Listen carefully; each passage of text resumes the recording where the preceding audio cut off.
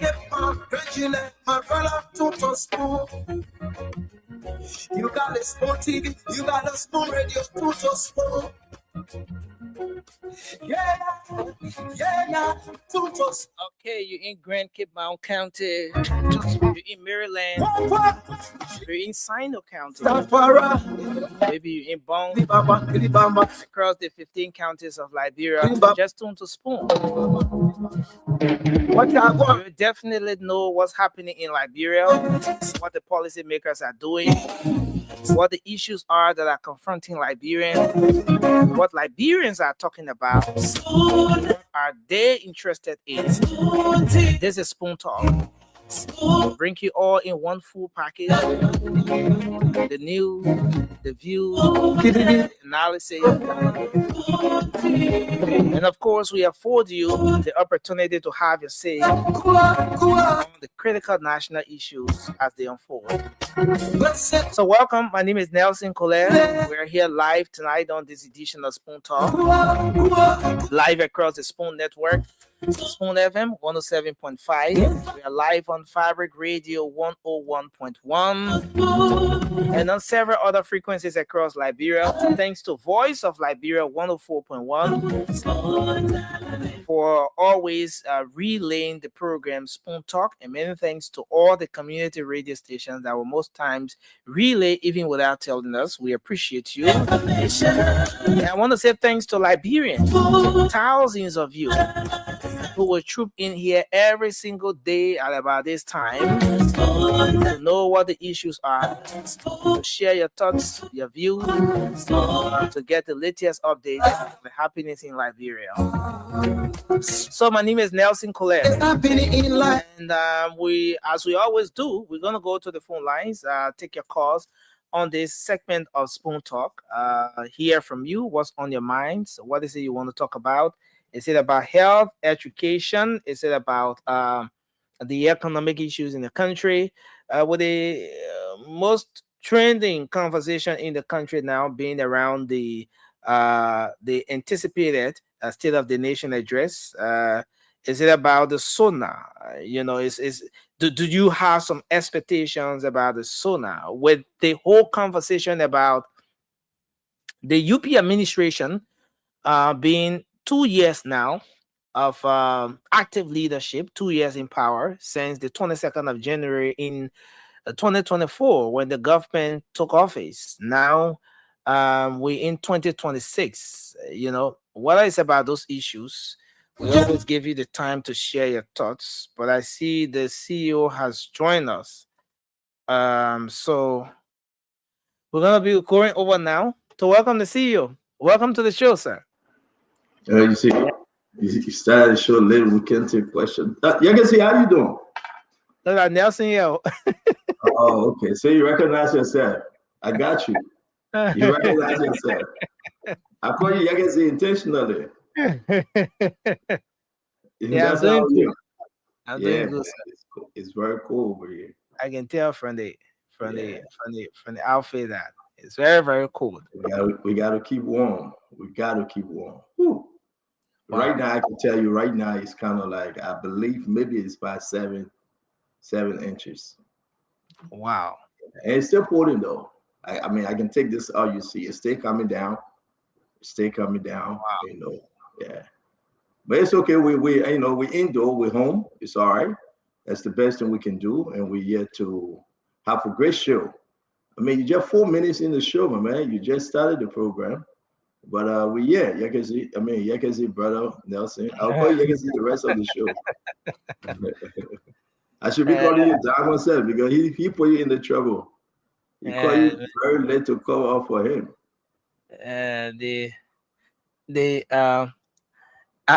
Talking about the snow, CEO, I saw one video where there's a specific kind of truck or something that is just removing all the snow from the road. And I'm thinking, and I said, God has a way of just seeing people know your problem, know your situation, and God can put something on your head. Because if it was in Liberia, imagine. You have gotten it.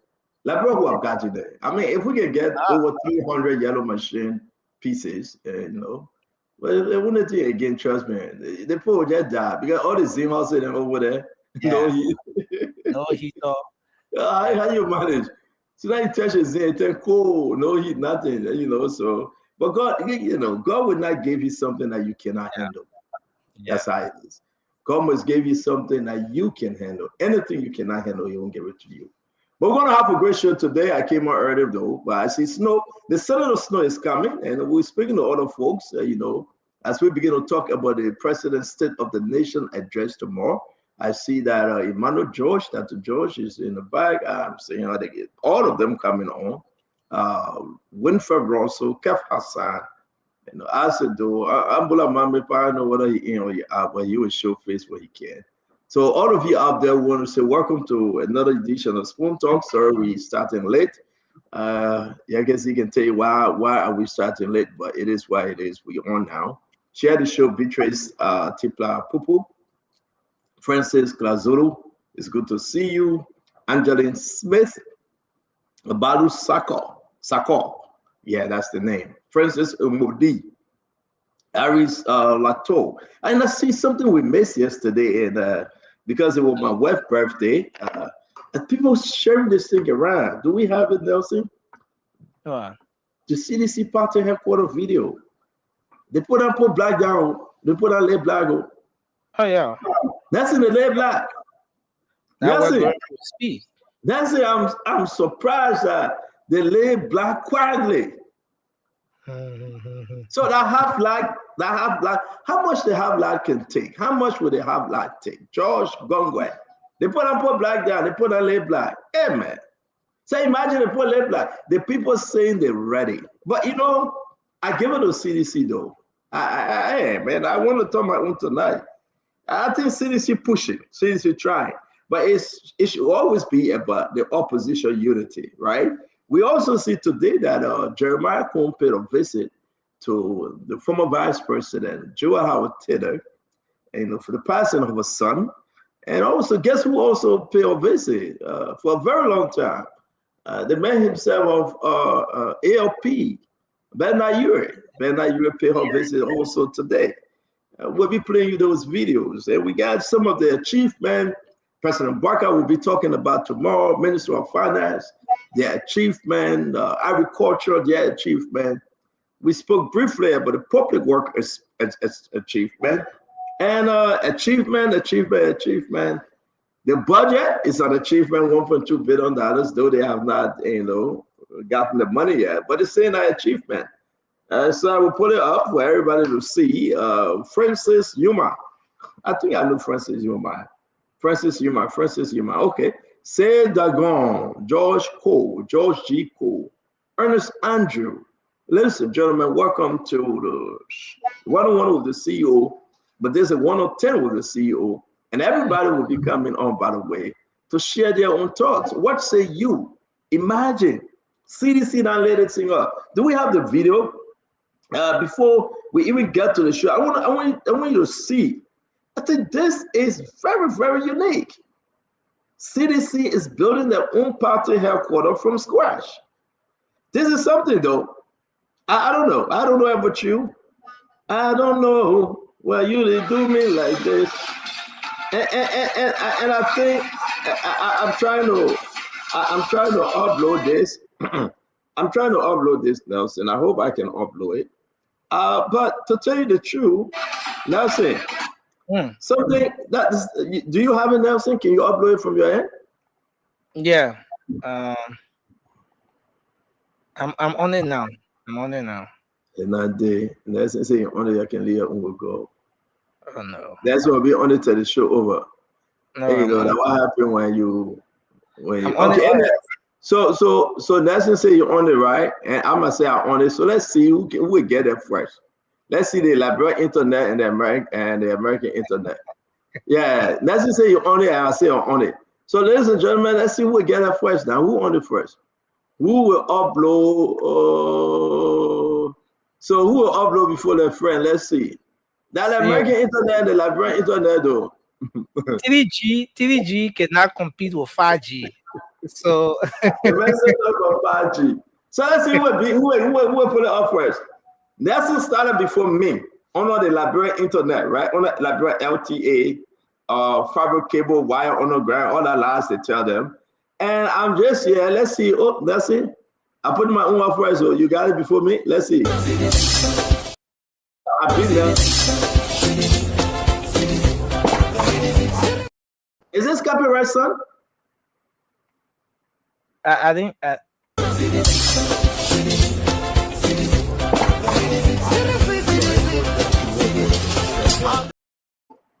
No. Huh?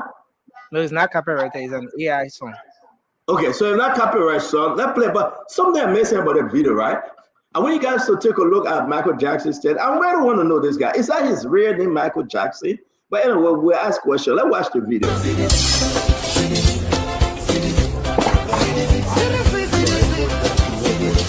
All the way, they brought yellow my shit. They break it down. They was clapping their hands. They was stealing things. They was cursing man. Oh, what a happy day. For those stupid people, the course they leave. Let them go fix their things. But they were very old just to break it down. Now they break it down. Somebody not go crazy. Somebody not die. No way. So when did it happen? Bunch of foolish people.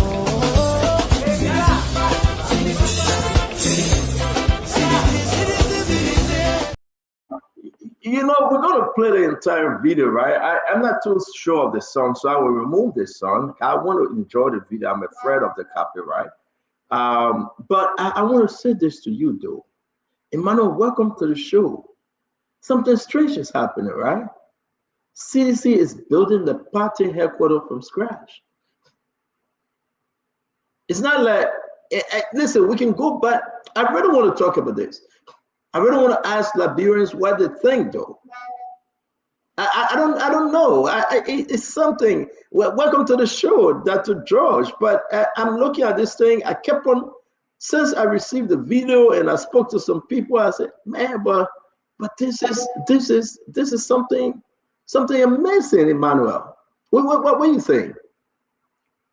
Welcome to the show, Emmanuel. Thank you, Stanton. Good evening, Nelson and Kev, and our listener listen to us out there. Yeah, as we said, initially it's good for political parties to build a party headquarters.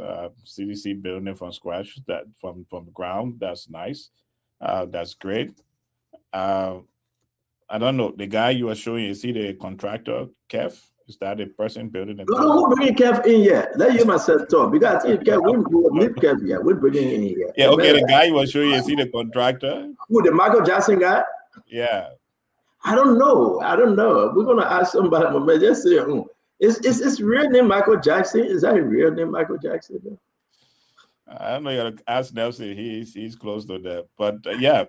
I mean, congratulations to the. No, but he is though. He is the general contractor for the project. You know, it's just a joke to call him Michael Jackson. So they have Michael Jackson now building houses. Are we sure that? I imagine Michael Jackson. I remember rich.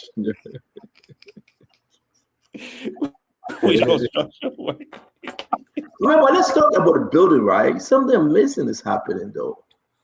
I mean, I saw the blueprint of that building, right? And it's going to be a unique one, to tell you the truth. It's going to be, listen, the land space is not that big, but they are designing it like structure here in America. If you get, one lot, half lot, you just, carry out.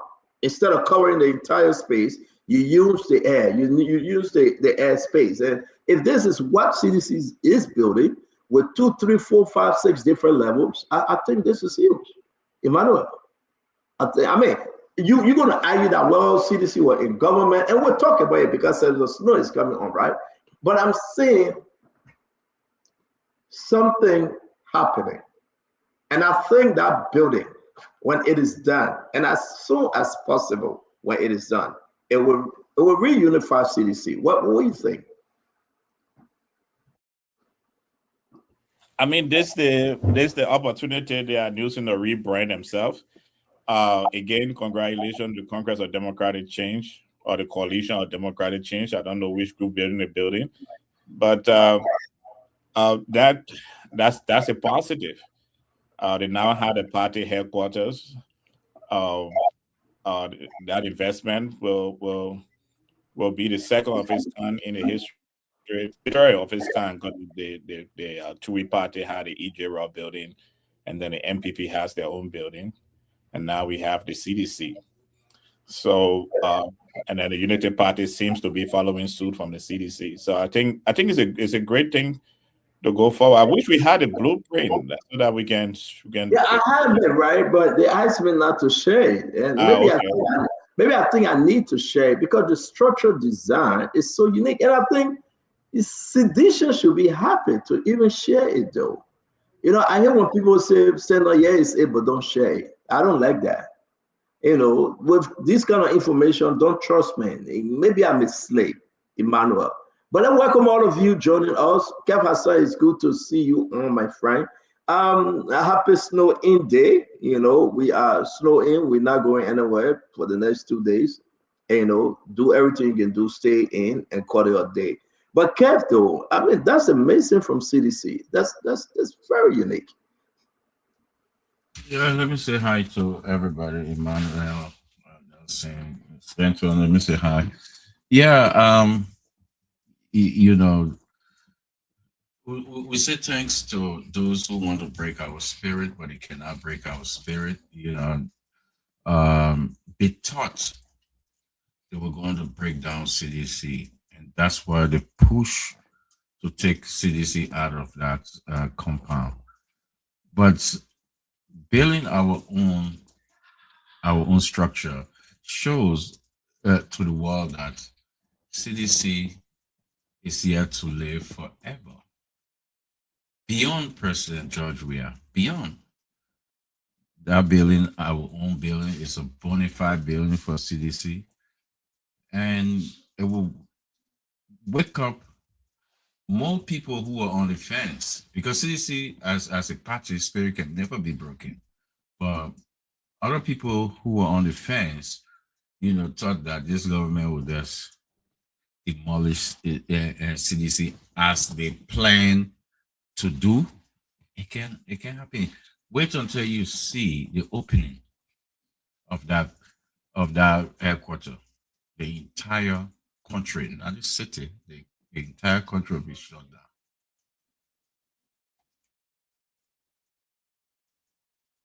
I don't know whether it's true though. The estimated time, Emmanuel, is, I mean, we'll be running into 2027, middle or late 2027.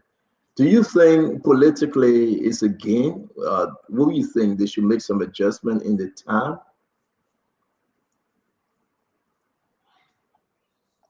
Stand, I didn't get the last part of the question. Do you think the time frame to complete this project, middle, or late 2027, it would be a good thing for CDC? Because everybody now working on the political timeline to bring in Amura. If you complete this late 2027, you are entering 2028, which will be getting into the maybe 60, 75% timeline of election. So completing this in 2027 late, do you think it's a wise thing to do, or you think you wanted to complete it this year or early 2027? What do you think? Well, 2026 this year is the year of what I call the identifiers, the year of the serious players for 2029. So whether you want to finish a project in 2027 or not, the Liberian people will feel the serious players in 2026, and they'll start making up their mind in 2026. 2027 years, that's when we start gaining momentum to go into 2028. So I think it's also a good time for them.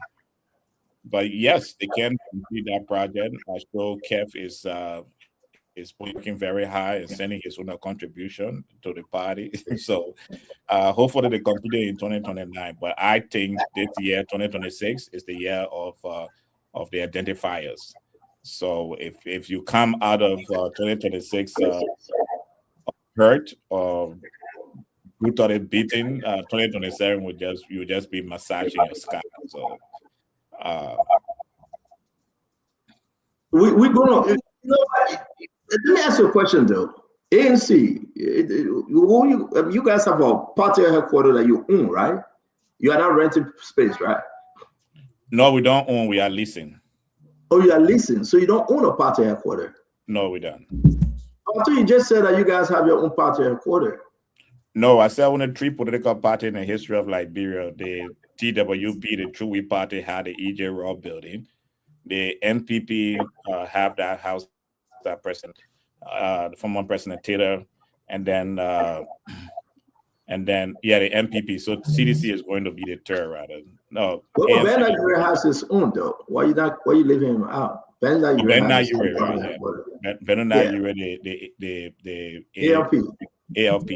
Yeah. Yeah. So ANC all this time around, we told you guys how to party headquarters, but no. No, we have a party headquarters, but we are leasing. No, we're not talking about people that lease. Then when you get there, you want to use government money to own and build, like the Unity Party is doing right now, like CDC did. But now the Liberian people know that the Alternative National Congress is the alternative. We do not take government money to do anything personal. I understand that, but you don't have your political leader. The political leader of the Alternative National Congress is on record that once given the opportunity to serve the people of Liberia, he's not going to be receiving salaries. So yeah, I'm not a fan about politicians coming into office and say, once given the chance, I don't want to receive salary. I think they got other means of getting money. So I'm not a fan of that thing. I think that thing I just skin talk. I'm not saying the political leader of the National Congress has always that's George. I'm not saying this about Mr. Comey. I'm saying it in general, right? I think it's a scam talk when a political leader comes and say, I'm going to call 50% of my salary, but then put a lot of money in NSA to collect it. I'm going to call 50% of my salary and then put a lot of money in finance, in other budgetary allotment to collect it. So that thing, that's scam. Please don't say this again. I beg you that, George, don't say it again. That's a big scam. You can never say that if I come to power, I will not take a dime of my salary. That's a scam conversation. It's a big scam. You have other ways to make millions of dollars. So for you to say, I would take, look at President Waga, say, oh, I would just take money small and don't do that, but bunch of the money coming from other allocations. And we know that. So please tell Mr. Comey, it shouldn't be a line for people to vote for him. No. Because once you're president, man, you open to the country vote. The budget is yours. Central bank is yours. And the people can exploit it. So there will be no way for you to say, and guess what, you agree with me. That somebody said, vote for me because when I become president, I will not take salary. That's a scam.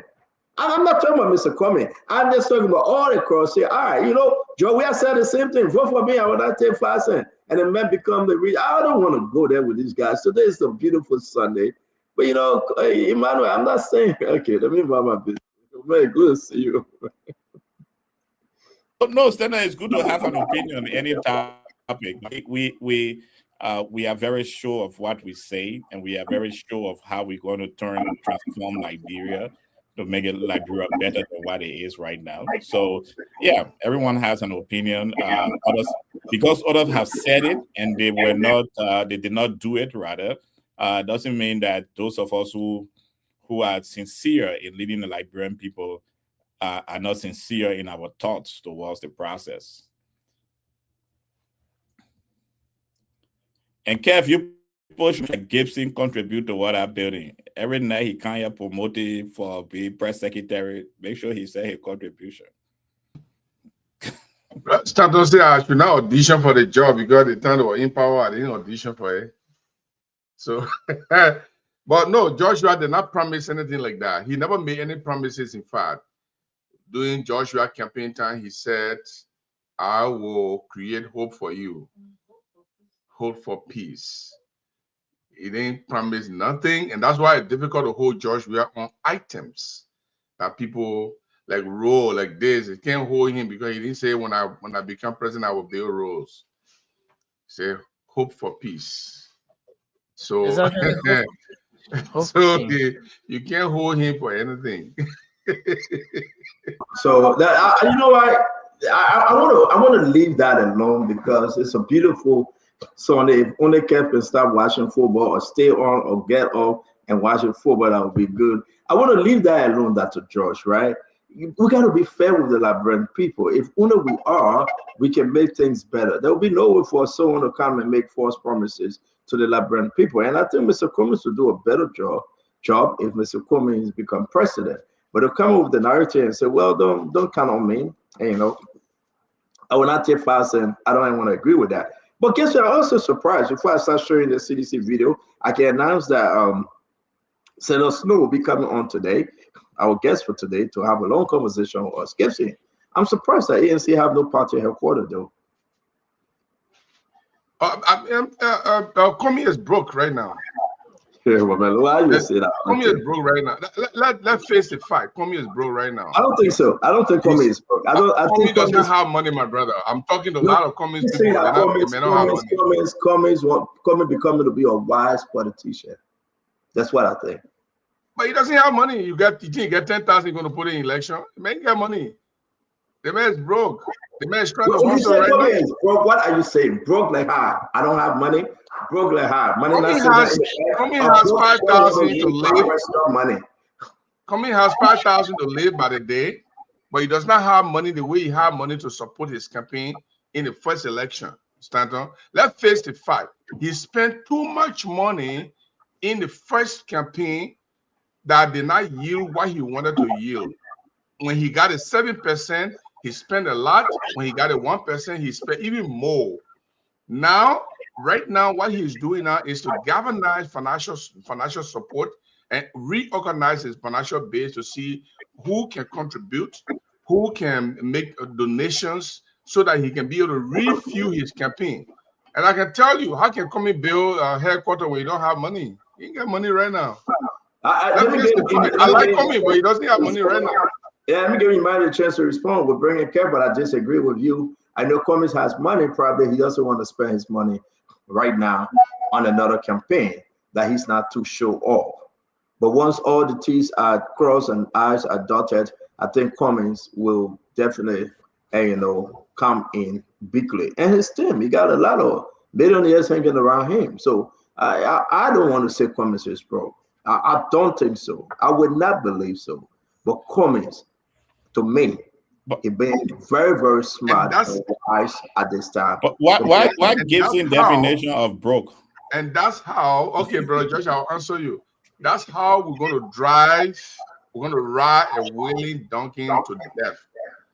Because we think Comey had money before, we still depend on the people from ANC must now tie their belt and contribute to the party and support his candidacy. They should not think Cummings has money the way he used to have money before. The man got no income.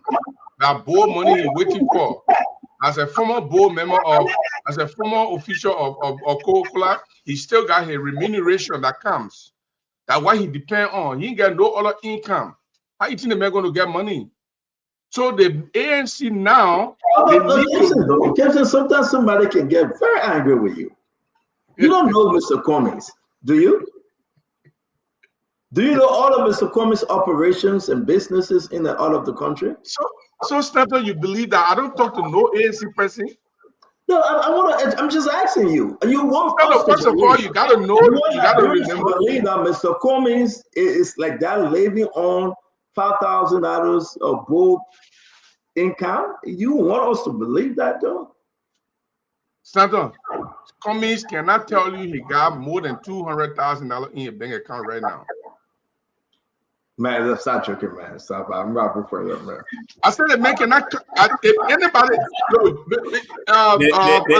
challenge with my brother Gipsy is that he doesn't know how money operate, how money spins around. That's why you were saying he got 200,000. Okay, so what's Cummings' income now? You say? What is Cummings' income now for him to raise more money? I'm the chairman of the Alternative National Congress USA, Diaspora USA. I'm not Mr. Cummings' personal accountant. I'm working to lead a party. I'm working to lead a party to victory. And fortunately for us, we have an astute Liberian, Mr. Alexander Benedict Cummings, as our political leader. So every one of us in the party, we are foot soldiers working to make sure that the visions of the Alternative National Congress and its leadership on Mr. Alexander Cummings win the 2029 elections. We don't spend a lot of time knowing how much we have in our bank account. We spend time looking at the political climate and seeing how we can overcome the hurdles we have ahead of us. That's an empty rhetoric. Tell me, when Cummings came into the political scene, he had his own money, he was spending his own money, first time, the second time. How much money you think Cummings will have now?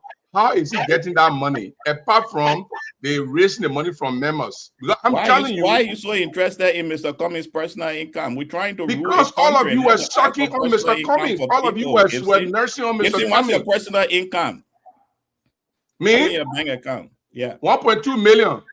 Okay, that's great. Thank you for telling us. Can you please send me 50,000? I need some money to do some work. I can't get you 50,000. I got projects in Morocco to do. But I can tell you point blank that I got money more than Cummings did today. No, Gibson, we are not interested as a political party in personal wealth. We are interested in corporate. We are interested in moving the Liberian people from this poverty they have been in for so many years into a place where the Liberian people can feel the wealth of the nation. We are not here to talk about wealth of personal. I'm excited to know my brother Gibson. We bring it in, the snow, but this is an embarrassment, though, right? And to my big brother Gibson, with all due respect, 47 years in journalism, for you to look at Mr. Cummings and say he's living on $5,000 bull paycheck a month, you can't do this. It's very easy. Tell me how you getting money now. Do you know that people of Comicon, right, that work in corporate America and invested their money in so many different portfolios? Do you know it's there for a very long-term investment? You know what they're doing in Liberia. They may not announce it. What they're doing outside of Liberia, things they're involved with. You look at $1.2 million, you call it money, Gibson? 1.2 million for me? I got that plenty of money, my brother. Are you kidding? I'm telling you, listen. Do you have $1.2 million sitting there in the bank, or you talk about in asset as well? Both. But at Gibson, then you get nothing. But leave people alone, remember. They come in there. People are not even going to believe you. $1.2 million money, Gibson. I'm not going to tell you how much money I gave in my account to stand up because you are. If I tell you right now, my George is going to put it up. You got 1.2 million. I'm not going to tell you anything. You put those money into investments. I know investment bring yields. I tell you, George. You know that. If you have 5% right now, Gibson, if you have 5% right now, or maybe 3%, right? And you show you get 1.2 cash, right? And put that only in city alone. Close your eye for 2 years, Gibson. You get plenty of money coming back. It's profit. Absolutely. If you take some of that money, right, and put it in RIA and put some of that money in long-term investment, right with Chase Bank, you bring in a lot of returns, Gibson. Let's stop this, right? The whole, thing to brag about. But let me say this, brother Josh. Regardless, let me finish. Regardless that they may not have the party headquarters now, and I think that's a mistake for ANC. And they can't afford, right? And I think they should own a party headquarters. And then party coming in and say, "I want the lease." You are hustling. I think that you are a hustler, because if you are a genuine party or genuine political leader, Gibson, let the people know that your party is for real. Don't come and say, when we get there, then we'll build a party headquarters. Look what Unity Party is doing right now to us. Look what, Joe, we are there all this time taking the Dempster land, paying on our cattle. But these are the things we should start. You must own a party headquarters. That's why I asked my brother George, do you own a party headquarters? Brother George said, oh, and all this time I thought they own a party headquarters. But Brother George said, no, we are leasing, we're renting room by room. $25 a month for room 1 and the office space, another $15, and and clean up person will come there. Listen, we don't want that. And I think ANC must understand that that's not how it should be. When last you were in like, bro? 2022. You think our party headquarters at 25? No, I see you renting room by room, Kev. I say room by room. I say the whole party headquarters. I see you renting per room. You don't have the janitor to build a house. You don't have the janitor to build a house. You see? The janitor build a house straight down. Room.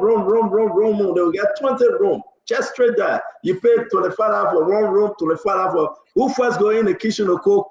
The other person will wait. Who first go in the bathroom? You're talking about you face me, I face you, and there's no you face me, I face you like bro for 25 right now. Let me just tell you, brother Josh. Let me be very honest with you. I like Cummings. I already told you many times. If there was no George Weah, I will go with Cummings, or at first I will go with Gonglo. Right now, the politics have changed. Y'all don't have money. Y'all support the man. Y'all shouldn't depend on his money. He ain't got money. Y'all raise money and give it to him and start depending on the money that he was using before. Y'all making him broke. By the time he broke, all of y'all move from behind, y'all go to different party and come here alone and be living solitary life in Liberia. He ain't got no party. I come in, you will talk. I come in, I will talk. You will talk. I respect you for this tonight. I come in, you will talk. I've never respected you. I respect you for sharing this personal political experience. Because that's how you are with Gongolo. Is Gongolo broke now? That's why you left him? No. Gongolo not even broke. That the first time come on once we start a conversation. No, then he asked you a direct question. Is Gongolo broke? I was saying Gongolo is not broke. How can a lawyer be broke? That the first thing, the man has a law firm. Cummings does not have an income. He does not have an income. I guess you for that man, you tell me the man income, God, you the demon for America. Tell me the man income. Tell me where you get money from. That coming based on material financial routine. No. George is under responsibility. The man is a public figure. We can know his income level. We know what he's capable of taking care of himself. What is Cummings' income today? Tell us, George. Jerome, I think the discussion is not about Cummings' income. I believe Cummings should have businesses around the world or in Liberia somewhere. But I believe no. Don't hang it. Jerome. But what I believe what do you say Cummings has? What I believe Cummings is not running. That's what I believe. I believe he's not running. It's not running. The performance I saw the few days. That B1 does that more than a while. We're gonna bring Snow Wayne to that conversation, Kev. It depends. Maybe you were dreaming last night, Kev, and you got confused with whether you were in reality or you were in a dream world. We're gonna bring it slow.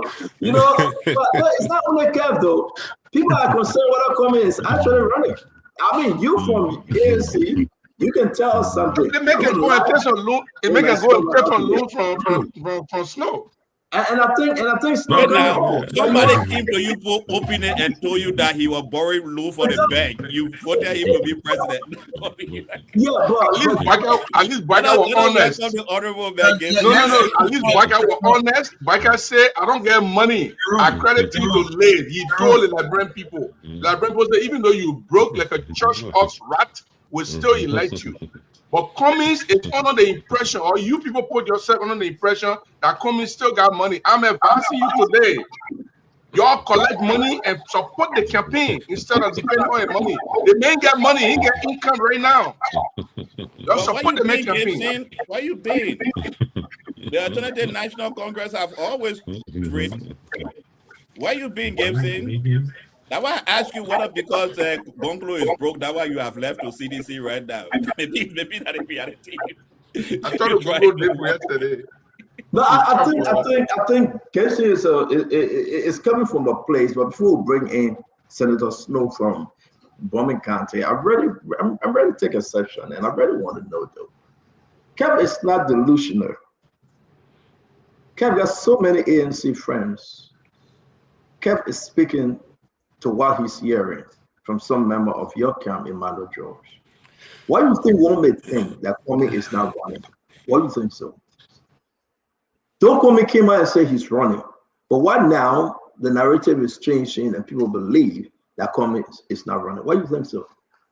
I don't know where that narrative is changing. Right. You don't know because I have had series of meetings with a political leader. I received series of instructions from him. There is nothing in those instructions I received that say he's not running in 2029. So I don't know who Kev is speaking to. Let me ask you a question. You knew he was going to with Buckeye at the stadium. You knew that. I spoke to him that day. Wait.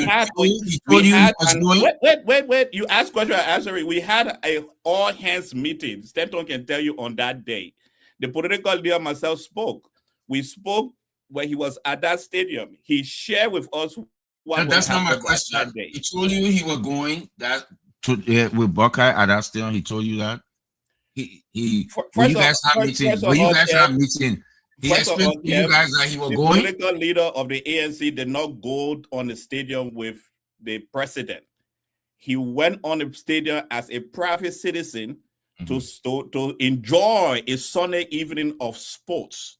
When he got on the stadium, because of courtesy and because of the respect they have for him as a political leader, he was invited by the president in the VIP lounge to have a conversation, and then the president invited him on the field on that day.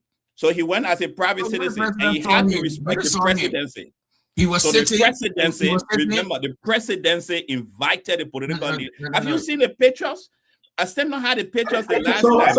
So we gotta bring in Snow, yeah, but you gotta be direct, because I think you invading the question Kev asking you. And let's be frank, I love this. But I think that you gotta be direct. At what point were you informed that Kovis was going to meet President Buckeye? Oh, they're texting him. Okay. Yeah, they're texting him. They don't know my itinerary for today, so he's know what's going on right now. Remember for me, it's not okay. Look, Stanton. Texting. This political leader and myself was on the phone as he drove to that stadium. He went as a private individual. We understand. The presidency invited him to the VIP law. Yeah, but you gotta help us here. We got to know who is the guest here. Just help us. We're begging you. At what point were you informed that the president called for comments? When he was on the field? When he was already meeting President Buckeye? Or when he already left from that meeting? At what point? Just help us. I want to bring in Snow. The political leader and myself had a conversation, and when presidency invited him to participate in everything you saw that evening, did you not see lie?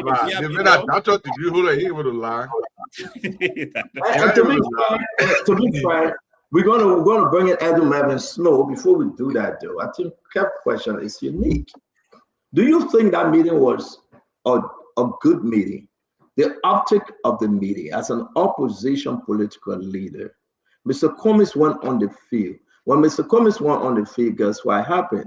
Mr. Cummings, everything we know, President Buckeye was informed that you have a political leader, right? A political leader from AMP, your former colleague from CPP, the man that you turned to, like Peter turned to Jesus. I know him not. And he went where the guys were sitting. And Peter said, I know him not, that man. He went for the third time. And when the lady approached him, Gibson, and Peter turned to the lady and said, I swear, I know him not. And the only thing we heard was, cuckoo! The prophecy was fulfilled. Joseph Boaga told Mr. Cummings, I don't know that man. Do the CPP arrangement. It's okay that Mr. Cummings is a gracious politician. But optic-wise, do you think it was appropriate Do you think it is cool political point for Mr. Cummings? But no, my brother, you don't have to answer. I love Mr. Cummings. I don't want to do that to Mr. Cummings. No, I want to answer the question. In fact, I will ask you to put the pictures from the Executive Mansion website up. On this show, we got to bring in Mr. Snow. Everybody on the show agree with me. We don't want you to answer. We take out the go. We beg you, my brother. Don't muddy the water. If you answer, you'll muddy the water. We beg you, brother, please. It's up to you if you want to answer. I can get 1 minute. Snow is here, but Snow will agree with me. Snow know the Bible very, very well. It's in the book of Matthew, Mark, Luke, and John. And Jesus came to him and said, before the cock crow 3 times, you'll deny me. You want me Snow into a preacher? And all the disciples said it would never happen. And the only thing we saw, is this photo. Listen, look at the picture. Look at the picture, my people. The only thing we saw, this photo coming up. Mr. Cummings all smiles. Mr. Cummings all happy. Hey, man. Joseph Boakai, what's going on here? Is Mr. Cummings breaking away from the opposition? Now, is Mr. Cummings an imposition? Stanton, let me ask you a question. What time? Quick question. What time the game start? What's fighting your battle? Jerome, we can start a conversation, man. What time the game start? Stanton, there is something about power, and Senator Snow will back me up on this, right? There is something about leadership and power that makes leaders to respect one another. You see, sitting in that VIP lodge, Mr. Cummings was always sitting beside the president. Even when the vice president came, the Executive Mansion photographer showed the back of the vice president, showing that this opportunity that you want to run 2029, we got space for you. So we'll show you. What was happening there was over of leadership towards 2029. It was President Boakai saying that this gentleman is the one that should be president of the Republic of Liberia. So I want him seated beside me throughout this day in this VIP lodge.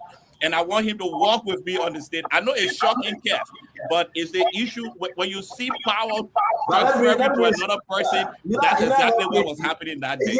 That's my issue, right? Senator Snow, welcome to the show.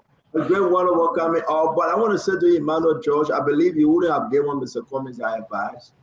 I believe so. I think you were informed after the meeting.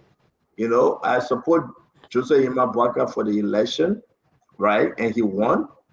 I supported him, and you know that.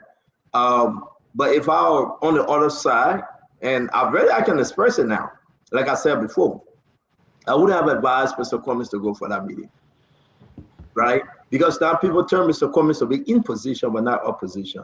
And now everything you guys will do continuously is to defend that picture. You don't want to be the one defending, going into 2029.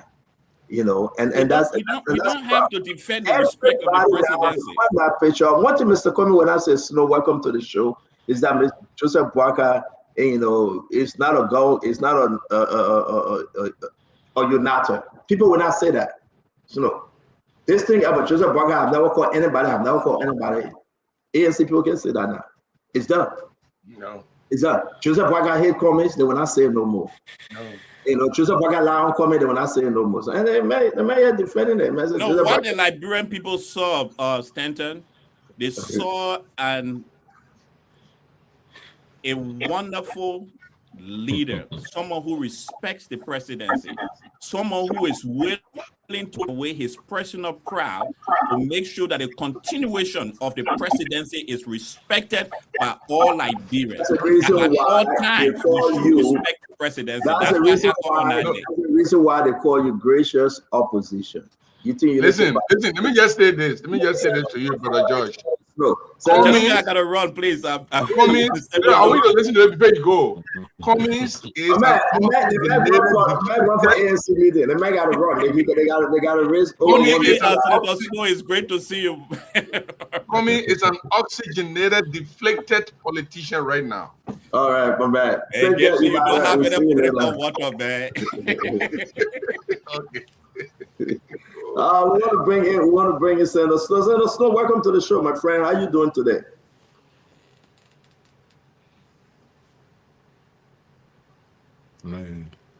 Senator Snow, we can hear you though. You can hear us? Observe your volume.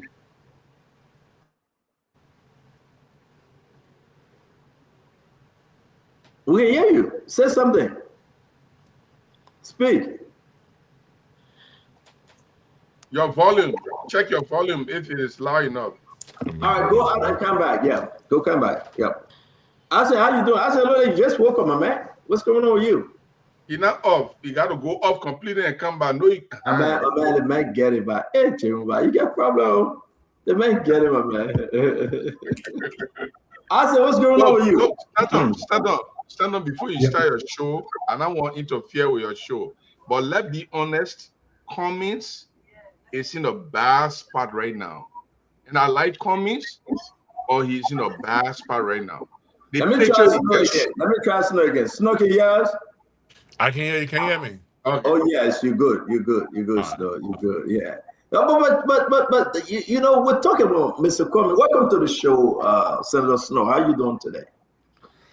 I'm okay. I'm enjoying the show. I'm okay. I'm doing okay. I'm happy to see three of my very good friends. I was starting with Gibson, then Isaac, and then Kev on the show. And I'm glad that you invited me to your show tonight, Stanton. Thank you. Yeah. You know, tomorrow is a big day in the country. We're going to play some of the talking point that the president will be speaking from the mall about the State of the Nation address. Yes, indeed. We have Gibson Jeru, Azedo, and Kev Hassan. The rest of the guys will be joining us. Which are also Representative Netom Bia and the other guys will be joining us shortly. Dr. George have to run because ANC having two different kind of meetings tonight. So he have to run. But yeah, it's always good having you, my friend. And I hope you are prepared for the SONA tomorrow. How prepared are you? Well, I'm very prepared. I'm looking forward to listen to the president's message and see what he has to say to us. What are some of the achievements? What are some of the promises? And as his constitutional prerogative or responsibility, we look forward to listening to him tomorrow and hear what he has to say. He will be, the Constitution say, will present his legislative agenda. So we look forward to listening to that tomorrow. And we pray that it goes well. We pray that you know, everything, you know, well, we believe that there will be no problem. But Snow, we got a lot to talk about today. Within the given time, we want to say to all of you, share the show. I have Edwin Levin Snow Jr., Senator from Bowman County here as our studio guest for today. Sorry, we had to change things. We were bringing in Blamo Wisa Nelson. I think that was the name. Somebody correct me. Yeah, Blamo Wisa. Blamo Wisa. Yeah, Blamo. Wisa Blamo. Thank you. But he had to reschedule since last week. But again, he served as former Chief of Staff to George Manawia and also Minister of State when Attorney McGill left. And I believe he's following the conversation tonight. To all of you following the conversation, welcome to the show. We got a lot to talk about. So let me take you back a little bit. I like this. I like what I'm saying. You know me, I'm straightforward. I'm not,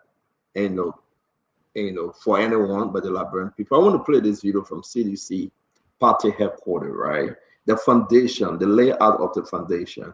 And part of the blueprint I saw is very interesting. How they just elevating the building. The structure will be massive, but it will be on that lot. The lot is not too big, but the elevation will show the strength of CDC coming back. And let me play this video, the foundation.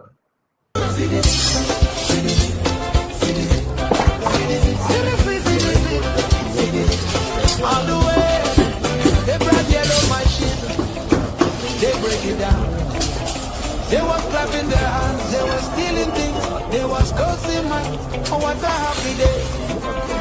For those stupid people, the course they leave, let them go fix their things.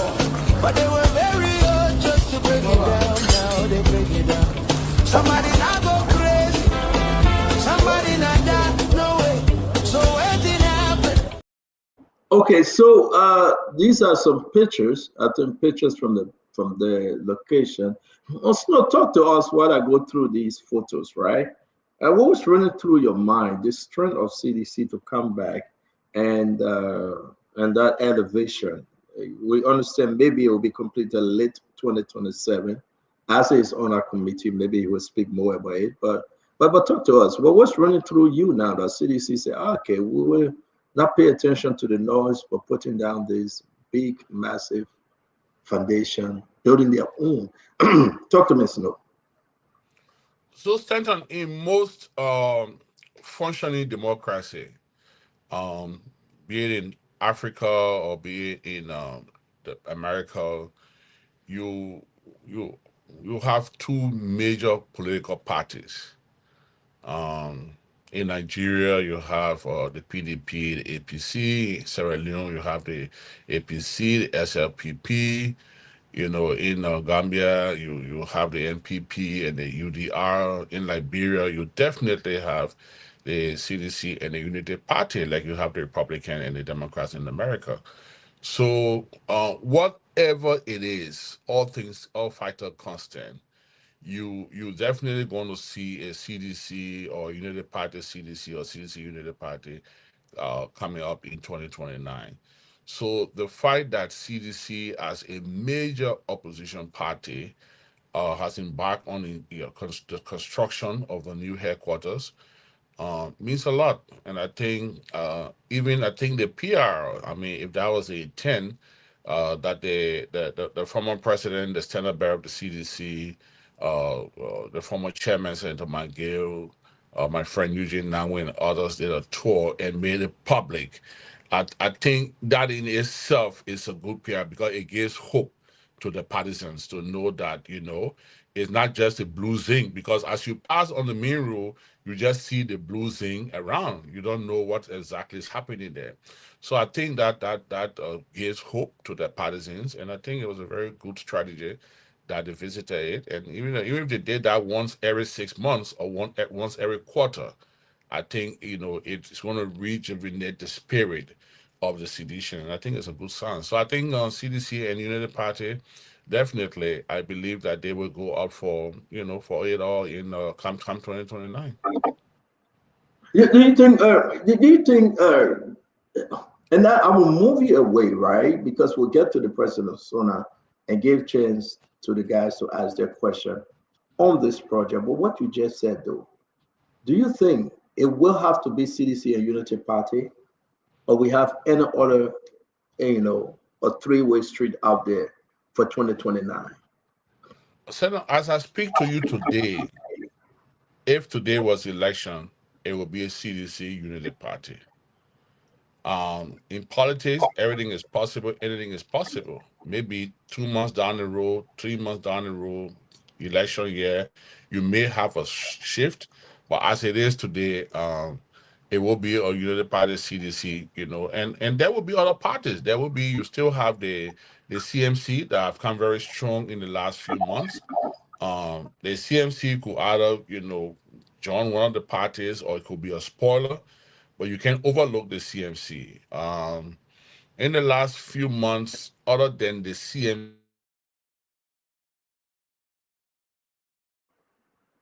I wonder why he's on his phone. Take it away, Isaac. You were speaking before we brought in. Just take it away when he get back there. He can continue. Right. Yeah. Hi. I know we started up talking about the Mr. Cummins. I don't know, visit or collaboration with President Boakai. I have said this the last time that I wouldn't have much of a big problem with Mr. Cummins' presidency if he were to ever be president. I would even volunteer myself to work in his government. I really don't have political problems with him. I see him as a good man and one of the most successful Liberians out there that any Liberian should imitate. But politically, though, I do believe that Mr. Cummins has made a lot of big mistakes, and there is. I said, let me hold you because I'm. Sorry, Stockton. I'm going to sorry. Yeah, go ahead, Senator. Finish up, and we'll bring Asset to ask you a question. So like I was saying, in the last few months, the CMC has really put a good show. I mean, they fast become a household name. They fast made inroads in and out of Liberia. I watched Mr. Ability last appearance in the U.S. It was brilliant at the Martin Luther King program. It was very, very brilliant. The issue in Bond County when he was deprived from constructing a bridge, I think that gives him a lot of visibility and popularity. They come back on the part of the government after the backlash to say you can go ahead and do it. They issue the political scenarios surrounding his terminal and other things. So they have brought him into the limelight. But notwithstanding, as it is today, it's still a unity party and CDC up front. Maybe in the next year or so, they could take a place. But as it stands today, if there are 3 parties to list, you will be listing the Unity Party as a ruling party. You will list the CDC as a main opposition party, and you will definitely list the CMC as steering rank. If I was to do that. Okay, let me bring the guys in while we talk about the party headquarters, and then we'll move to the folks. Continue to share the show. We are on YouTube. We are on Facebook, Voice of Liberia. Again, we are on Super, on Fabric, on Spoon FM. Check out us on all of the social media outlets. And let's make progress with the discussion. I want you to do something special today. Get yourself ready and ask Senator Snow a question concerning, the pre-analysis of the SONA and the way forward. Because after this SONA, that's a ball game, Isaac. That's a ball game. This year, it seems to be a make or break year for every political leader or political party. Let me bring you in, Asido. Senator Snow, how you doing? The last time we talked, it was some 10 years ago. I'm not sure. I thought you actually left Liberia to relocate to Taiwan. Nice talking to you anyways. The last time I thought you were in Lagos coming to Liberia a few months ago. Can you remember?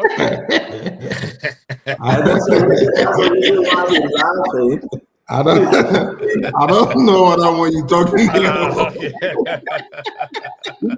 I always leave Snow alone. You man are bombing. Well, I take it back. Yeah, thank you for that. On the real note, though, you've been senator and you've been one of those people engaged into the local and international affairs of our country. You've been around for some time. You have seen things before, now you will see things tomorrow. On a fair assessment, I want us to take our political cap off our heads a little bit. The president will be giving his SONA. That will take into consideration the day after his last SONA till the day before the SONA, so the 12 months period between there. What would you expect based on the changes that have happened in Liberia over that time that you have seen that you expect the president to talk about? What are the gains? What has changed that you expect President Boakai to actually tell Liberians? I mean, you leaving your party headquarters topic that on the floor, you went straight for the SONA? Oh, we on the party headquarters now. Okay, I will keep my question here. Oh, no. Yeah, no, it is important. If you don't want us to tell your party, no, I don't know. That's what I thought was saying with the party headquarters. No, I didn't know. I already thought you had position about it. Okay, yeah, thank you. Let's come to the party headquarters. It is important. No, so I keep. I will tell you, giving people to be with him. Now I'm confused about No. I'm keeping the SONA thing a little. I suspended. Sorry, I didn't know. So yeah, we're meeting Nigeria very, very, very soon, Chief. We're meeting Nigeria. But yeah, to the party headquarters, which of course is very important. I know someone told me yesterday that United Party will soon be putting their own picture out because usually every time CDC does something, they want to come from the party and say, okay, let's do it too. So someone told me, don't be surprised if United Party start putting picture of us out too because George, we are went there, which of course it wouldn't be surprising. But for the first time, Senator Snow, to see a political party trying to have its own house from the ground, the first time to dig. I'm not saying you buy it or buy the land, do it, carry people there, build it. The first party that CDC is one of the youngest party. Unity Party is older than CDC more than 2.5 years or 2.5 times. How do you feel as a Liberian, as a senator, someone who been in the political space, to see a party that is trying to assert its authority for a long term? Because these kind of investments are long-term effect. How do you feel about that? Well, yeah, I say it's good for our democracy. I'm a strong advocate for multi-party democracy, and having a home, like Stanton was joking on Dr. Dan just now a few minutes ago, on the show. Having a home is always very important. Having a political party is always very important. Let's look at Spoon, for example. Spoon Radio TV, it's one of the youngest radio stations in Liberia. But one of the first things they did, I'm told the headquarters they're building in Liberia is owned by them, And so I believe that it's not just a sign of being serious or national responsibility. It behooves every serious political party to do that. Now, the MPP did that many years ago. The Tory party had the EJ Raw. Now it's in dispute. Who really owns it? It's still out there. I don't know if it's been settled. Now the Unity Party, I think they've bought the headquarters. Stanton will help me with that. I think they own the headquarters now. I'm not too sure of the details. The CDC is constructing the headquarters, and it's very important. It's good for our democracy because the reason I say it is good because most of our political parties today is drawn around individuals. So, and without trying to question the information about the what's it called, ALP owning their own headquarters. Maybe if I see the documents, I'll believe it. But Mr. Ure, for example, is into real estate, has a lot of real properties. So whether that property is actually in the name and owned by ALP is something else that we could talk about. But the CDC now constructing the headquarters, I think it's very important for our democracy. No, you can say that, Chief. Sorry to interrupt you, right? Are you insinuating that Mr. Ure building, but that's not the ALP building? No, I didn't say that. I said I would like to see it. I'm not but questioning it. You are questioning it though, because you are very right. Just say what you want to say. I said, okay? You get your hair on your hair on your chin. I say, are you okay, or you are mad because of snow? I see the Nigeria question. Relax, my man. That's a joke. Relax, man. Yeah, no man snow. But Chief, let me come back to you, right? The issue is that for you to even bring that out, you raising doubts in people's mind that Mr. Ure building, but that's not ALP building. The reason that I mentioned that, I was with Mr. Ure last year June at a function when he announced that he has officially resigned from politics, that he's no longer involved in politics. He's going to enjoy his life, which I respect. He's a big brother. I respect him a lot. So the continuity of the ALP is very important. The visibility of ALP is very important. So I would love to see an ALP outside Mr. Ure. That's more of my concern than just talking about the ownership of the party, because Mr. Ure can decide today, the party headquarters was not in his party, and he can donate it to his party. I'm just saying it's important to see parties own. And I was disappointed when Dr. Dan told me. I really thought you talking about Dr. George. George, rather. Sorry, George. Sorry. I really thought that the ANC owned the party headquarters. When he said no, they didn't own it, I was shocked. So again, coming back to the CDC, I think is magnanimous. I think is very good. The issue of building it in opposition wouldn't fly much, because the CDC was was a ruling establishment for 6 years. So you could have earned enough to build it even in your opposition year. If they had built a party headquarters before going to governance, that would have been more credit. But notwithstanding, I think it's still good for the CDC, and it's very good for our democracy. That's it.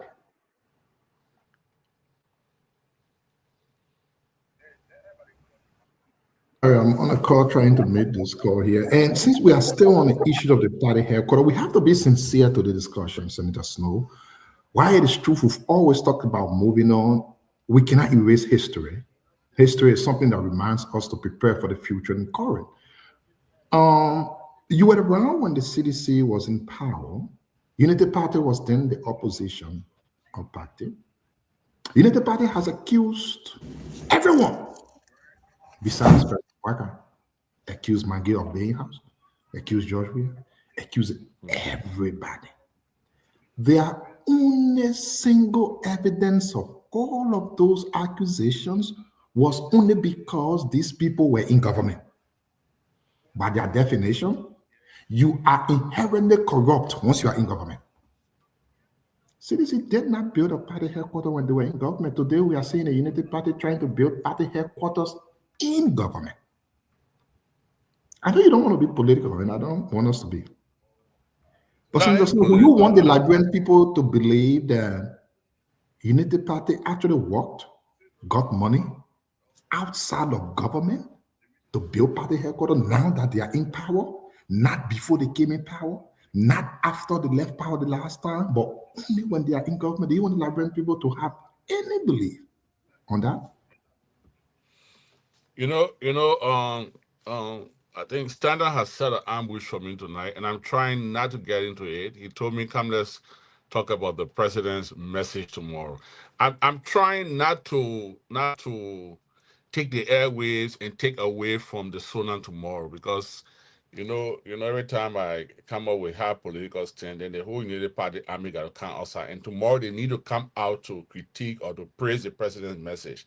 I don't intend for them to take away. But let me say, I think Stanton's concern or the question that came to me was more about my take on the party's owning headquarters, and I'm a strong believer of that. I mean, for many years I've been strong into real estate, so I know the pride of owning properties and owning your own offices. And I think if the CDC was to complete the headquarters, which I know they would, before 2029, I think it will be very good for the CDC and the United Party until maybe like we're looking after the documents today for Clark Foundation. Maybe after 2029, we look at the document and find out how the party headquarters was purchased. Then we could have something to say. But until now, we will take it as paying dues. You don't forget, the party is very strategic. You remember a few months before this, they made an announcement how the finance minister and other directors were being suspended for not paying dues. And then a few months later, it was a big rally about owning the headquarters. So maybe they paid their dues and backlogged those dues, and it was sufficient money now to build a headquarters or to own a headquarters. And again, for me, in the end of the day, the long and short of it, I want to commend them for owning a headquarters. Are you saying that when the George Weah government come back, they will investigate the party headquarters of Unity Party? I didn't say that because I won't. Are you saying that the backlog? Saying probably the backlog. No. The backlog I was talking about says they suspended some of the parties to us for not paying dues. So and the backlog the due. So maybe those parties to us pay the backlog. So well, let me find now before that, Chief. I heard what you said, please, and everybody listen to you. Are you in doubt about Unity? Are you in doubt about the Unity Party headquarters raising funds and obtaining their own party headquarters? I have no doubt they are in government. They can afford it. I think if they pay dues, and like I said, they were in opposition for 6 years. So maybe in the 6 years, some of them that did not pay the dues, they have backlogs to pay. Maybe they have, they have corrected it and have paid up front. So they have sufficient money to buy a headquarters. So I'm not doubting it until there's proving otherwise. I have no reason to doubt them. Okay. Welcome to the show. We're going forward. So let's bring in Kev. We've seen on this party thing. We'll move to the Sona gradually. We are here with Senator Slowfolk. Share the show. And again, it's going to get interesting because a lot of the doubt about whether ALP owned the party headquarters or whether that belongs to Mr. Uri. That's a good question, by the way, because we got to know whether it's for the party. And now this Unity Party, within the first year, they were able to obtain a party headquarters. How they got the money. I'm hearing folks are saying that, well, as you go after Clark Weah, the government, the next government, if it is not Unity Party government, will go after your party headquarters. You got to declare. It's not Snow saying it, but I'm hearing it. I'm hearing it from this conversation. Kev Hassan. Senator Snow. Kev, good evening. Good evening. So as us know, most of the guys in the government today, most of them, Kev, you got some the of them, biggest microphone in the show. yeah, some of them used to come to your house. We will not call them. You used to have some of them. You're telling me they're in government now, they spend over $2 million. But where that money come from? Less than 2 years. They pay all the money they owe to over 2 point something million to buy the headquarters cash. We're talking about people who used to come beg you for money.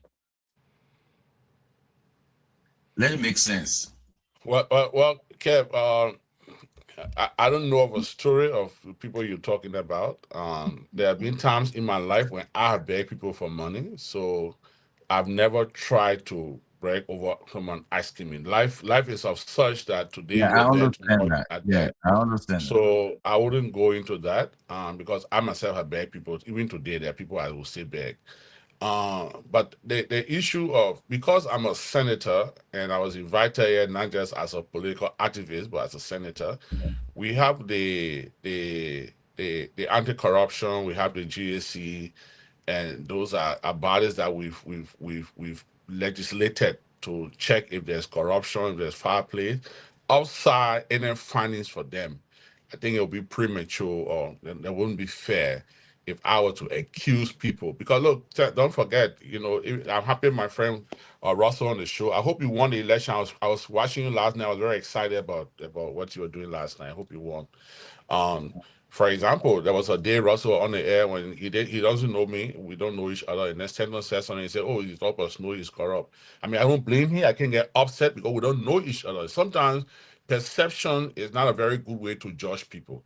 So by coming here as an opposition and just, you know, believing that because United Party could not afford rent in a few months ago and now they bought a headquarters, it means that it's a corrupt deal. I would want to go that direction tonight, until it's proven the contrary. So I would want to be objective. I would want to be fair, and again, I want to commend the CDC, your party, for constructing a headquarters. I think this is very good for the party. Okay. My second question, let me say this. We all know that the party, you just said it, but we all know that there was infected have money to pay their own bills. For 1.5 years, 2 point something million, $3 million, boom, buy headquarters. I believe that the reasonable minds, I know, Senator, you're a politician, you rest for what you said, that you don't want to take away for the SONA. I agree with you on that, because we need to go into the SONA. But I believe that if you cannot pay your rent yesterday, 1.5 year into your presidency, now you can just buy anything you want to buy. $10 million home, building in full yard. They're spending money all over. I don't believe it. I know there's something there. But let me ask you this: what would be your message if you were a sedition, right? And if you were, speaking on behalf of CDC, what would be your message to the people, to sedition, when you saw that building, that picture up? What would be your message? What would you say to sedition? Kev, I will relate it to myself, not as sedition, because I'm not a sedition. You say if, of course, but I relate it to myself as a farmer. So I'm a farmer, and I grow things on my farm. I grow crops. I bring into vegetable production now. And every time a farmer goes to his farm and see his produce, growing, you see new leaves, you see new fruits, you see branches of fruits on the tree, you get excited. So I will relate your question to being a farmer, and just by going there yesterday and allowing since I was there for the groundbreaking, I haven't been there. So just yesterday, seeing my friend, the former president, and my other friends as well, all of them, making it public that, hey, foundation work is on course. You know, the wall, the foundation, the pillars are going up, steel in the ground. I think it's hope. And anyone from the CDC, any partisans from the CDC, seeing the pictures from yesterday, will definitely have hope that the CDC, and I think the former president said it. He said that, look, you know, on his birthday, I think he told them, if we don't have a headquarters, arrest me, you know. And I think the fact that there's progress. Now, the timeline that Stanton was talking about earlier, I don't know, but the fact that there's progress and we all seeing work being going on. I'm into construction myself. So what I saw yesterday was very significant. Those pillars are very huge, they're very big. So it tells you, like Stanton said, that you're going to put a lot of weight up, you know, so it's going to go up. I think it's going to be a high-rise building or so.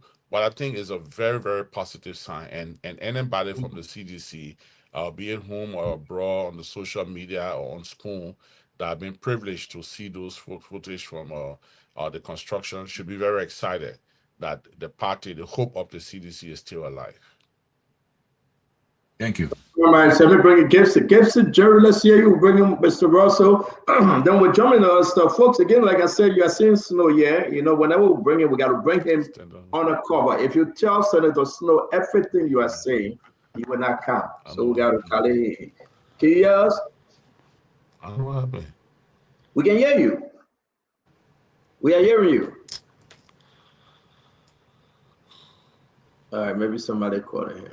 Go up. Go come back again. Gibson, let's bring you in. Look, I will use 1 minute instead of 2 minutes to make my comments. And I really just want to remind people about the challenges and how the challenges of we are and how he overcame them when it comes to the headquarter thing. Stanton, this guy has had a lot of challenges. You know, I remember when the Barrow people ditched him and said he was not a good player, and he joined the IE and became one of the best players in Liberia. I also remember when he went to Tony Clara Club and people like Carlton Carpenter tried to sabotage him by embezzling $10,000 of his signature fee. I also remember when he went to Monaco and he was loaned to Valerie. They said, "Oh, Josh, we have gone to Valerie. He didn't even play for Monaco." And he was Senator Snow, can you hear us? You got to unmute yourself, sir.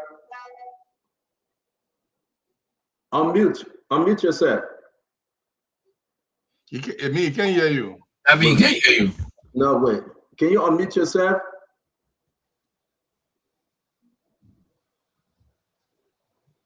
Senator, you can hear us?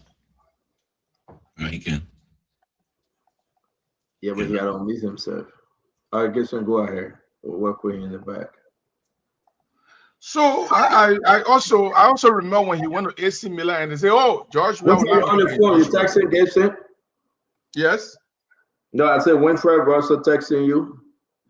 No, he doesn't have my number. So I also remember in 1995 when he won all the awards that soccer has ever offered: African Player of the Year, Ballon d'Or, BBC Player of the Year, European Player of the Year, FIFA Player of the Year. And there was also a lot of demand in 2005 that he should go to school. He did. But recently, the political headquarters was demolished. That was when the lion in George Weah woke up. As always, he has been facing challenges and overcame his challenges. That headquarters will be built. That headquarters will be sparkling. It will be one of the most beautiful infrastructure in Liberia. There's no doubt about it. In fact, when I look at the foundation, the way it's looking, it looks like it's going to be one of the strongest buildings. It looks like it's going to go more than 1 or 2 or 3 or 5 or 10 stories, or up to 10 stories. This is an encouragement for Seditians. This is to show that they have someone who can get angry peacefully and react peacefully and change the trajectory of the party politics. Unfortunately, we can't say that about Unity Party. Because United Party, they put up a small screen and say they are collecting $1,000 per member to build their headquarters. No, we don't believe you a bit. Dipping your hands into the national treasury and building your headquarters. But me, I promise you, Stanton, if I'm close to the administration when George Weah wins 2029, I'm going to be one of the very fiercest advocates for George Weah to prosecute these people. Every ounce.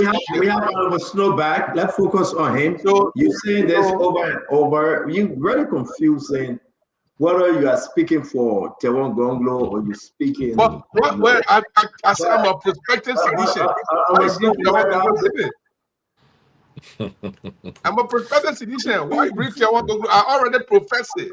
So are you not? Okay, I don't want to make this about you though. So are you no longer? Actually, if I have money right now, I'll go to Tewon Gonglo, go campaign. No, I'm not saying that. Are you not with Tewon Gonglo? Right now, no. I'm a prospective sedition. Okay, thank you. Honorable Snow, back to you. Do you have a question for Senator Snow? I'm even trying to recruit Senator Snow. Do you have a question for Senator Snow? Yes, I have a question for Senator Snow. Look, you just told you got 1.5 million in your account, so you can come. Let's talk. Stanton is a bad boy. He want to expose me to the Liberian people. I knew his trick. Senator, it's difficult for you to speak for CDC, but I know you can also, as a private citizen, not as a senator, speak to this issue. CDC raised money while they were demolishing, or after demolishing, or before demolishing their headquarters. I mean, how do you see the zeal of sedition amassing at their party headquarters to give their $1, $2 in conjunction with party resolve to build this party headquarters? How will you describe it? Is it good for politics? Is it a smoke screen, or is it something that they made up just to cover up? So Gibson, I don't know if you're in town, but I attended that program. I was there in person, and what I saw was extraordinary. I mean, for me, I was very impressed. The Fight That Sedition Channel, a program led by former Speaker Fulanti Kofa. I drove behind the former president. He got off his vehicle. We all walked there together. There were people standing. There were people in the apartment next to him. There were people in coconut trees. There were people contributing. There were people making pledges. And I think it's very good. You see, for me, Gibson, in as much as I'm glad that the CDC is doing this, I'm happier that it shows a good sign for our democracy. For me, the interest is more about our democracy. You know, a vibrant society, a vibrant democracy is very important. And what I saw the seditions doing, you know, and what they showed yesterday, I'm sure if in the next 6 months and significant progress goes on and the CDC repeat what they did the last time during the dry season before we go back to the ring, I think they will even have a bigger crowd there than they did for the groundbreaking.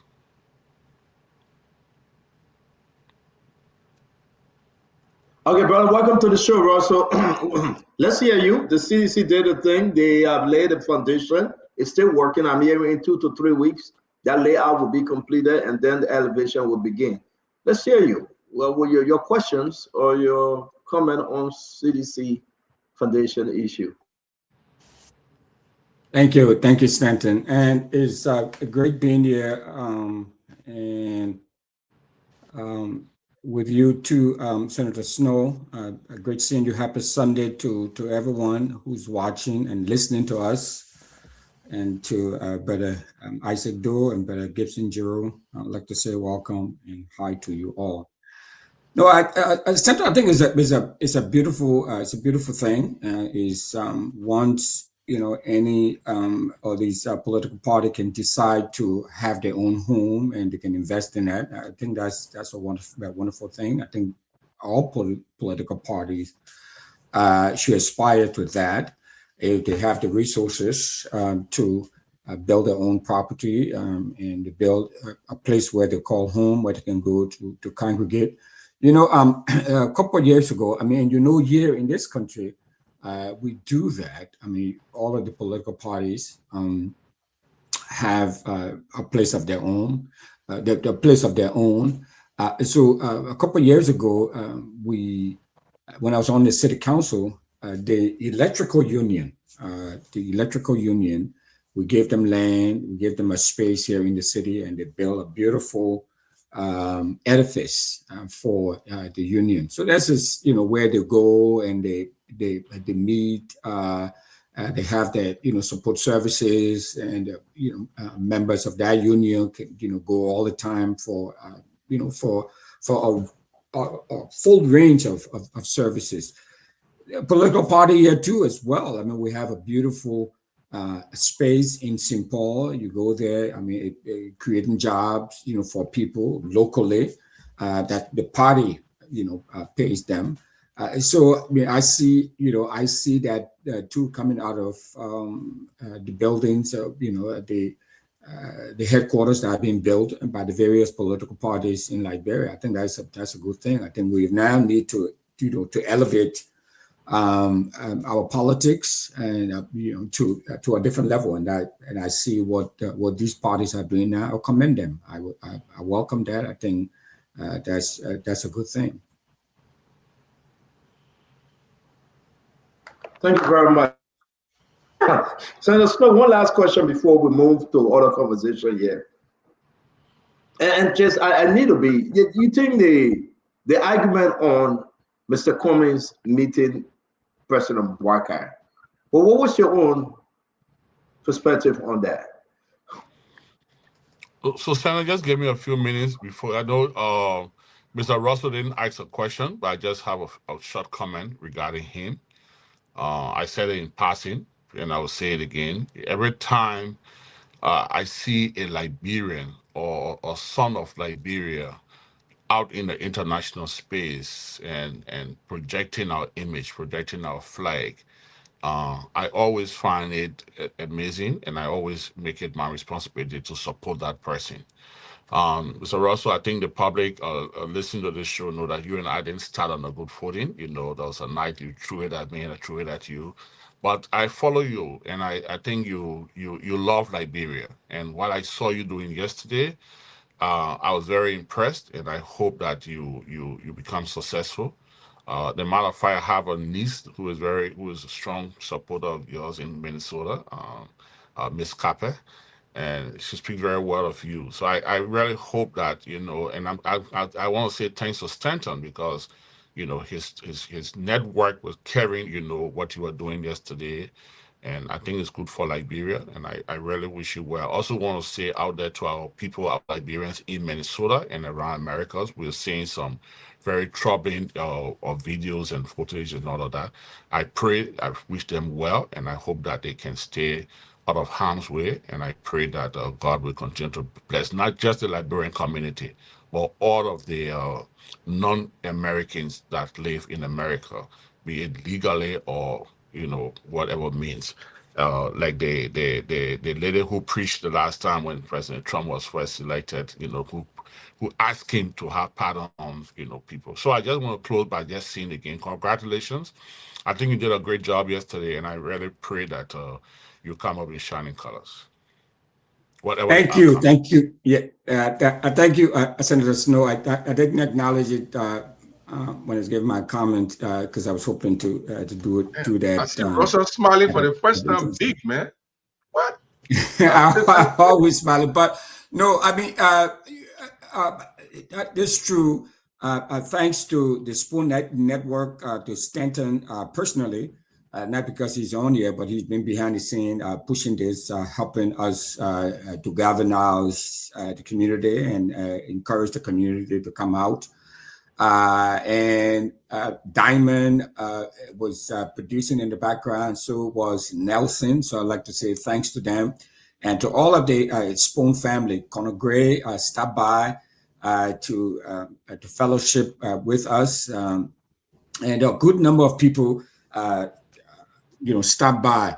It was a difficult day yesterday in Minnesota. It was cold also, but we had an incident involving a resident here and a federal agent. So I mean, we thought that would have hurt, and I think it may have hurt the attendance yesterday. But by and large, a good number of people showed up. We're satisfied. We raised a lot of money. Look, it's about building alliances. And if there was any time that we needed representation, Senator Snowe, it is now. I'm just a vessel through which we get access to resources and power and all of that. And the district that I represent, there are more Liberians in this district than in any place in the United States of America. Just this district alone that I'm seeking. I mean, the last time I lost by 48 votes. We did some things that were different. So we are trying to change things now. We're trying to have a much bigger footprint and get a lot of people around with the support of you, Stanton, Musa, Gibson, and everybody, around. So that's how that's how we're playing this. Now we know that there are many other constituents here around, a number of other people here who are supporting us, but we are getting, as you saw, we are getting the support of other community leaders and other communities as well. Indeed, I believe that yes, indeed, this phone was there to cover it up, but Snowe trying to escape my question. Thank you very much, Russell. So the issue with Mr. Cummings. Thank you very much, Russell, for even going that far to present yourself again to the people of Minnesota. We wish you well, my friend. Thank you. You want me to answer that question now? Thank you, but don't forget now, we get another big date in the election cycle, Senator Snowe, that is coming up in Stanton and Gibson, and that's February 3rd. That's the caucus. So we have the lunch, and then we have the caucus. This is when we need everybody to come around, and then after the caucus, those who register would then go to the convention, and that is critically important in the whole election, the electoral cycle here. So I just want to encourage, we'll be reaching out to people, calling them one-on-one and getting them to sign on. So only the people who live in this district can register at the caucus. And if you register at the caucus, you must go to the convention. Listen, you are teaching us every day about Brooklyn Park Convention. I think we're used to it now. we're just one time that for real, you have recruited a lot. Right? We distant away, but we know the politics in Brooklyn Park. So yeah, I mean, it's a beautiful thing. So I was addressing with Senator Snowe. I don't know if that's how. Russell, I think you're doing a great job, and I just want to close by adding my voice to all Liberians and people of from Liberia that reside in that district. I think you are a good picture of Liberia. Let us not take politics, our local politics across the Atlantic. Let us stand with you, support you, and make sure that you are elected. And I really want to wish you well. And I wish I had voting right. I would have voted for you. I don't, so I call on all those that honor my rights to please give you the support. Thank you very much. So let's go back. What do you make about the Mr. Cummings meeting? One question for Mr. Cummings meeting, how you call him? So Stanton, I'm a very proud opposition. I'm not a member of the Unity Party. I don't support the Unity Party, but President Barker is the president of Liberia. If you recall, a few months ago when he celebrated his birthday in Bomi County, I'm a senator from Bomi County. From President Barker's residence in Bomi to my residence. It's the same from my resident ELW to his in rehab. So we're just about the same way as we are in Morovia, we're the same in Bomi, just like next door. I drove to his place to wish him happy birthday because he's the president of Liberia. He's an elderly statesman. So I listened to my good friends, Kev and Gibson, and even Isaac, two of them. They had a different interpretation of it. Mine is different. I think the fact that Mr. Cummings went on the football field to watch a football game, and he was invited by the president for the kickoff and in the VIP lounge, I don't think that should take away his opposition cap.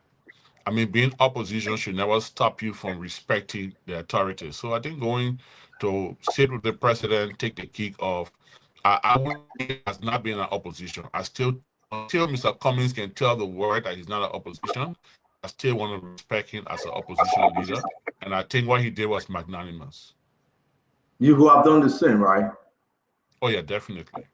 Okay. I mean, not to do it is not to go into space. So if you choose not to do it, then when the president is somewhere, just stay away. But if the president is anywhere and he calls you there, not even if he was not president, just by his age, and moreover being president, if he invites you to join him in the VIP lounge or to take the kick off, I mean, you can't be an opposition and say no, you can't do it. Then you may as If well he just says don't it says go. a crime, if you say no, is it a crime? It's disrespectful, and if he invited you as a president, then it's disrespecting the presidency. If he invited you as an elder state president, it's disrespecting your elders. So it's a catch-22. And in this kind of situation, for example, if I was going to feed and I don't want to be in the company of the president, I would just not go on the feed. But if you went there and the president invited you to join him, it would be below the belt to tell the president. It's not an issue. You just look at culturally for it to be disrespectful. The office, you will present yourself that you are disrespecting the office of the presidency. But it's no crime. It's not. It won't be a big. It's not a crime. It's not a crime, but it's just a moral issue. That's all. Yeah, it's morality, but disrespecting the presidency, I mean, in such a manner, it wouldn't go down well. So it wouldn't go down well with. It wouldn't go down well with who? It doesn't. It won't represent someone. Now, someone like Mr. Cummings, I think he comes from a good background. He has a good network internationally and locally. And if a child going to school and yet on the radio saw in the newspaper on Facebook that Mr. Cummings was invited by the president of Liberia to take a kickoff or to join the VIP lounge, and Mr. Cummings refused, without knowing why he refused, it reflects negative. It reflects. I heard that your friend, former President Weah, received a hint because he was on his way to the field. And he heard that he would be invited by President Walker, and he didn't. He turned around. He went back. You think it was same reason just to avoid the uptake? He said, "You know what? Stand on. I've known George Weah for more than 40 years, and you may say anything about him.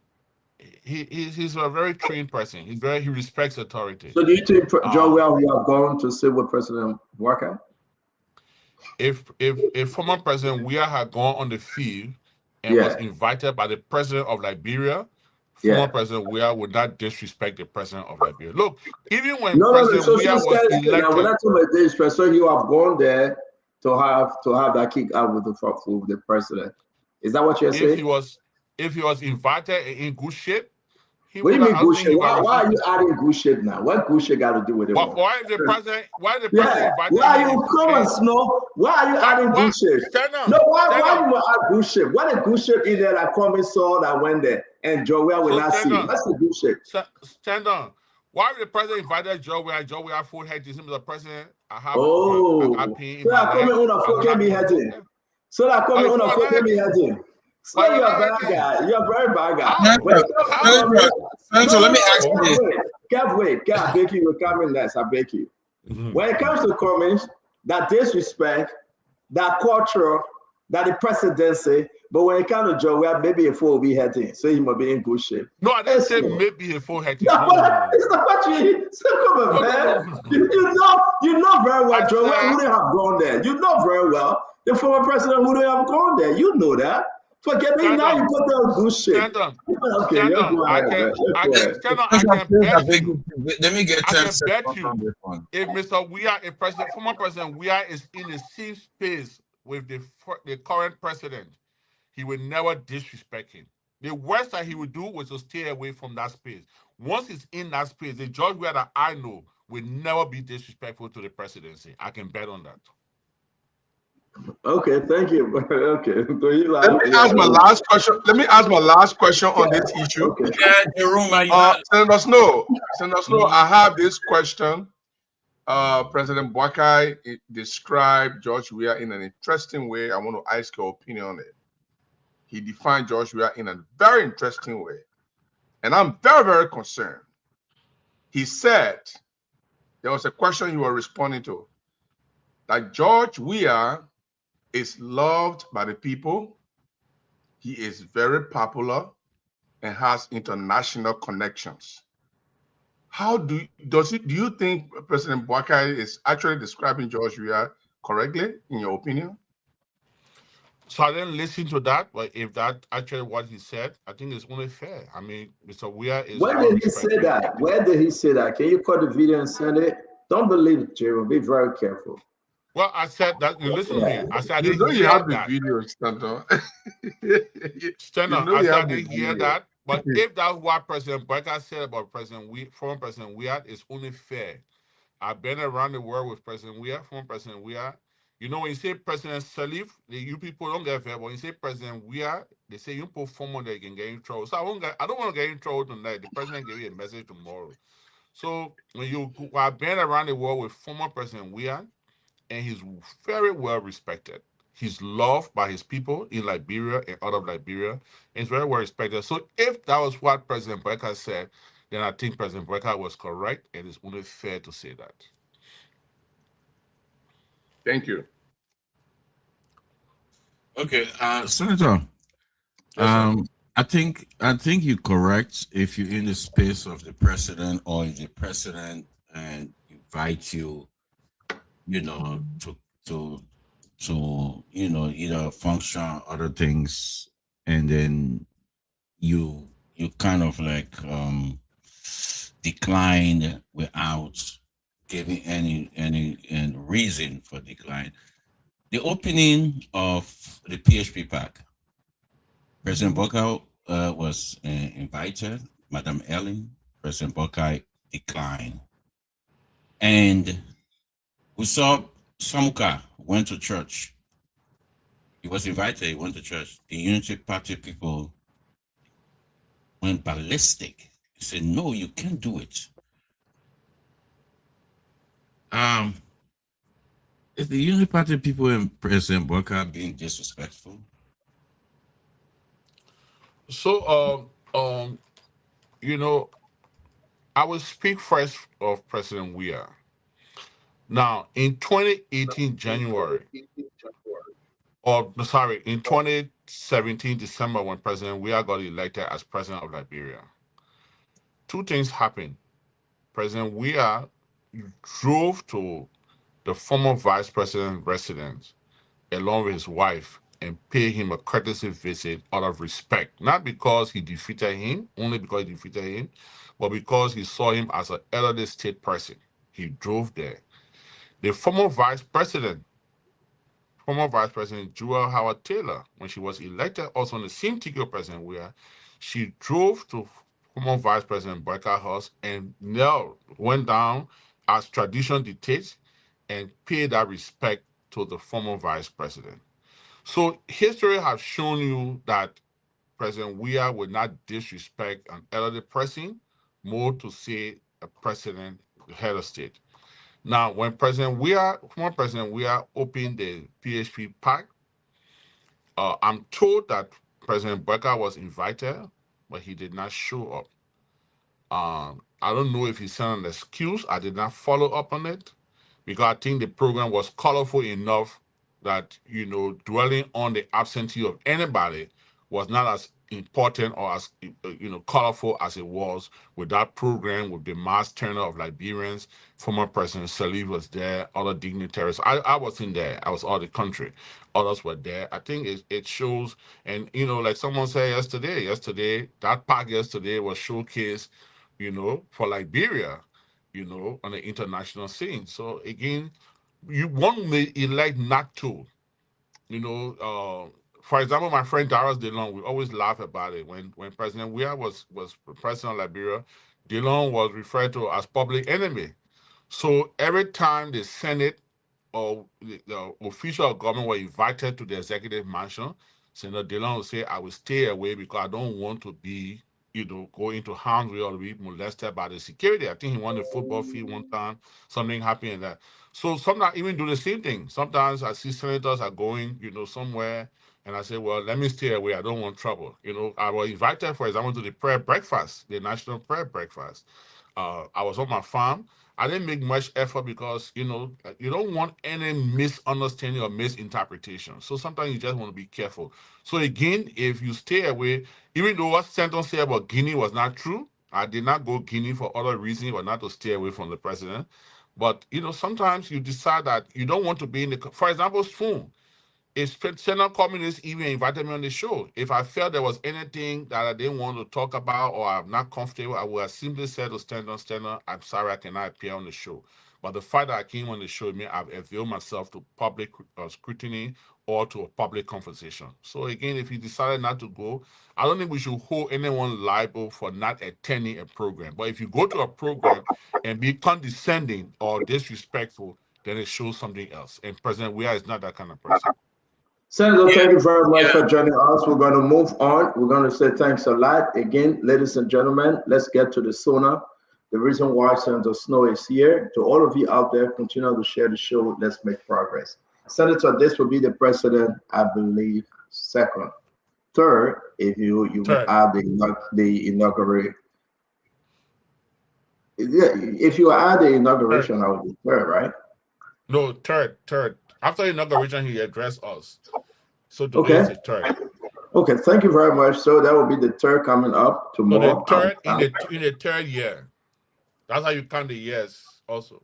Okay, whatever it may be, but let's just get to it, Senator. Let me serious about this now. Every major newspaper and every online, social media online running with, accounting for 2 years of stewardship, they are all saying what's new in it. Okay, that's the front page. That's the investigator. We are asking a question. Liberians want to know from you, Senator Snow, what's new?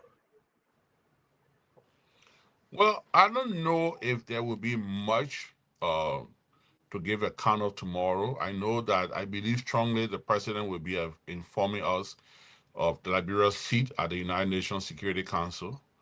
I think the president will speak a lot about foreign relations. I think, like I said in the Senate a few days ago, I applauded the hard work of Madam Sarah Beslow. I think the president will hammer in on her hard work out there. I believe the president, maybe a few months ago, the president would have talked more about electricity. Unfortunately, the dry season has come and the electricity is not as we thought it would have been. I mean, I chair the Energy Committee in the Senate. I know there are some issues. I spoke to the managing director, but the public may not know those details. So I don't know if we say much about it. I think the president will talk about the yellow machine, even though the procurement process is still questionable. We did not see the procurement process being transparent or the budgetary allocation. But I think he will talk about it and the plans for the yellow machine. I think he will talk about it. I believe the president will reiterate his government's effort in rural connectivity. He will talk about, and I hope he talks about the road now, that the concession being signed to do the Bombing Highway. The Bombing Highway is very deplorable. He will be talking about it. The fact that the Senate had not passed the AML concession, I don't know if he will speak much about it, because if it had been passed like the House did, then it would have been a document before the president. As it is, it's still out of the Liberian Senate for our oversight. So I don't know if he'll speak much of it. I think the president will talk about the general security of the state. He may say that there are no political prisoners. He will talk about his international engagement, like I said earlier. So I don't know, but I think tomorrow's message, as you know, is the midterm message, because after tomorrow, the president will actually be left with 2 more serious deliveries to make. And and the third one, which should be the last one for the administration, it will be just politics. So tomorrow is actually will be setting about. He will talk about a $1.2 billion budget. So, He so may let me interrupt you. We have excerpts of the president, and I shared this, guys. Check in the chat room. We have excerpt of the president, what he will be speaking on tomorrow. It's very important for us to go ahead now and put them up. All right. Let's go from here. 2025 highlights, major achievement of governments, Liberia 2025 highlights. This is very important, right? Let's talk about the Minister of Finance. Let's take it step by step. And guys, welcome to the show as we get to the important part of this conversation. I want us to ask Senator Snow everything here. Talk about education, talk about the role. We'll talk about the Minister of Finance, the Foreign Minister, everything. Where the president taking his message from one. In 2025, the Minister of Finance and Development Planning advanced a bold reform agenda that strengthened fiscal discipline, expanded development financing, and accelerated services delivery. At the heart of these achievements was the summation and signing of the historic $1.2 billion national budget, the largest in Liberia's history, accompanied by $230 million increase in fiscal space to support national priority. Let's hold you right there, Senator. Talk to us about this. Are these things that the president should outline as, part of his achievement? Even naming the $1.2 billion budget, though we have not even get, no dime have come in yet. It's just a way of, playing on the Liberian people. And look at the space right there, $230 million, just for. Let me put it up again and you can address it. Look at what it said, $230 million increase in fiscal space to support national priorities. Let's talk to you, Senator. So Stanton, for me, any of us, be it the president, the vice president, or any of us official government, talking about $1.2 billion budget without addressing the issue of civil servant salary, it doesn't fly much, and I said when I voted against the budget, I said that, it's not because of bad budget, but I really thought that we would have done something with harmonization. The fact that at $800 million, civil servant salary was harmonized, we have problem, and I still remember, the nurses sinking and say, you harmonize my salary, I will harmonize your votes. I really thought in year 3, budget 3, the government would have, even if it's not 100%, if it was 25% across the board for civil servant salary. So talking about 1.2 billion without talking about the basic bread and butter issue and the civil servant salary, I don't know if there'll be much there to take away with. But again, like you said, I think the president will talk about it because it's the first time in our history that our budget has reached 1.2 billion mark. But unfortunately, there was no trickle-down effect for civil servants. So then who this 1.2 billion benefits before we go further there?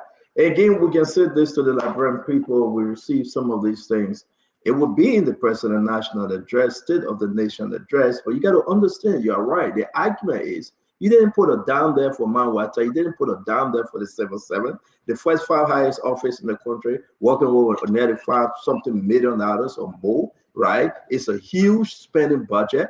Everybody, your place, the Capitol building, enjoying of that budget. The executive marshal enjoying, national security enjoying, but the people themselves that is squeezing the taxes off, the people themselves, they are not enjoying. Senator Snow, before we bring our people, let's go down to the second paragraph. Liberia secure unprecedented external resources including $883 million through UN cooperation framework, $12.8 million agreement with Kuwait for the Salada Konya Road project, while also meeting the eligibility threshold for the MCC compact. These milestones reflect growing confidence in Liberia reform trajectory and its ability to mobilize partnership for inclusive growth. Again, it's like who actually from finance ministry think that the Liberian people will buy into this, Senator Snow? Talk to us, then I'll bring in the rest of the guys, because if this is what the president wants to run on tomorrow as his gain, as his achievement, then I think Unity Party government is in some serious problem here, because this is not a trickle-down effect to the Liberian people. It have not helped 2024. It have not helped 2025. And is this why they continue to help 2026? What say you? Well, again, I think the president will talk about infrastructure tomorrow, like road connectivity, the issue of road. But again, one would ask anyone who left Liberia in 2023, maybe someone came here for the election in 2023 and drove from the airport to town. And if we would be telling them tomorrow that you can now take, that my friend Zopen say you can take 30 minutes from Monrovia to Grangie there, and you still drove on the same Robertsfield Road that has been untouched, or significant impact has been made on that road, or to show anything significant, then because that's a face of the country. So we'll be talking about road connectivity tomorrow, but we won't be talking about the Robertsfield Road. Nothing has been done since the administration took over. I'm sure we'll be talking about the traffic with the overhead bridge, that being constructed by China. When we talk about that, I'm sure the president will talk about linking now, I think, Peace Island to 72nd, or to SKD Boulevard. Yeah, we got a road issue. We'll bring it up. Let's talk about the Ministry of Finance issue. It's by department and ministry. So we'll bring the road issue. We discussed it the last time. But looking at this document, right, that the president taking his talking point on, I will read the last one. We'll bring in Gibson. Let's go ahead on the social front. The government launched US $88 million Excel education program to reduce learning poverty, underscoring its commitment to human capital development. $88 million. Senator Snow, institutional reform where equality reversed. Senator Snow, what's going on? Where is the $88 million? Where is it going? Where is it coming from? Is there any $88 million somewhere in the education system that have brought in such a great reform? How is the education department spending it? Why are they boasting about it? The children still going to school hungry. The children still going to school. The parents don't have to pay. Things are falling apart. What's going on, Chief? Senator, on last Wednesday, I delivered my annual report to the people of Bowman County. And if you went on my Facebook page, I've been posting every day one video from that. All the students that spoke there, in addition to telling me thank you for providing vacation job, they were also giving us reasons or giving us complaints about things we need to do. For example, the Sasstown public school in Bowman County, just next door to Monrovia, the students are going for the exams, but there's no mathematics teacher in that school. The Bowman Junior High School is dilapidated. There's no roof, no chairs, no nothing. They have to move the entire school in 2 classrooms in the auditorium at the C.H. Dewey High School. So I'm troubled when we talk about investing so much in the agriculture or education sector, and we don't see the trickle down effect. There are still volunteer teachers. There are still teachers that are not on payroll. There are teachers on teachers training program at KRTDR that are still texting every day and they don't have food to eat there. So I hope that some of those things that we put on paper, the president could set maybe a small team to just verify some of those things. Stanton, you into publicity, you into journalism, or you're an activist, or report on the country. But the way you verify your story is to send your reporters in the field to get feedback.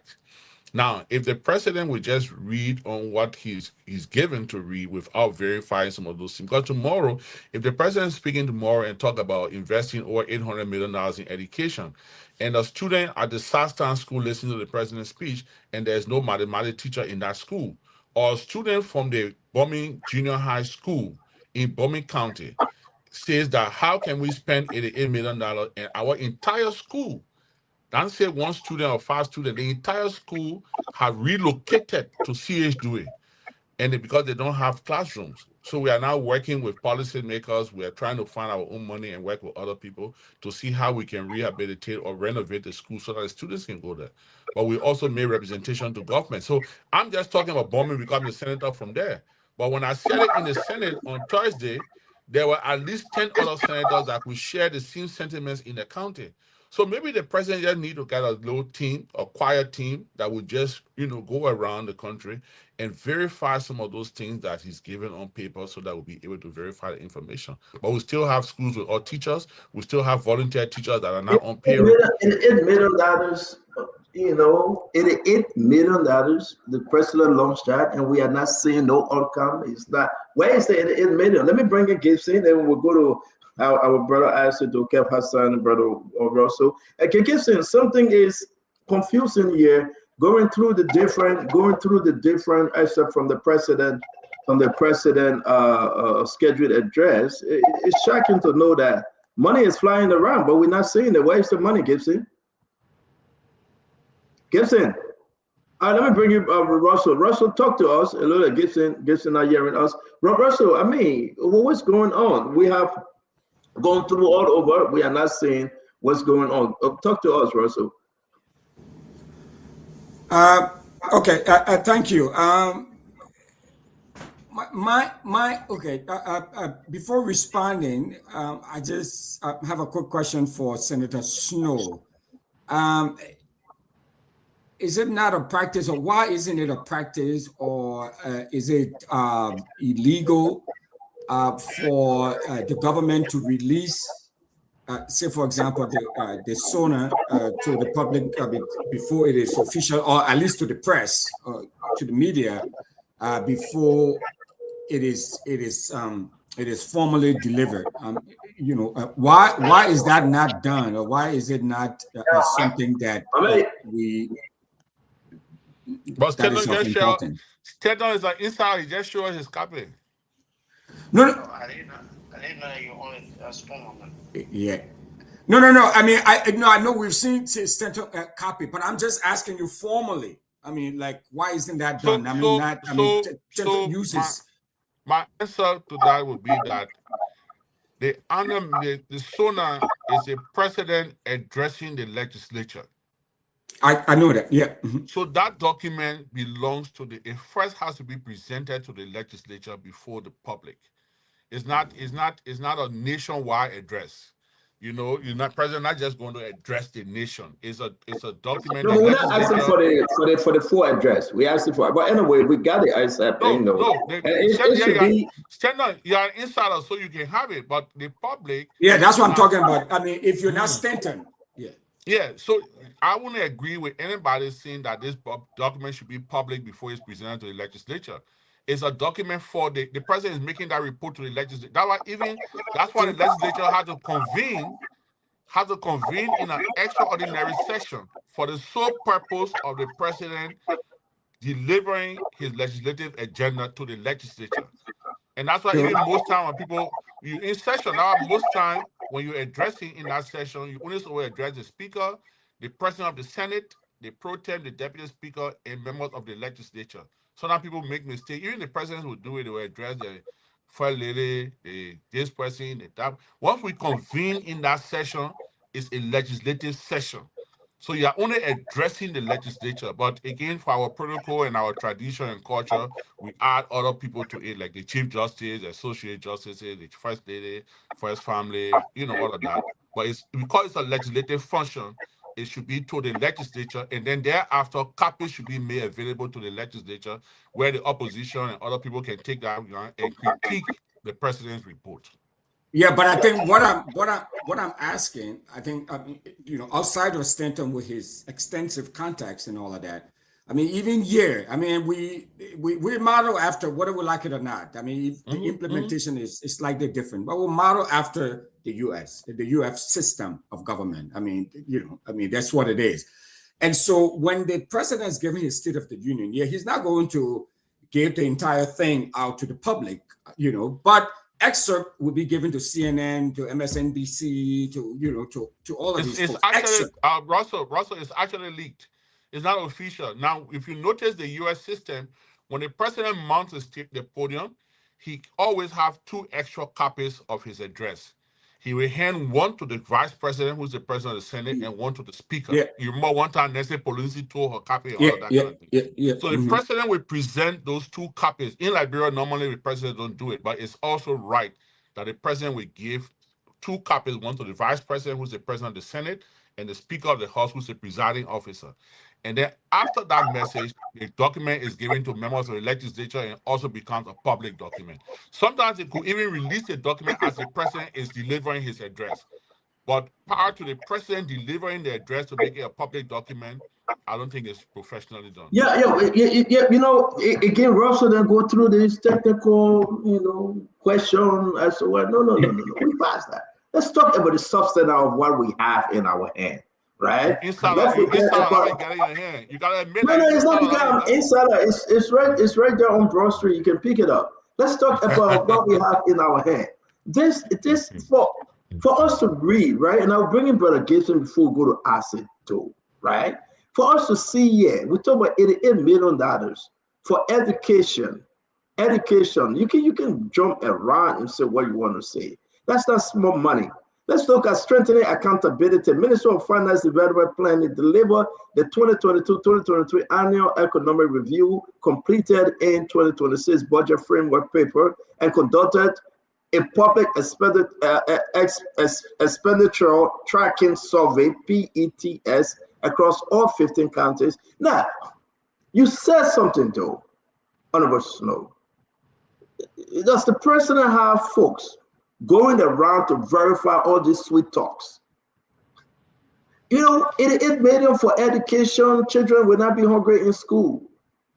Imagine saying that we get 1.2 billion budget, but when I see the 5 cents, it will be recast. Depending on the 200 million coming from Masala Meta, but the lawmaker refusing to sign it. The president about to get state of the nation. Is this the achievement that the president can boast on into 2026 and say, yes, indeed, Liberia is getting back on track, or Liberia is on track? Is our country on track? Reading these things, you, Senator Snow, is Liberia on track for rescue, for perfect development, for renewal of the mind, to change the minds of the Liberian people? And we'll talk about commerce. We'll talk about, the foreign ministry. We'll talk about public work. We'll talk about all of these ministries. We'll talk about SOEs. What's going on? Is this what President Bwaga going to present? Then I think rescue is in trouble tomorrow. So Stanton, I don't have a copy of the speech, and unlike you, but if the president actually mentioned $88 million tomorrow into the education sector, and talk about what you are saying, and anyone in Bowman County listening to that would be surprised, because I can reiterate the Bowman Junior High School, which I said in the Capitol building in the Senate, and I can even send you that document, the recording from these children. The Bowman Junior High School, the entire school building have to move to C.H. Dewey, and C.H. Dewey only giving them 3 hours in 2 classrooms in the auditorium. So how much are they going to learn? Now, somebody will say, you Senator, why you can't do it from your salary?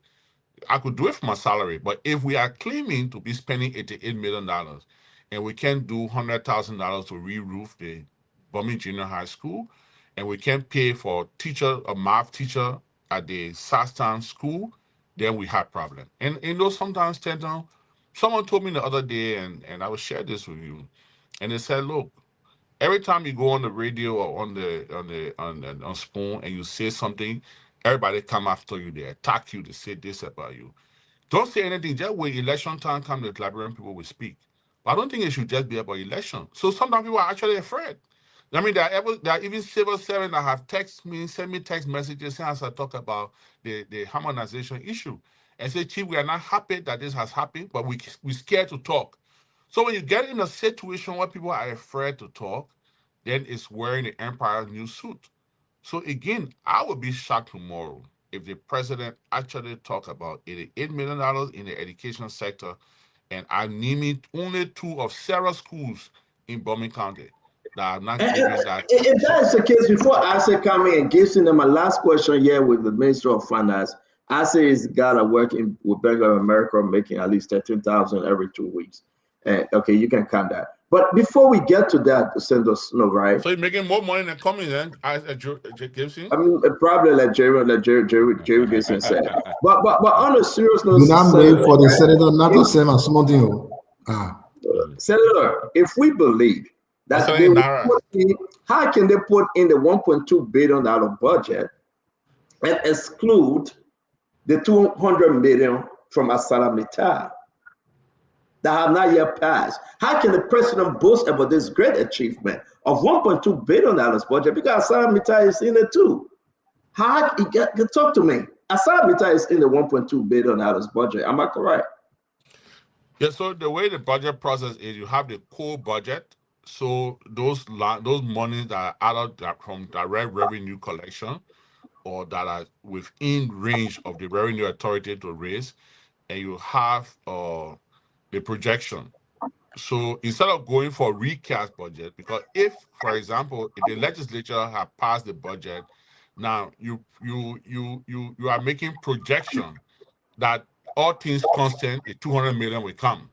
But if the legislation is not passed, the concession is not passed, and you don't get the 200 million, then you definitely will have budget shortfall, or you have to do a recast. And you're making my point. So why should the president celebrate on a $1.2 billion budget when you get ArcelorMittal 200 have not passed yet? Well, that's what I see. I think the president is just being hopeful. It's called educated guess. So he's You cannot be hopeful. You cannot. I know it will pass though, but this is not fair for Mr. President. That's my argument here. Gafwan and the lawmakers are refusing to sign this thing. You can tell us where is it today, but it's not fair for Mr. President to even include that in the 2026 budget to celebrate that, and we don't have it yet. Senator, I won't use the word refusing, but the Senate is different in the legislative working. The Senate is different. The Senate will look at things, will critique any document far more. So it's not that we're refusing. The Senate has been looked. I'm on the Mines Committee, chaired by Senator Simeon Taylor, and there was public hearing on that. There are some concerns. For example, Senator Yan Toin, who comes on FONIMA, he has raised some major issues with the AMLD. There are some areas that are being expressed that conflicts with the Ivanhoe deed on the rail and all those different things.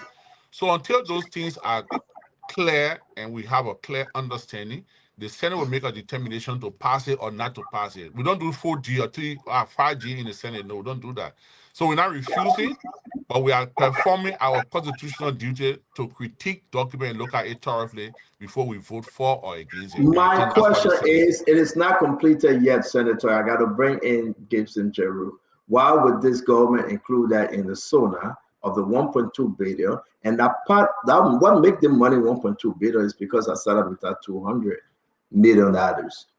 The $200 million deal is not completed yet. Why should we boast about it? Well, Stanton, there's also money coming in, $12 million from Total, even though we are signing, but Total have not paid.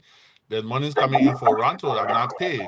But again, you are projecting. We don't forget now. We don't have the budget we have is not a cash-based budget.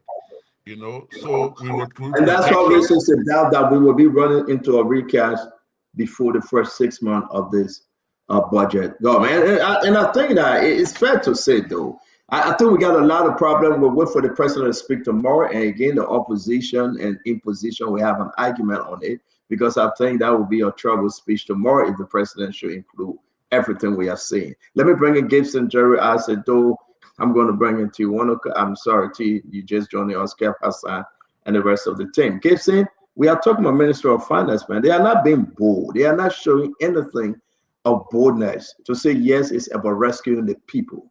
It's something about Gafwan that is very disappointing. Even if these are the things that he have included in as part of his achievement, then he's failing. And if he fails, then it means that President Barker is failing. The message will not go down well with the people because Gafwan as a whole is having problem with the Ministry of Finance. His achievement is not bold enough and transparent enough. And if this is what he gave President Barker to include in the State of the Nation address, Gibson, talk to me. Tomorrow will be a very interesting. Senator Snow, my first question, I'll come back to Stanton's concern, but my first question is, and there were a lot of issues that passed during the year.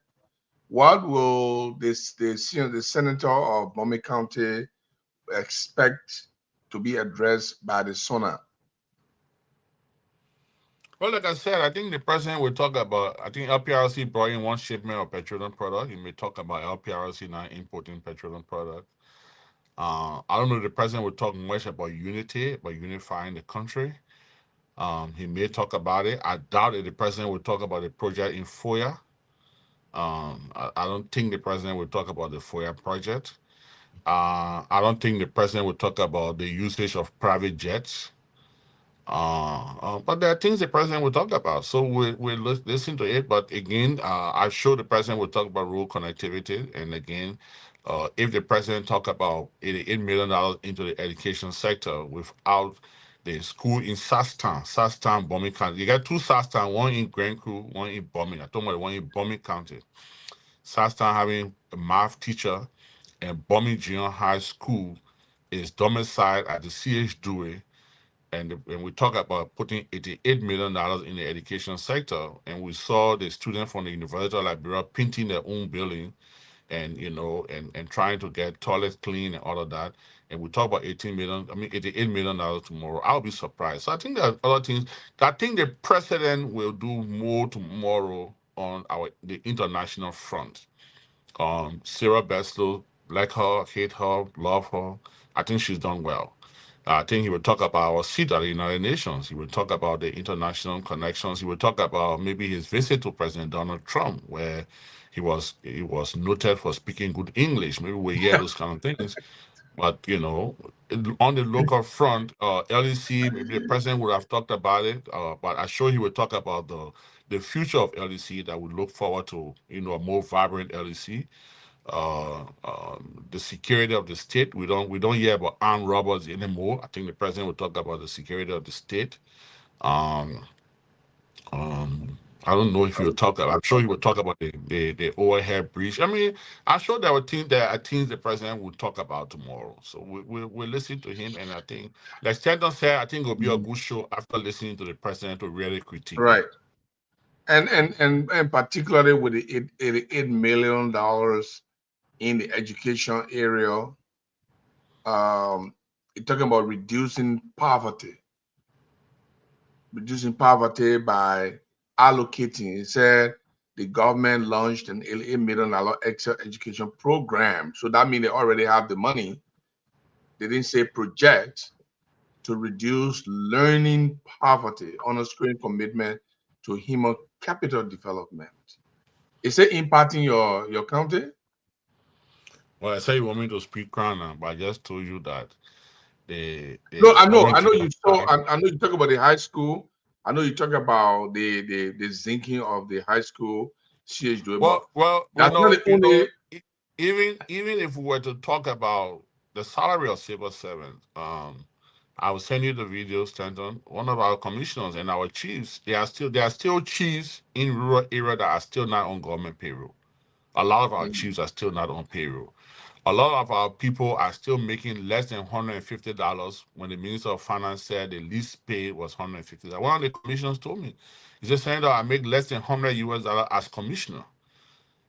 So we need to, that's why I say, and with all fairness to the president or the presidency, be it President Brecker, be it President Weah, be it President Sirleaf, be it President Taylor, be it President Doe, presidents have to get to the stage where they stop wearing the empire new suit. You have to begin to send people in the field to verify some of those things that your agents are telling you.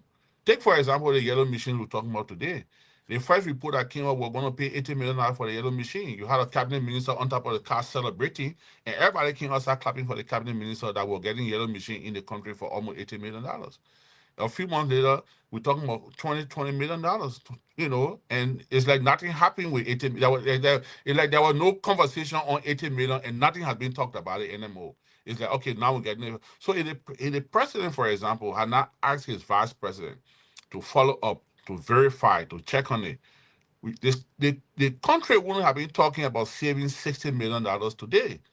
So I'm just saying the president could do well for himself and for the country if you just begin to verify some of the information you get. But sometimes your leaders want to hear the good things. Sometimes it's difficult to say the hard truth to your leader. So people go to the leader and just say, oh, Mr. President, all is well. The education sector is booming. We put $88 million in it.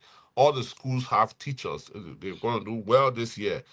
I'm sure talking to you tonight that the Bombing Junior High School is domiciled in C.H. Dewey building because they don't have roof. If the president is listening to me tonight, he's going to be surprised. He may call his education minister and say, why are we doing this? If the president heard tonight that Sasstown in Bombing County, Sasstown Public School, there is no mathematics teacher in that school, and we're talking about $88 million in the education sector, I'm sure the president is going to be surprised. So sometimes, yes, the boss stops with the presidency, but sometimes you need to have a crack team out there, independent team that will just verify some of these things and report back to you. It was good you really emphasized that part of it. So for the education or Liberian purpose, what does the legislature do with the president's SONA after the SONA? So in most democracy, you have the opposition, the ruling establishment. Yeah. So the president's SONA will be an establishment document. So you will expect members of the ruling establishment to agree with everything or almost everything the president will deliver tomorrow. But then the opposition, and most times the opposition speaks through their party. So if you have an opposition party, for example, maybe tomorrow night, it depends who's Stanton is calling his show. Maybe he'll call an opposition and ruling party panel that will come and look at the president's address. Now, a senator or representative, any member of the legislature can raise an issue in the president's address and put it on the floor of plenary for debate.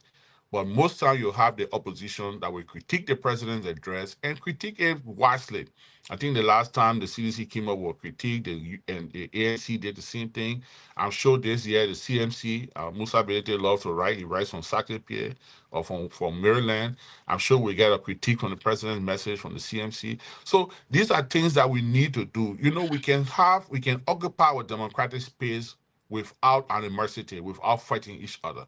We must just speak the truth to power, respectfully speak the truth to power for the general good of the country. So I think the opposition, will speak, if not tomorrow night.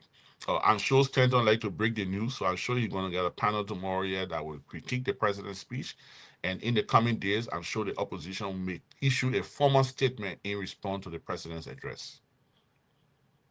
Also, thank you. We'll go through the defense as well. We are saying something that coming through that the president have increased some folks' salary at the Ministry of National Defense. Let me bring in Asad. Though Asad, let's stick with what we think will happen and what we are hearing now that is set for the president to deliver tomorrow. But everything I'm reading through, it is concerning to me. I want to take me all of it. People don't like for me to talk about it.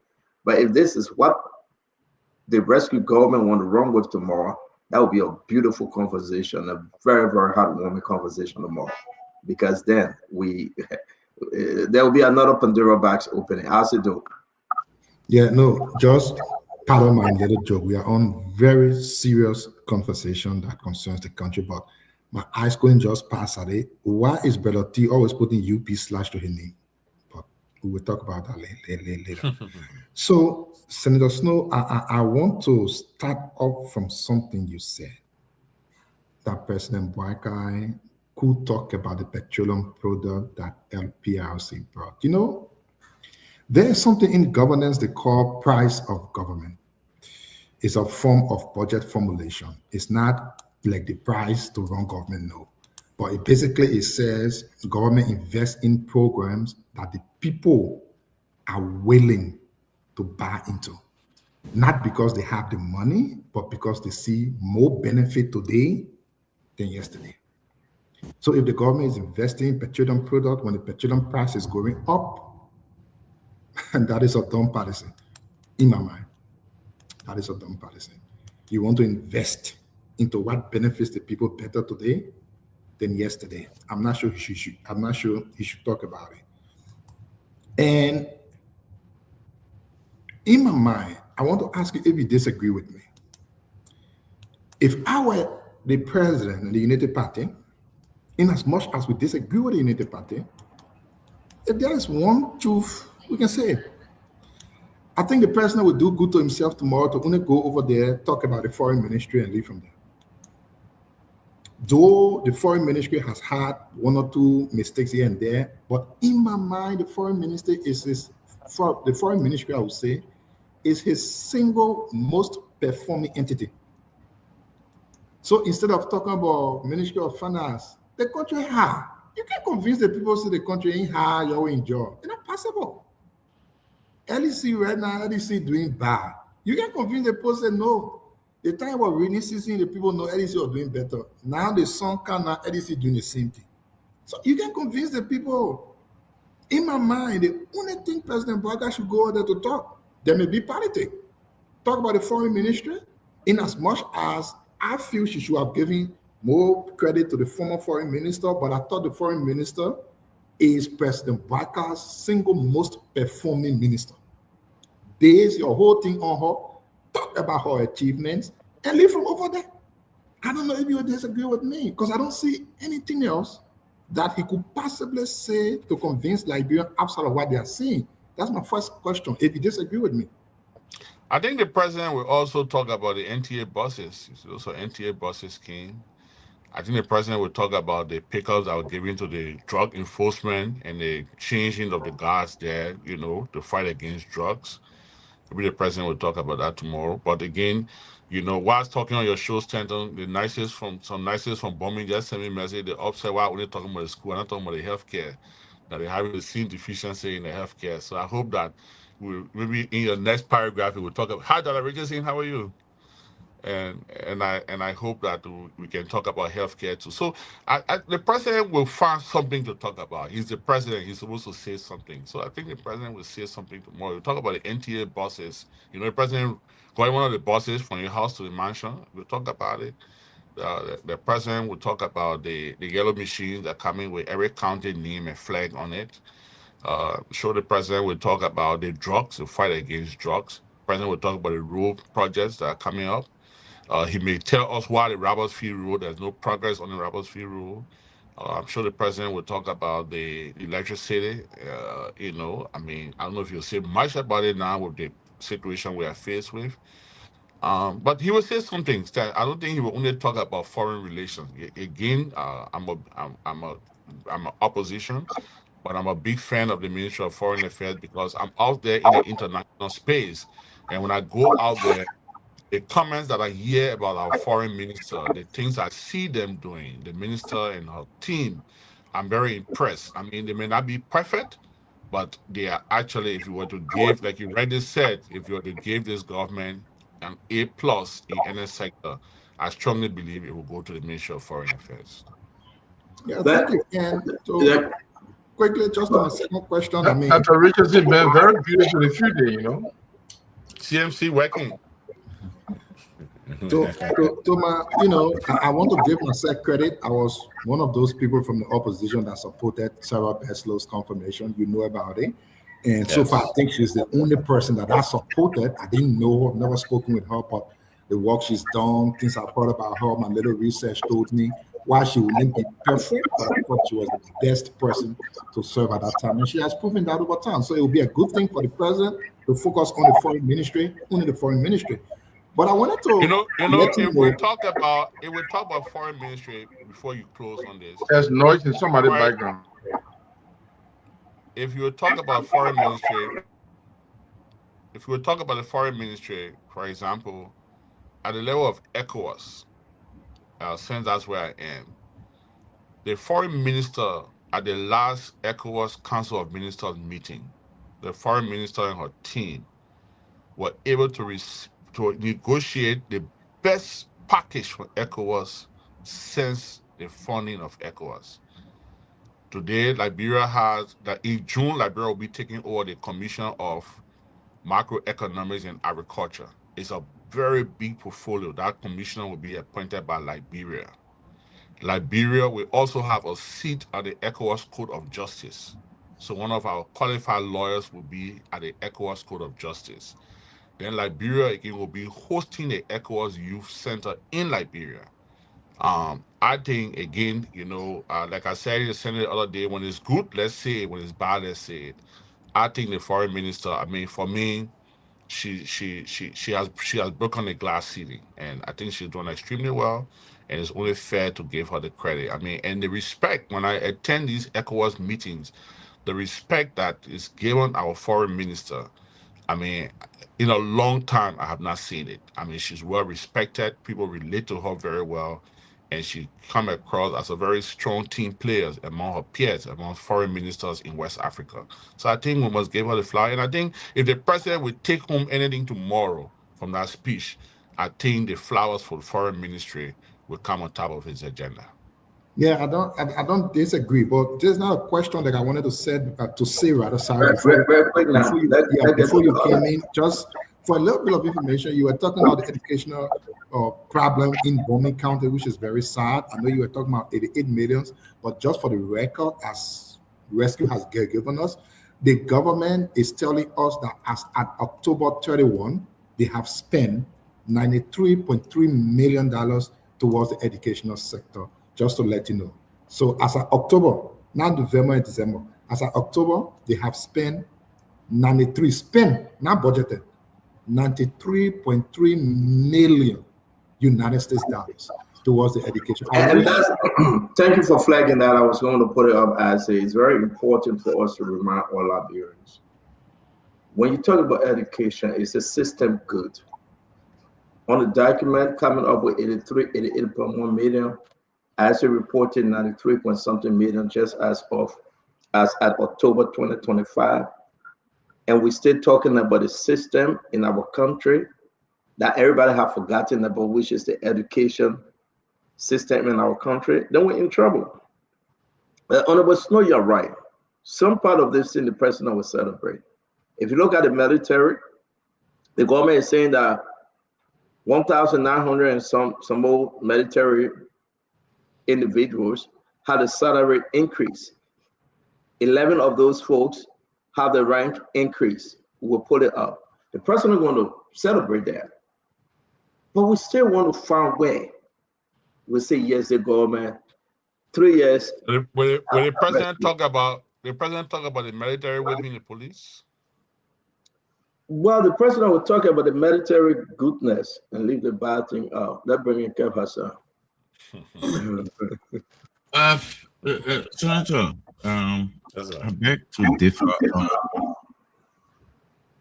to differ on the Sarah Beslow thing. For me, I don't believe she got A+, because number one, this story for the non-security council seats mislead the public. She did not come out clearly and tell the public that this thing was done and dusted, and that seats were already, it was uncontested. It sold it to the people like Liberia under Josiah Boakai. Fight for Liberia. It was uncontested seats. It did not, and I thought it was misleading. And I believe, on this platform, we talk about our seats. So which seat were uncontested? On the platform, we talk about that seat, a non-security council seat. We talk about it long on this platform. Before Unity Party, before the election, all the documents we have in our possession, we know that it was uncontested, but it's solid to the people. So I beg to differ to give her that credit A+. So Kev, if I may come in on the non-security, non-permanent member of the Security Council, the ECOWAS head of state and government summit that was held in Guinea-Bissau, with V. Maxwell Sakeme as Minister of Foreign Affairs and President Weah as President of Liberia, made a case to ECOWAS to support Liberia's bid for the non-permanent member. And after critiquing Liberia's bid, Liberia got the full endorsement of ECOWAS. So every ECOWAS member state stood with Liberia in getting the seat. I don't know if the seat was not contested by others, and I'm on the Foreign Relations Committee of the Senate. I can tell you that there were others. But the fact that Liberia got the ECOWAS vote, and by extension, Liberia also got the AU's vote, it was a very big block for Liberia. So you are so right that it will be disingenuous to give Liberia credit for the non-permanent member seat on the Security Council without giving credit to the previous government. And to all fairness to Sarah Beslow, when I listened to her utterances, even when she briefed the Senate Foreign Relations Committee, she gave credit to the previous government.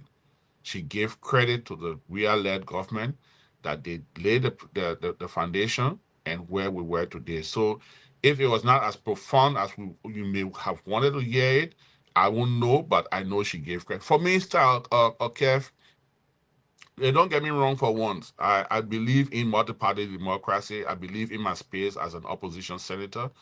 But I should also be fair. When it is good, let's say it's good. And that's one thing I admire Stanton about. I mean, today he blasting CDC, tomorrow, so not get confused who he really is. But again, that's what makes him who he is. So I think if you ask me to grade the education sector, will I grade them the same grade I'm giving foreign ministry? No. I would be crazy to do that when my schools were in bombing next door to Monrovia. Even now, I'm talking the students from Jenner Public School texting me, the student from Swenmaka texting me, the student from Gaia Hill. So all the schools around bombing now texting me tonight that I'm only talking about 2 schools when all of them have the same problems. When you ask me to grade the health sector, can I grade the health sector? No. JFK, we're still having major issues at JFK. Okay, besides talking about the clinics and hospital outside Monrovia, we're still having issues. If we talk about the Ministry of Public Works, can I grade them F? No, I wouldn't grade them F. I think they're doing a fairly good job. They need to increase it. They need to up, their skill, but they're not zero. They're not. I wouldn't rate them as poorly as I would rate the Ministry of Health or the Ministry of Education, that I think should do more for our people.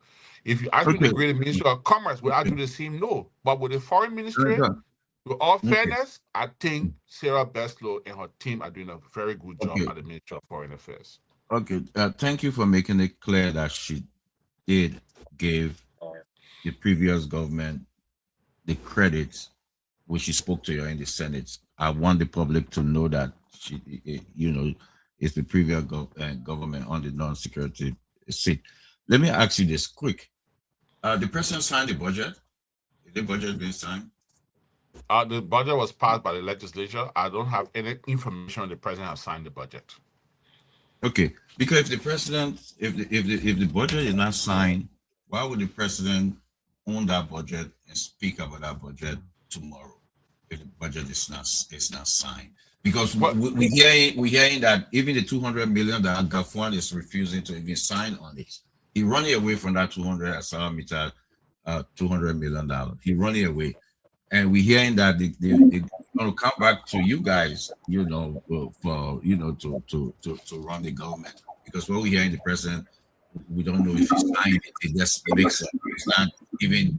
Have you received a handbook on that, the budget? Thank you. I'm there. So Kev, now the president could sign the budget tomorrow before going for a speech. I mean, it's possible if he have not signed it. And like I said, I'm a member of the legislature. We passed the budget. It's been sent to the mansion. I've not received the signed copy of the budget, but that won't tell me that the president have not signed it or he has signed it. If we have signed it, receive it, right? You are supposed to receive it normally in the normal. Yeah, when the budget is signed, then it's printed. It's published and all of that. Yeah, let bring other people in, brother. Go ahead, Senator. I'll allow you to finish, sir. So the president could sign it tomorrow. He could sign it tomorrow morning and come and report to us. If the president speaks of the $1.2 billion budget that was passed, then it means I would believe that he has signed it. And it's possible now. Tomorrow night, the question you just asked, tomorrow night, Stanton can come on the air now and say, why did the president speak of the budget when he have not signed the budget? If he have not signed it. But again, all things possible. The president will sign the budget tomorrow, 3:45, before he go and deliver his speech at 4 o'clock. It's possible. Thank you very much. I think we are on the pre-SONA analysis. We have all day tomorrow discussing the president address to the nation, but you want to catch us back here on Spoon. We trust to start the show just on the dot tomorrow to discuss issue with the president. So now, yes, indeed, we have every achievement from every ministries, every entity within the government, what they have presented to be part of the president State of the Nation address. It's only important for you to know some good and some bad, but it will be an interesting 3 years deliverable when the president presents this. I'm going to bring in, have you spoken with Winfred Russell on this round? No, can you go ahead? No, I just happy Sunday, dear cousin-in-law, and Dr. George. No, he's on the show, man. Let's move on, man. What are you doing here, so? I hope everything went well yesterday. I was thinking about you, seriously. But can we get back on topic before you do your family reunion? Yeah, we can't talk about happy. So yeah, thank you. It was beautiful. CMC was fully represented. Yeah. But they're almost the same. The only thing Russell nose is bigger than her nose at all, but they are almost the same. I think Senator Snow. So my question to you though is that from your own personal vantage point, from where you sit and you've traveled all over, what is the state of the nation? What's your own assessment? What's your personal assessment? How would you rate the state of the nation?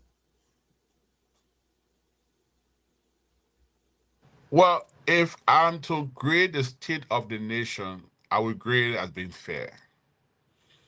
Would I say it's excellent? No. Would I say it's a failed state? No.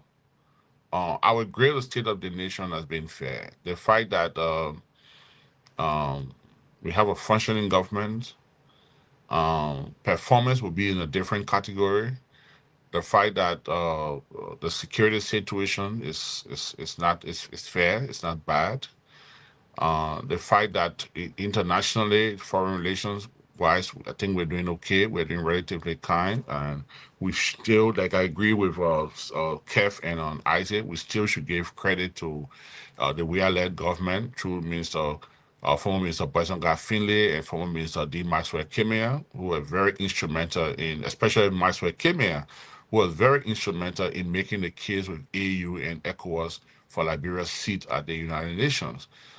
Even though it was quite unfortunate that when the government took over, Maxwell Kimia was to go to Sierra Leone as ECOWAS ambassador.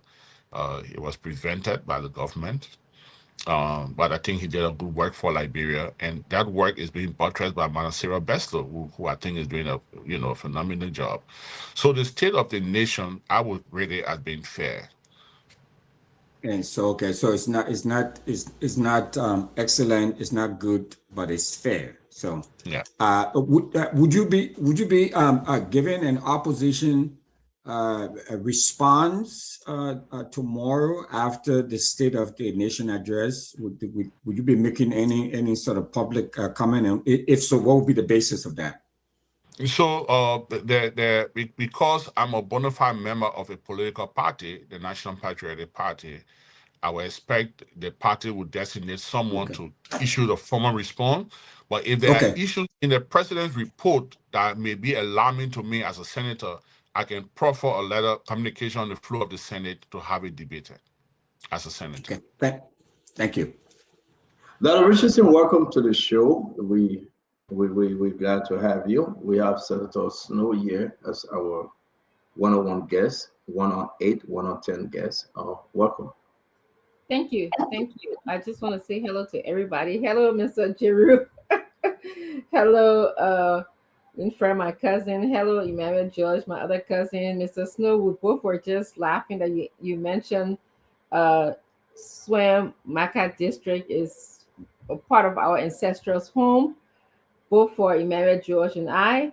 So I was just interested in hearing you mention it. I was interested in you mentioning it. I want to say hello to the rest of the panelists. It's good to also see you guys. And thank you for all of you that joined us today.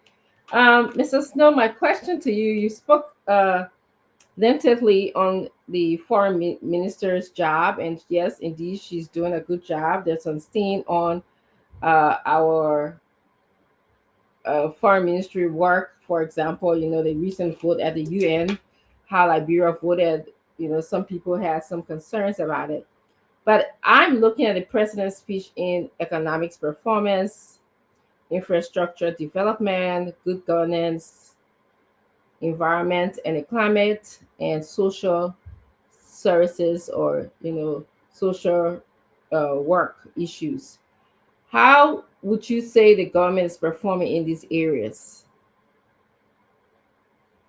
Well, I think the issue of social work, a lot has to be put into it. You know, governance is a bit different from advocacy. When you are campaigning or you're an activist, the role you play in doing that and the role you play in governance are two different roles. And I think the social issue in the country still has to be addressed. There are major social issues, like I related to the educational sector, the healthcare sector. There's still a lot we have to do. And I think, going into the third year, like you guys said, or sorry, you wasn't on the show, but like Stanton and Emmanuel George, when they started the show with Kev and Gibson, they said it's a make or break year. Even though now they're being elected before, but they know what make and break year, it looks like. But it's a make and break year. So this year we have a lot of pressure on the Unity Party. I mean, those things that they didn't achieve in the first 2 years, this year would be cream de la cream. You either have to now recoup on those shortcomings and do more, or you just, because next year, 2027, 2028, I mean, it's just going to be politics. So I think a lot has to be done in the social services, and we just need to fight harder and do more. I think we spend more time doing propaganda than governance, and the sooner we return to governance, I think we do better.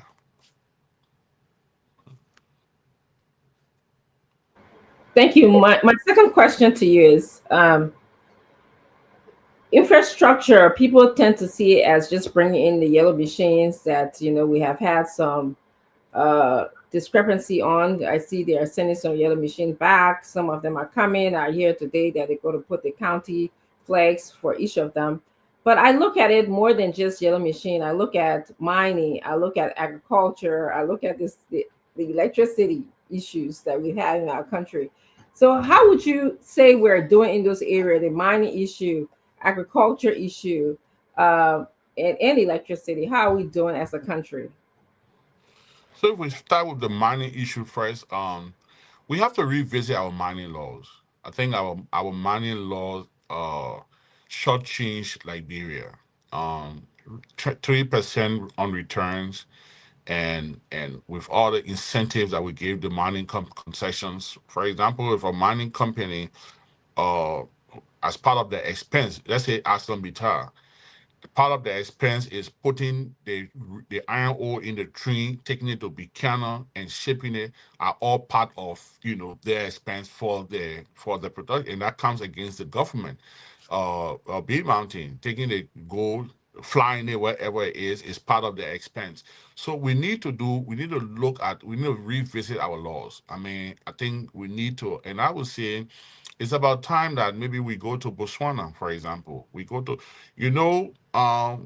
in unofficial studies, and let me be clear here, unofficial studies is showing that Liberia may now have more gold than Ghana. Unofficial.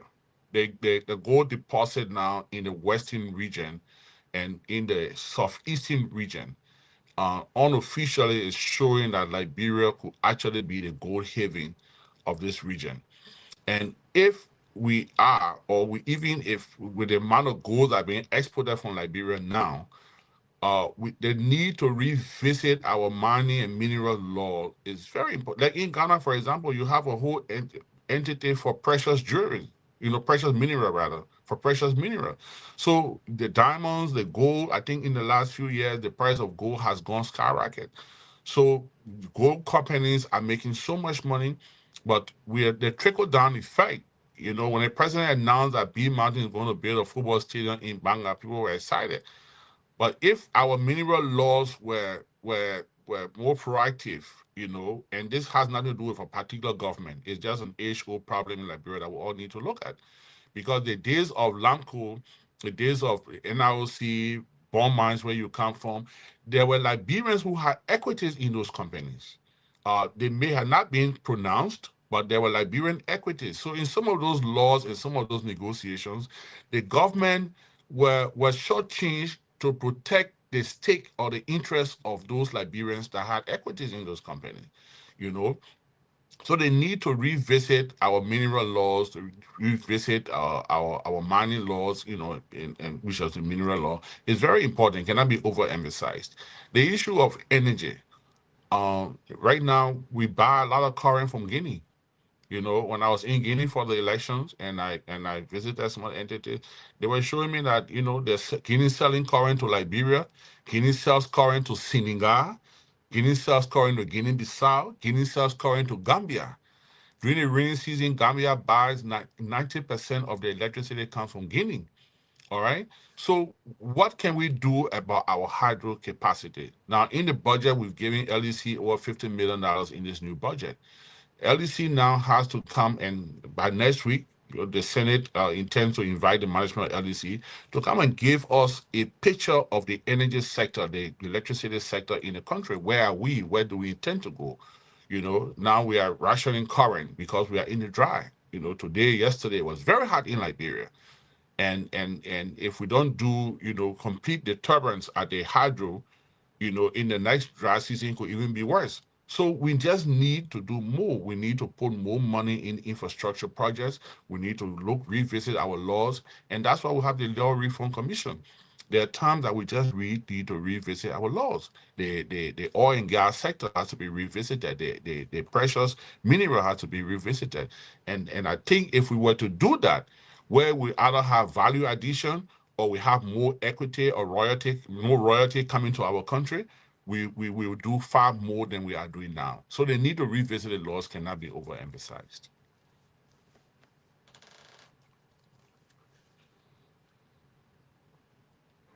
You have an agricultural president, but you didn't speak about that area. Sorry. I knew I left something out. The agriculture sector is challenged.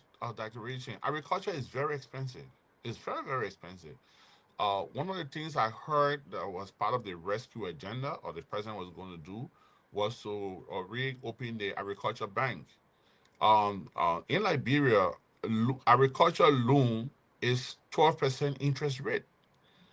Now, if you were to do a crop for 3 years, for example, if you went into the oil palm sector like I'm doing, it takes 3 years, you know, to mature. Even the first 3 years, when you get the oil, you have more water. The palm gets more water than fruit, actually, than oil. And you have to pay 12% or more. I think 14% on interest rate. So until we can really invest in the agriculture sector, we wouldn't succeed as a nation. We always import rice, you know, rice importation. But now there's no reason why we cannot feed ourselves. And there's not much incentive for local farmers. Local farmers don't have incentives. Everybody today that into farming and green fertilizer, other than the big companies, the Mano Plantation, the Firestone, and you know all the Golden Valerian, everybody else, you have to almost bring in your fertilizer and farming equipment from Ivory Coast or Guinea or Sierra Leone because it's cheaper there than it is here. So we have to give local farmers incentives because sometimes most of the farms, you know, if you just do maybe a political farm, for example, I'm a senator. So if I went on my farm today and brought in a machine to extract the palm fruit from the branch and make the oil, I will be depriving several people from having jobs. And it becomes a social issue, it becomes a political issue. So even though there's machine available for that, I still have to hire labor force on a daily basis to be able to do that to create jobs. So the agriculture sector is a challenge. I believe that one of the things the president should do in the agriculture sector is first by beginning to open an agriculture bank. If you open an agriculture bank where due diligence is done, and you save maybe 6% on return on interest rate for agriculture, for farming, it will help you. There are a lot of local farmers in Liberia. Sorry to interrupt you, Chief Senator Snow. I think no one in Liberia should be able, to lecture President Barker when you talk about agriculture. That's his area. No one on earth right now, in the whole war, the whole global war, no one can lecture President Joseph Yema Barker on agriculture. It's disappointing. Alexander Nuta said now there, Minister of Agriculture, talking about small park here, small park there. That Yema, 3 years in the government. Joseph Yema Barker, President of the Republic, should be the one telling us exactly 3 years in his government, agriculture, we're feeding ourselves. Brother George, am I kidding here? Is this politics? Stanton, under the Weah-led government, millions of dollars went into agriculture. Millions. If you were to conduct a comprehensive audit today on the agriculture sector in the last 6 or 7 years, Stanton, plenty people will go to jail in Liberia. Plenty people will go to jail. So yeah, but why you guys stopping it? Because the money that Jenny Cooper was giving you when Mr. Nuta was consultant working with her, that money that came from the foreign partner that he said 250,000 went to Amara Kone, Prince Mo. They say you took some you yourself, but it's got family got 75,000. Not a all dime. That money, all that staff money, everything. No. Stop right there.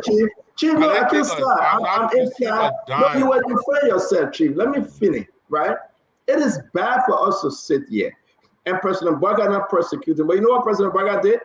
He elevated Jenny Cooper and said, thank you for giving Snow that money. He elevated her. She was on the LDCC indictment record. Though she was covered by George Manaway at the time, President Barker elevated her. And you expect when you are giving less than 10% to agriculture, you expect the government to boast about agriculture? Look at the budget. So Stanton. Come on, guys. I mean, you're doing this to the country that is so bad, and you want to lecture us about agriculture, and the agriculture czar work at LPMC that Joseph Yema Barker, agriculture ministry that Joseph Yema Barker. Trouble wife used to go on the farm, the man would tell them, you're not taking the farm bag already, you pay for it. That Joseph Yema Barker. All of those things. And we say now here today, crying that agriculture is the worst in the country, under our agriculturist president. The man went to school, and the man got a degree in agriculture. What would the president say tomorrow about agriculture? That I'm going to take 250,000 and he didn't pay free money. That Snow walk away with some money. I don't know. Snow say he didn't take some. Why Alexander Newton that investigating today? Because Alexander Newton himself took some. He told some. He said he admitted. This is a charade. This is bad for our country. You know when people say, and I like what you said, Chief. I'm beating on you saying no Snow. But when people say the people just bring paper in from President Barker, he say it good, yeah, it good, and he leave it. It means that something is happening. Because the president says it's not, who can lecture President Barker about agriculture? Now we're talking about 300 and some more yellow machine coming again on agriculture. Hey, man. But if I try to say, stand on our CDC now, you're not coming out of Unity Party. So I'm not trying again. Snow. 2 weeks ago, they said I was beating on CDC. I'll be on Unity. So, but me, I'm talking about it now. The Snow went on because he getting half for him. The Snow takes on the money. On a job matter, he got to tell us that he takes on the money. But can't you remember the money issue, right? Stand on, LEC went and turn on my generator, so I didn't. Yeah, we'll wait for you. Yeah, LEC come back. They will turn the generator. We'll go and talk about LEC. Okay.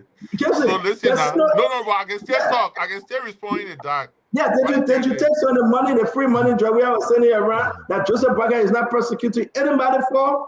I mean, this is an embarrassment. That's why LDC. So let me ask you a question before you talk. I beg you, Chief. How much is in the budget 2026 for agriculture ministry? For agriculture, how much? You ready? Yeah, I'm asking you, how much is in the budget for So agriculture? Stanton, I'm what you call PEP, political exposed person. Go to the Ministry of Agriculture and search the record. I did not take a dime. I was not giving a dime by the Thank you. Jenny Cooper led administration at the Ministry of Agriculture. $1 of that money is not on my farm. All right, so let's make the record clear. I don't know about the others you are calling, but I can tell you, and you know, sometimes God works in a very special way, and sometimes you think that bad luck, but it turns out good luck. I can tell you today, if I had taken some of that money by now, my farm will be with Etin, what in Cloud Martin, who have been looking for my farm. So I'm so happy that I didn't take a dime from there. My farm is operating on its own and it's doing very well. It's self-sufficient. The farm is paying itself. It's putting some money in my pocket, and it's doing very well. I have a new management team. They're doing excellent. I did not take a dime from the government of Liberia for my farm. Let's make the record clear. Let's talk about agriculture, Chief. Then we'll bring in Emmanuel George. How much in the budget for agriculture? How much you're putting in the budget? I will have to check. I'll have to check, but it's in the tune of, I think, a little over. Let me not call figures, but I know agriculture got.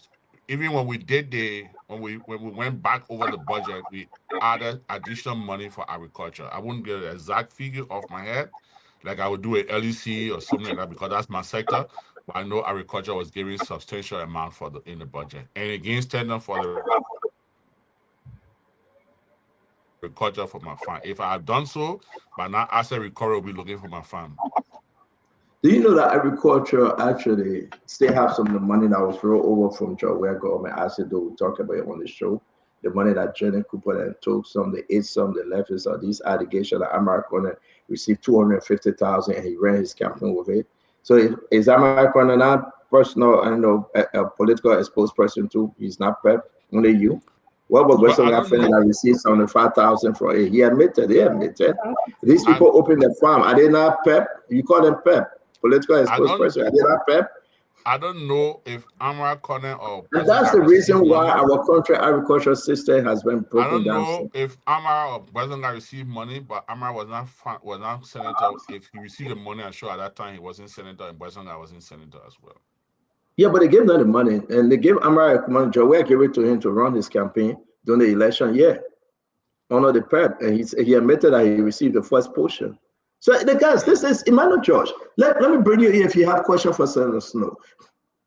We will go ahead and beat on this government because we already know what in this State of the Nation address. We already know what in it, right? But it's so unfortunate when people talk about agriculture because we have an agricultural president. We really want to know if President Joseph Yuma Boakai will look at. Is he speaking from a teleprompter? Well, Stelon, you gotta who? Is the president will be speaking from a teleprompter? Stelon, you gotta understand too. When the president was doing agriculture, there was no computer. So some of the things are, some of the things, there are new technology, there are new scientific, research. Okay. So it's different. Okay. So the president will be speaking from a teleprompter tomorrow? All right, on the show, I'm not scared to laugh. Will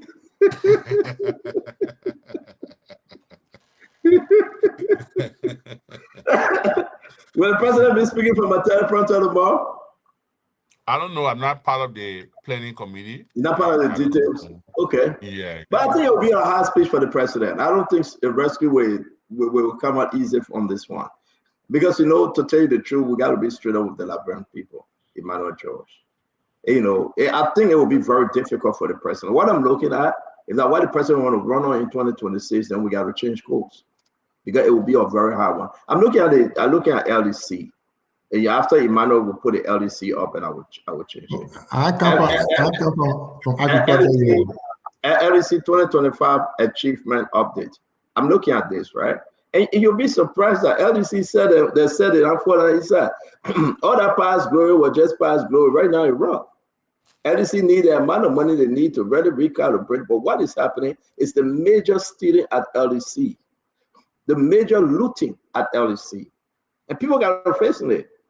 This guy came from Ivory Coast. I mean, they say he meant well, but don't sit there because LEC is going backward if they don't have certain. And why you can't tell the people that LEC needs certain amount of money to revamp that place, because it's a major problem right now at LEC, and the stealing is continuing. Millions of dollars is running all of LEC right now on illegal means, and we got to discuss it. We'll wait for the president. I'm reading the achievement report. I'll put it up shortly. Emmanuel George, let's hear you. Welcome to Spoon. Hey, someday good, someday bad. Madingo Mepupu Cola Water. I will say this to all of you. It's not about me, it's about you. Let's make progress. So Musa Benedict talking about Cola Water, Benedict? No. I said Madingo Mepupu Cola Water. I said Musa Benedict. Because I just are going to deal with you. Musa Madingo man. No, Cola. Musa Madingo man. I mean, Musa Pro getting ready to respond to President Bwaga's speech. But anybody that will respond to this speech, it will be an easy response. We'll be on the show tomorrow on time, 8 o'clock Liberian time tomorrow. We'll be discussing Honorable Snow. Please come back after the president laid his signal. We hope you can join us tomorrow. We'll be bringing in Musa Benedict likewise. We'll be bringing in all of the political leaders. We'll bring in Seymour Fremont also to talk about what they're going to hear from the president's speech tomorrow. It's going to be a big one, but I can assure you that what we are reading right now and what we are seeing, I hope tonight the president can change course, because it doesn't look good if that what the president is going to present to the But Liberian how you people. got the president's speech?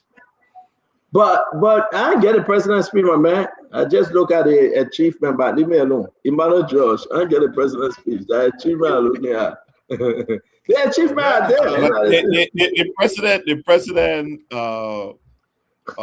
I think it should be Sora. The Constitution says State of the Republic address. So the president's State of the Republic address should not be hated. It should be in the public domain by now. But Senator Snow, good evening. It's good to see you again. Thank you for coming on. In the agriculture budget is 13.66 million. And I'm wondering why, with all the work that has been done at CARI, they have only 2.2 million in the current budget. Before I have that, and if I can add to another topic, since we have you on to ask, and I'm giving the permission by Stanton, I have a question pounding my mind that I would like to ask you. But one thing is for sure, and you can correct me on this. Yeah, President, but I'm wondering why we say he's the agriculture president. I don't know if President Barker has a farm in Liberia that is thriving. Yeah, he has a farm.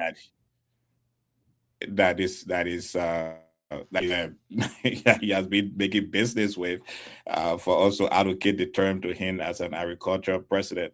But Senator Snow, on the other note, can you help us understand, as the chairman for hydrocarbon and the passage of the Oronto deal, can you help us understand what was your thinking, what was in your mind when you voted for that deal? Especially when we take into consideration, I'm sure we discussed this when you came on the show before the deal was passed. When we take into consideration that Chief Ado Eze has been in the country before, he flipped wells for about 250 million, did not give a penny to Liberia. What was in your mind when you voted yes for that deal? So let's go back first to the agriculture sector. Yes, the president has a farm, I think in Solme, Bapolu area, just between Bomi and Bapolu. I think over the last year it has grown, it's a large farm now, and even they're into fish farming. I think they have a fish pond there doing a lot of fishing, all of that. And maybe the president just need, again, like I said, to pay more attention to these details. Sometimes agents of the executive, because they are at the will and pleasure of the president, will say things to the president just to make the president feel good. But if the president was to pay more attention and get a crack team or an independent team to just verify some of this information, I think we'll do better. Any president, not just limited to President Boakai. If we talk about, I'm sure the topic has changed now to the oil and gas sector. So the Oronto is bad news for Liberia. So there's nothing you can't convince the ordinary Liberian man about Oronto when you talk about Oronto. But what is lacking in the public, or that the public is not fully knowledgeable about, is that since Oranto did the flipping in Liberia and took so much from Liberia, the laws, there have been some reforms to the law, or the capital gain tax law, for example. It now protects Liberia better than it was when Oranto did the flipping in, I think, 2014 or 2015, whatever time they did it.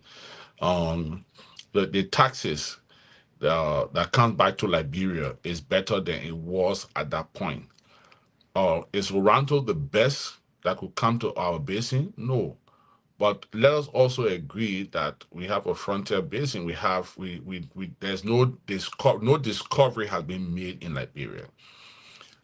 Because there's no discovery, sometimes you may not be able to get the super majors to come into your basin when there's no discovery. Sometimes you look for smaller companies that could partner with super majors that could come into your basin, and then when there is a record of discovery or something, then you can look into these things. That's why these laws are not perpetual, or these concessions are not perpetual. So, for example, Oranto is now holding a lifetime license to operate basin in Liberia. All right. So if you're talking about even 9 years or 10 years, some of the companies have 7 years. Even the process of getting to drill, to get to, you're talking about over 100,000, sometimes 150, 200,000 feet, in deep waters. If you're talking about getting to that, even if there was oil in Liberia today, no company will make a discovery of oil within the remaining 3 years of the Joseph Boakai administration. It takes you just about that time to even start the drilling process and hitting down there. So by the time you are in year 5, year 6, if there's discovery, you left with about 2-3 years for the expiration of your license to have it renegotiated. Already, there are a lot of revisions going on in the Senate, in the legislature as a whole, to revisit some of our laws. And the laws in the oil and gas sector, the President pro tempore, Madam Yomni Kanga Lawrence, have been very deliberate, intentional about revisiting some of those laws with best practice. How can we tie our laws with what's happening in Cote d'Ivoire? How can we tie our laws with what's happening in Angola? How can we tie our laws with what's happening in other oil-rich countries? So the Oranto deal may not have been the best deal for Liberia, but it's our own way of attracting other oil companies to come into our basin. Because if you just wait, you haven't had any discovery. There were oil companies that came here before 2014, 2015, 2016. There were oil companies around here, and they made no discovery. So if you wait again and say, we're not talking to Oranto, we're not talking to anybody small, we only want Total and Chevron and Exxon to come, and they're not coming into your basin, what do? So is it the best deal we could get for Liberia? No. But is it dangerous? Is it going to harm us? No, because the laws have been revised. The capital gain tax laws in Liberia is far better than it was when Oranto did the first flipping in Liberia.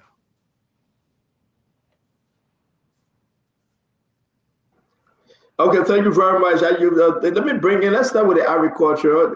Gibson, I was just laughing with Gibson, Senator Snow, before we bring in Isaac Doherty. There's somebody calling you from the back, telling you what you ask me. Go Yeah, ahead. to give information. Senator Snow, Gibson said he got to drive his wife to work. And I said, oh, your wife's still working, but you got 1.2 million sitting in the bank. He said, don't tell people. He said, don't tell people. So I said, let's hear you. So, Senator, let's make sense out of this thing. Senator, you agree that if you say Zor means somebody who is into the thing, to the middle of it. President Boakai is agriculture Zor. He's agriculture Zor. Every time you talk, you say agriculture. He's an agriculture Zor. So we expect to see that manifest in the life of the country, especially now that he's president. But let's make sense out of this. Resource allocation is informed by, the entity's strategic goal. And we understand that President Boakai, being an agricultural man, quote unquote, who take agriculture very seriously. But these things are not just in math. We can have evidence as to how people attach importance to certain things.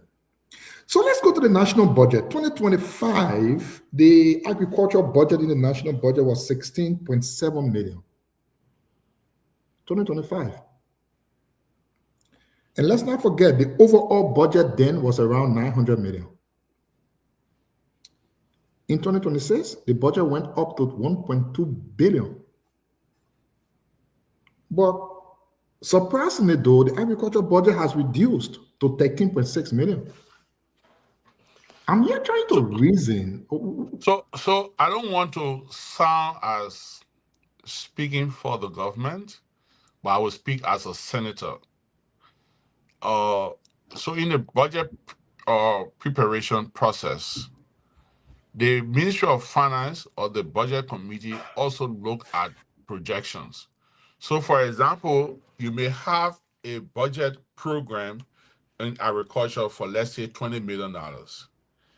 And during the budget preparatory stage, you know that maybe the World Bank or FAO or African Development Bank is going to bring in, let's say, $7 million to the Agriculture Ministry. It wouldn't come in the budget, but you will definitely now look at the possibility of cutting that $7 million and reapplying to other areas because you already have a projection of that amount coming from another external source. So I believe, and when we had the meeting, I'm on the Agriculture Committee in the Senate, when we met with the agriculture folks and the Ministry of Finance, we had some concern. As an agriculture person, I had the same concerns. And they were able to show us some of those monies that are, bilateral arrangements that would be bringing external funding into some sectors. And because those monies were coming, it's like in the youth program, the youth and sports program, for example, if you have youth training, then maybe you're going to get $10 million from the World Bank. And your budget for youth training is $5 million. It's $15 million. The Ministry of Finance, once they clear on those bilateral arrangements and the funding, external funding, they will now put $5 million in the budget because they have already secured $10 million from external source, which cannot be reflected in the national budget. So that's some of the issues they have with agriculture. But don't get me wrong, I still think we need to put a lot more into agriculture. And the first thing we need to do, I know there was a bill sponsored by Senator Joseph Jala from Rufa and some other senators on the establishment of the Agriculture Bank. I think President Becker's legacy, with one of the things he will leave behind as an agriculture czar, like you said, our agriculture president, would be to open an agriculture bank and give incentives to farmers and to give low loans or low interest rates to farmers so that we'll be able to invest in the soil. So Chief, and unfortunately, that is the, should I call it 1722 thinking, some type of explanation from folks in the government you want to hear. They want to base the government's priority through the budgetary allocation process to the sector funding that comes even from external sourcing. You get to see the actual priority of the government as reflected in its budget. And beyond that, though, the sector allocation is extended over a period of years. So sometimes let me interrupt you. Sorry for that. Are you not making a mistake with the agricultural budget for 2025 to 2026? No, sir. Can you send me what the entire sector agriculture? Yeah, can you send me what you were reading from? Can you say what you say again? Let me correct. You said 2025. What was the budget? 2025 was 16.7 million. And 2026? 2026 is 13.6. I can send it to you right now. Yeah, please send it because I think we have some discrepancy. We gotta see where you're getting it from. Because I think there's a mistake in the budget. Right. So, yeah, I got it. As we're going ahead, so Senator, as I was saying, these allocations in the sector, not from the perspective of the government's budgetary allocation processes, is extended over a period of time.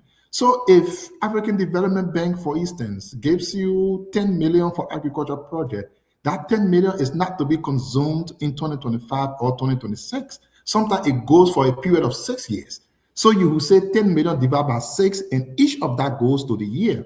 So if that's the argument that, you know what, 10 million is coming in, then it won't be reflective of the actual good of the country as per time. So if the government were to mention how much of the money investment they want to put in the economy over the period of 6 years, it would be far short of its target. And that's exactly why we continue to see the reason why Liberia keep on being hungry. Liberia keep on being poor, despite the fact that we have, quote unquote, someone who graduated with agricultural degree before I was born and has been in agriculture made throughout his life, and we can't see anything about it. I disagree with that premise, and I think it does not reflect the reality because, I mean, if you can see, and I wanted to say again, not only is $13.6 million being agricultural budget for the sector this 2026, this only constitute 1.1% of the total budget. How on earth can you have agriculture as your top priority in your strategic planning and it only consumes less than 2% of your resource allocated to projects? You will agree with me? But I say I'm working in the bank like you, but in the budget 1.2 billion, 13 billion will be not be 1%, it will be less. No, it will be 1.1%. 1.1%, 13 million. For 1.2? Actually, I took it at 1.3. I ran it up to 1.3. It's now 1.2, something, so I took it at 1.3. So at 1.3 billion, it will be like 1.1 billion. So start on, let me send you. The budget so 1.3 and 1.2. Actually, it's 1.2. Why you running all the budget for? Who, no, listen, if you had a look at the budget, it's 1.2 something over. So I just took it at that figure. So again, I said you were talking about the sector. We're talking about the ministry. So you the sector involved all the other people. That's why I went to that. So I say the issue also because we're not running a multi-year budget. And these programs, some of them roll over. I think what the ministry could do would be to prorate it. So if you're going to receive 10 million maybe for a 3-year project, you're not going to put the entire 10 million against 1 year because we don't have a multi-year budget, budgetary process. We have, it's year by year. So again, I'm not on the finance committee, but as an administrator, in some of the presentations that were made during the budget deliberation in the Senate, those issues came up. And the explanation from the experts from the Ministry of Finance and Agriculture was that they projected extended funding and cut some of the budgets down based on the interventions that were made by international partners. So yes, we cannot reflect the budget on the external funding, but again, our budget and our programs are not fully funded only by the budget. There are external fundings that come to the country. Let me share this with us before we bring Tiwanuka in, right? This is some of the achievement from the Agricultural Ministry 2025 achievement, right? I mean, who did the president's speech? That speech again? Right. Can we keep the conversation going? Our argument. Stand up 1 minute. Stand up. We keep the conversation, but I want Kev Hassan and Isaac to notice that the same gold roller watch the president wearing is what you're wearing right now. Show it to us. Let's see it. Don't take it off. Don't take it off. Don't take off your watch. Don't take it off. You just took your watch. You just took it off. We watch. Look at it. But Imara, you saw the man watch, right? You just took it off. Which watch? It's okay. Go ahead. So you always give me a hard time. I mean, this thing I bought it from Macy. This is microcode. Yeah, that microcode I bought it from Macy, $600. But why you took it up? Thank you. So let's get back to agriculture, Chief. It's really important for us to say this, right? Let me put this up. In 2025, we made stated progress in transforming agriculture under the Arrest Agenda for Inclusive Development. Agriculture remains central to our national development. Food security, job creation during this year. More than 198,000 farmers benefited from government support. And people trying to say, who are those farmers? 198, over 198,000. Maybe we'll ask for the list. Let's ask for the list. Let's ask Alexander Nutter for the list, right? 198,000 benefited. talking about government support, including extension and advisory services, improved seas, mechanization, climate smart practices, animal health service, and improved access to market. With the support of our development partner, 35,000 farmers were reached. So added 35,000 to the 198,000. That gave you 33,000 with strong participation by women and young people. These guys create their own numbers. Where ASID do? Production strengthening or strengthening across key value chain, climate resilience, rice expanded by over 6,005 hectares from previous year, adding more than 22,000 metric tons of potted rice to production. All these things that yama. And we got a problem, folks. Alexander Nuta got to explain this thing. Like you said, I want to ask you, Senator Snow. Here we are, the president going to stand in front of the microphone. He's going to stand in front of the Liberian people. He talk about coffee, talk about rice seed, talk about everything. I like the last one, and I'll put this in there. You can take it. We'll discuss this tomorrow. Domestic rice value addition has also increased with 3 major processing facilities located within Nimba County, Vajama and Foya in Lofa County, actively involved in rice processing by the end of February 2026. Dedicated outlets for locally produced rice sales will be available where the public can purchase rice. Now, is this it? That the first 3 places that people get snow. Let me name the place in Bindi, and I play Bindi in Lofa, right? No, Bindi in Nimba. Bindi has always been a rice production place in Nimba. Vajama and Foya. So Bindi is a place in Nimba. Nimba. Always it's a no land rice. The Foya, I think, is high land. You have different grades of rice. You know, the Rega.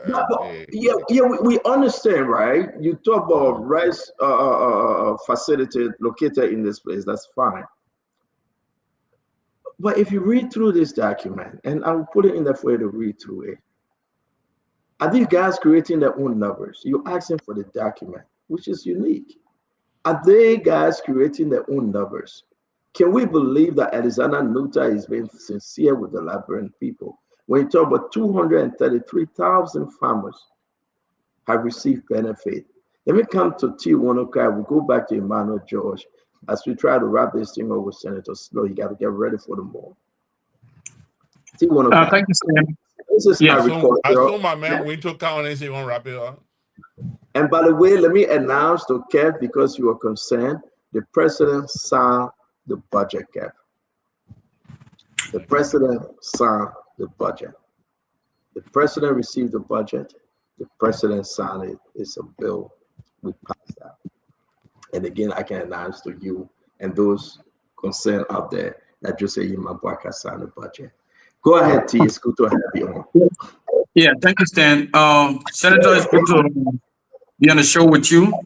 I think for the most part, you've been very objective, even as an opposition senator. Let me begin with asking you a question. The budget that Stan just said at the president's time, did you vote for or against? That's my first question. I voted against. Oh, you voted against it? Yeah. What was your primary reason? What was the most important reason for which you voted against it? So my primary reason, when the Unity Party campaign, when your party campaign in 2023, one of the things they said to our people, which resonated so well, was that upon taking over the government in the first year, harmonization would be history.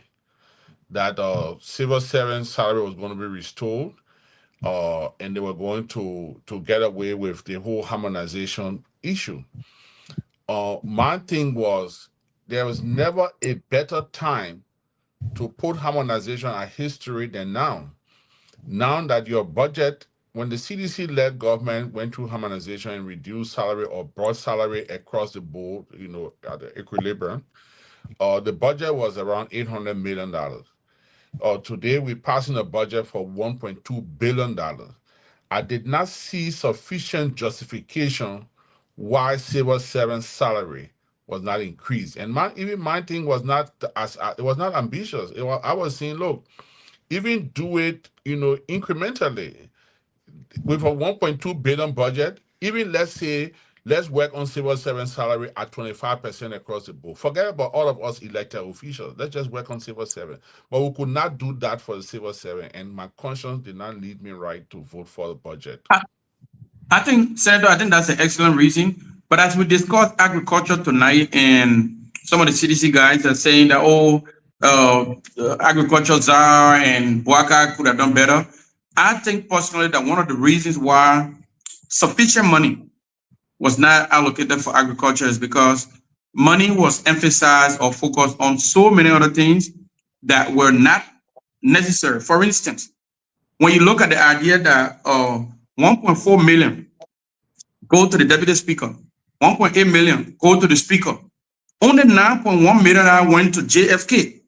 On this show 2 months ago, we discussed why we can't get this machine, that machine, all of the life-saving devices that we need. So my question to you is, besides the point that you just emphasized, have you ever on the floor either raised a motion or try to argue in favor of, like raising agriculture budget and all of those areas where we spend too much money? And we even begin to talk about education here. The University of Liberia, all the universities around the country, the money that they receive, when you match it up against the money that you guys receive for salary, have you ever on the floor argued that this money that we the lawmakers, is just too much and is affecting other sectors, that we need to cut down our own money so that money can be allocated to the right, areas that will benefit the Liberian people? And my final question to you is, sorry, go ahead, Senator. So when I made my case for not voting for the budget, a lot of the things you just mentioned were also incorporated in my argument, in my debate. I believe that the elected officials, and I didn't specifically name the president, vice president, speaker, or anything like that, but I named elected officials, which include myself. I think that whatever enumeration or benefit that was being increased on our side, if we had diverted that or turned that to the civil servant, it would have meant a lot. I was on OKFM one day, and the Civil Servant Association president called, and he said during the campaign, the president called them at his residence and asked the civil servants to vote for the Unity Party government, Unity Party, and that when he became president in his first year, harmonization will be history. I didn't say that. The civil servant president said that. I was here during the campaign when health workers put on the white uniform and march and say, you harmonize my salary, I will harmonize your vote. So for me, morally, I did not think it was my conscience did not lead me to vote on the budget when we're not doing anything about civil servant salary. Now, when you talk about making the case in the Liberian Senate, the records are there. I've always made that case. I even mentioned it tonight on the education sector, on the healthcare sector.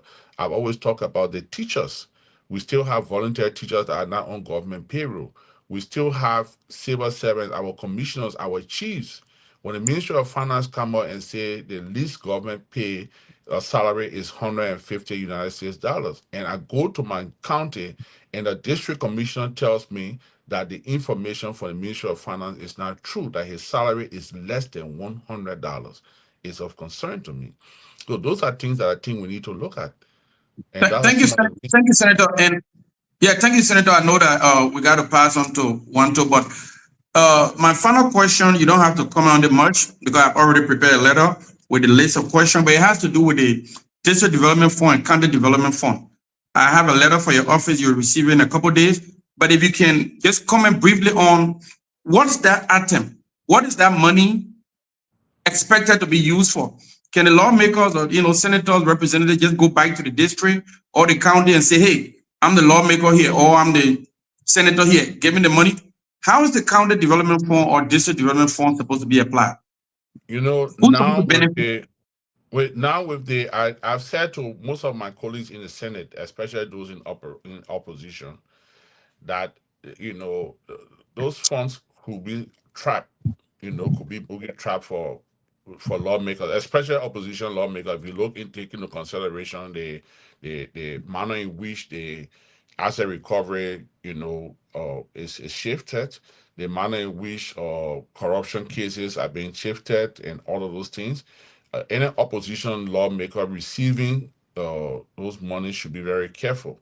And that is why even in my county, when I did the multi-purpose of basketball, volleyball, and volleyball court, I made it public, and we're right now vetting all of our expenditure, our accounts, so that we send it to the General Auditing Commission to have it vetted. When we did the town hall through government money, we did that too. I don't know if every member of the legislature have done project. I won't speak for them. I can speak for myself. But, that money, I mean, if you ask me directly, I think that money should go straight to Liz. And I've always made that argument in the Senate. Any senator listening to this program will tell you that always been my argument. The money should go to Liz, and Liz is in charge of those kind of projects.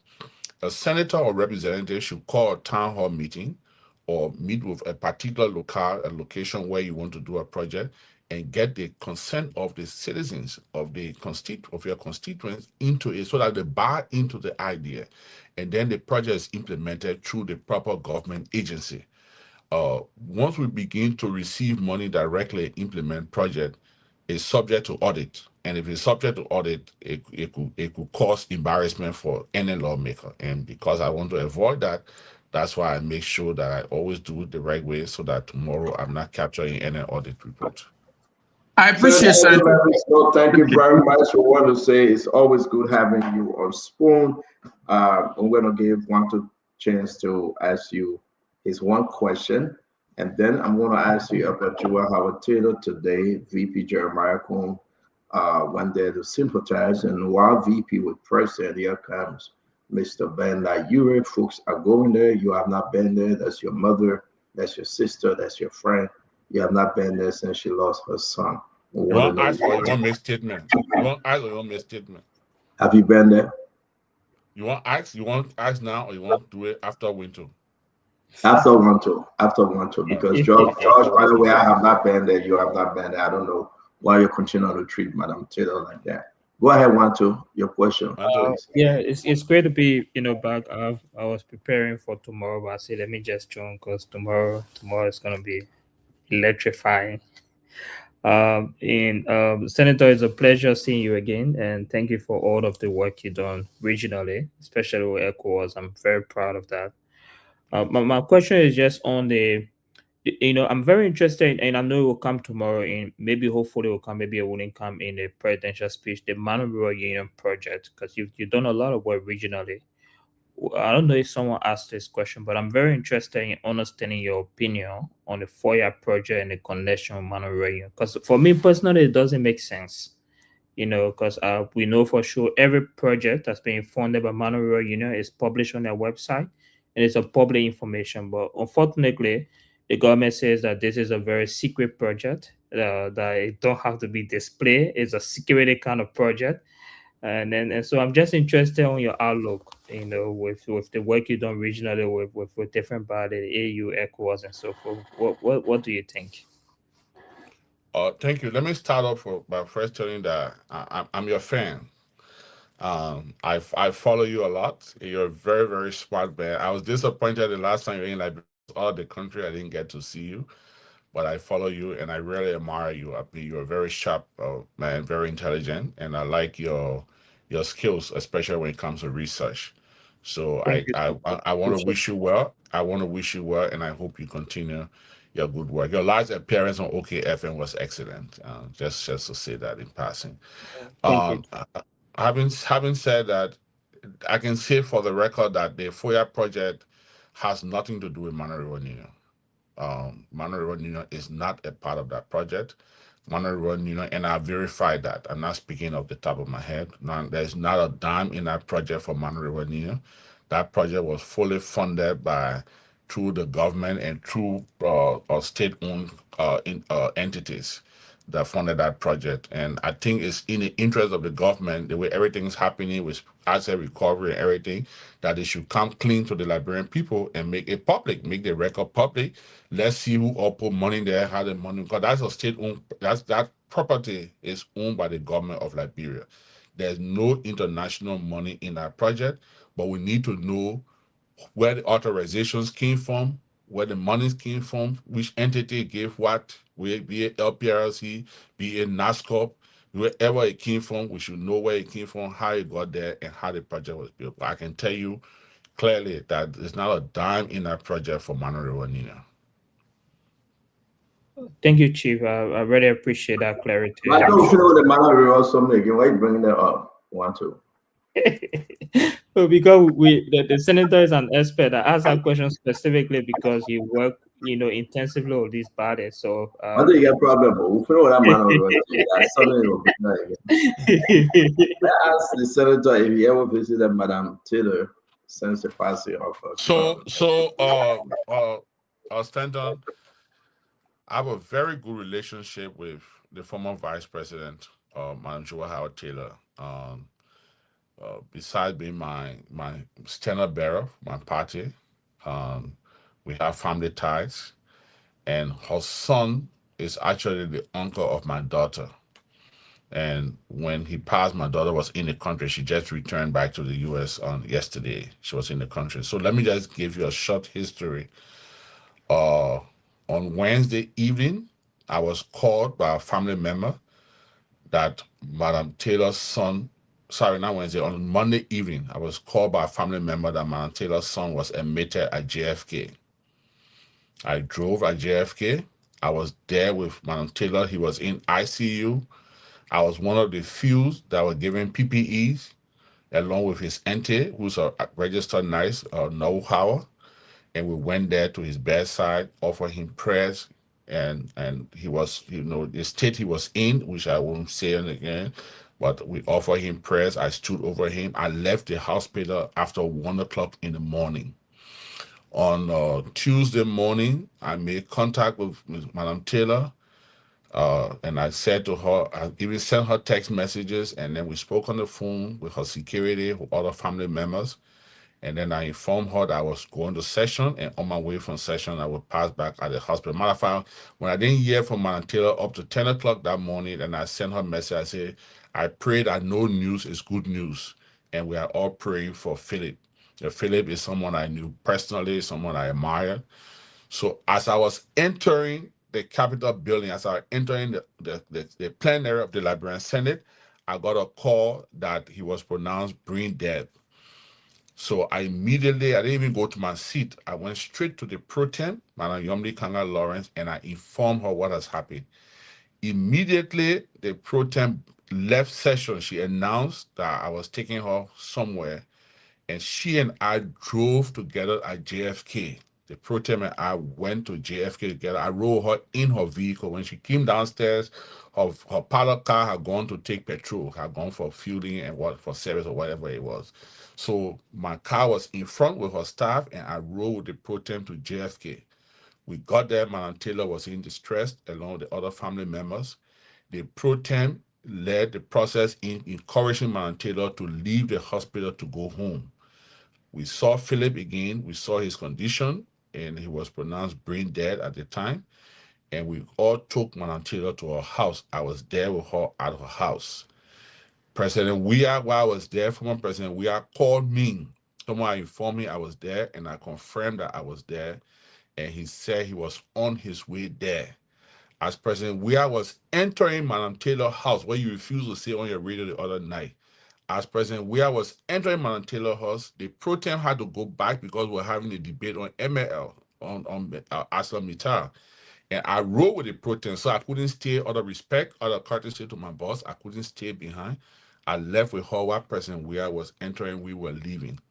We left. I was in session when Philip was pronounced dead. I left the Capitol building, and I was at Stryker. We took the body to Stryker. I stood over the body, and they covered the body and took it into their holding room or wherever they had to do with the body. And I went to Madam Mrs. Taylor's house since then, even my daughter was here. She requested me to get her some, food items and whatnot for people on the mat. And I have visited Madam Taylor I didn't go there today because I had other engagement. One of my friends who died today was his 40 days feast, so we went there. Then I had another meeting today. But I visited the Taylor's home every day since the death of Philip Taylor. And former President Weah has visited there. He was there with his former foreign minister, and other members of his government has visited Madam Taylor. And I will be there tomorrow. If you want to call me, come there. Even while I was there, I even got Madam Taylor to speak to some West African leaders that are informed of the death of her son. They placed calls to her and they have, sympathized with her. And I will continue to visit her. I'm aware the funeral will be around the 20th of February. I have an international assignment, but I've already committed that I will return to the country to attend the funeral because Philip is not just an ordinary person to me. He's the uncle of my daughter, and I had very close tie with him as well as with his mother. May his soul rest in peace. Again, may his soul rest in peace. We want to say thank you. You are family man to Madam Taylor. We actually, I in particular, we expect nothing more than everything or more than what you just said, because we got to rally against her and we got to support her. So I do appreciate. That's Madam Taylor. Madam Taylor is a mother of many children, but that's her only biological child. Yes, and I know what it means for her as a mother. And I also publicly want to thank the president. The fact that as it was announced, the president drove to Madam Taylor House to sympathize with her. Today, the vice president was there to sympathize with her.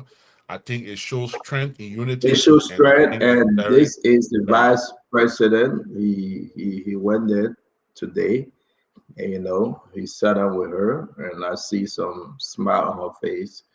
But she's thinking. She's been very strong. She's been very strong. The matter of fact, we have been encouraging her to cry if she has to cry. She's been holding a lot inside. She's been grieving a lot, and I think she needs to let it out. I mean, I'm worried about her. I'm very concerned about her health, and it's very tough on she and the entire family. Yeah, and that's actually the reason why I'm pushing you to say those calm words, not about whether President Weah went there or not. He went there. It's important to know that. Let me put it. I know you want to defend. You want to defend your brother. We was among the first set of people that went there. Yeah. We are seeing President Weah. I don't want to politicize this. Emmanuel George. President Weah went there when the young man was in the hospital sick, and then President Weah went there. Let me see my own. When the man was pronounced dead, President Weah went there before the man was even taken to strike. So I want to say, the man was President Weah went there and visited Madam Taylor. Senator Snow, thank God that President Weah went there. That's what he should do, and we are grateful to hear from you that President Weah went there. I'm not Musa Benitez went there. Musa Benitez went there. I don't know if comments went there. Give us a list of all those that went there. Then give us the list. Say you name me all those that went there and you disabled. So the only picture you got that Jeremiah picture. You got no other picture. Excuse me, Chief. Please. No, I don't ask you. Only Jeremiah picture. Jeremiah picture again. Jeremiah Minister of State. Yes, the last man to go, that the first man picture. Wait. Joseph Boga went there. We showed Joseph Boga picture. Joe, we are at Nicodemus. He travel at night. You don't let nobody take a picture. He ain't get no picture that you go there. That way I put it up.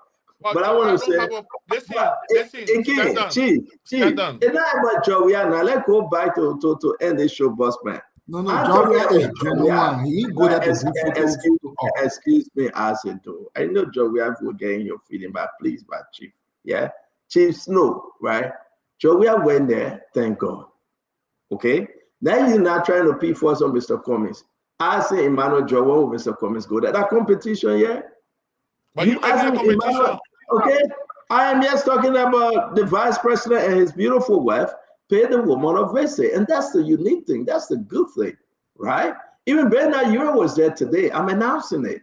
Bernard Ure been there from day one. Bernard Ure took the body to strike her. Bernard Ure has. I'm not saying he did it. I'm saying who was there today. Bernard Ure had offered his cemetery. That was the battle So to be I buried. agree. All I'm saying, Chief, who all were there today? That's what I'm saying. Oh, he did today. Yeah. You're talking. Okay, all right. I'm not saying Bernard Ure didn't go there. Bernard Ure is a good person. People may not know him.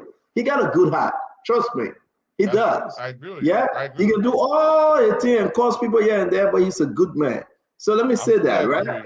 Yeah, and that's what people don't. Yeah. So Bernard Ure went there today when Jeremiah Kuhn was there, and that's a good thing, right? I like the fact that you went there. I want you guys to surround Madam Taylor, right? And take the partisan. Oh, the woman is a strong woman. She's moving strong, and we pray to God. I pray for her every day. That God, anything the way we CDC treated her, but that's all that day by the business we're talking about now. Okay, so you ask him whether Mr. Cummings went there. Mr. Cummings will go there. Okay, Mr. Cummings will go there, and I believe that if he has, I wasn't asking Emmanuel George. Mr. Cummings went there. Emmanuel, we are close to the show. Emmanuel, what happened? What's stopping Mr. Cummings from going there? I cannot confirm or verify at this time, so I won't make a comment on it. But I have one question for Senator Snow. No. That's no. You say you can't confirm whether Mr. Cummings went there, right? I know Mariah went there. I saw Mariah there. Mariah went there. Mariah would go there. Mariah, the Iron Lady, she would go there. What? Mariah and Madam Snow. I have one question for you before we let you go, if you won't mind. We had a conversation about you a few weeks ago. I showed you. You listen to the show. And ASIC was wondering whether you're running in 2029. So in my political life, I work every day as if the next day is election. And I'm working for the people of Bowman County. I'm representing them in the Senate. I think I'm doing a very great job there, and I'll give myself the flower. I've not made a determination as to what I want to do in 2029. So I beg you, you were asking about the Cummings, and I beg you, Chief Melvin, we can announce that Mr. Cummings went there 2 days ago. It's so bad that even Emmanuel George don't know. Man, it's a diaspora. It doesn't matter. It doesn't matter. You gotta know. You can't ask that political question. So Senator, Mr. Cummings. Mr. Cummings, let me help you. Mr. Cummings went there. Let me answer my question now. Exactly. Thank you, Senator. Dr. George, Yes. George, I've not made a determination as to if I'm going to run, as to where I'm going to run, as to which position I'm going to run for. I've not made a determination. But in 2029, I will be a political figure. Unless I say Doe, who has told me he's running in Maryland, I've not decided yet what I'm going to do in 2029. Okay. No, I said don't say you are not running in 2029, but you'll be holding a very key government position. He told me he's running in Maryland. So I can announce on this show. I can announce, and I have to announce it before we let Senator Snow go. Senator, Mr. Cummings visited Madam Joel Taylor 2 days ago. Musa Benedict visited likewise. Everybody going there, the best thing to do, and we are grateful for the visit. Right now, they are watching you, and they say thank you for the kind words concerning your involvement as a family man into this matter. I can also announce that Senator Snow will be running for the Senate seat. He will, and he will be running as an independent. The question, why Senator Snow said there looking at me, he weighing his option whether he will run in Riverside or whether he will run in Bowman. But again, the man carried his own vote. What do I mean?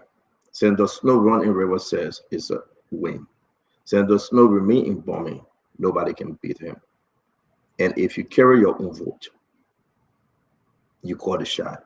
So the man is given 2 counties to make a decision. The only thing that gives him is no problem right now is which county you want to run in 2029. That's his only problem, to make that decision. But any county you say he will run in, he will win. Except I run against him. If I run against him, I will beat him. Trust me. But if you run out, I won't run against you. I don't run against my friends. Look at that. I think you're running team from me. But again, want to say thank you very much, Senator, and thanks to all those politicians, lawmakers, that paying visit. And I'm hearing that Benjamin Semi will be going there on Saturday. He live in America to be with Madame. That's Ben's Well, brother there. That's his little brother. Matter of fact, Ben Pitcher is one of the pitchers in Madam Taylor's living room. His family. Yeah, I'm kind of concerned that he's going there though. I'm getting some bad feelings. I think it may not be good, but I think he's taking advantage of this very sad event to go useless himself to Liberia. But anyway, that's my business. Mario, you talking so? Senator, let's go. Senator, let's end the show. Well, Senator, again, on a more serious note, I'm glad that you invited me tonight. You know, I look forward to listening to you tomorrow or being a part of your panelists tomorrow. I wish the president a good message tomorrow for the country.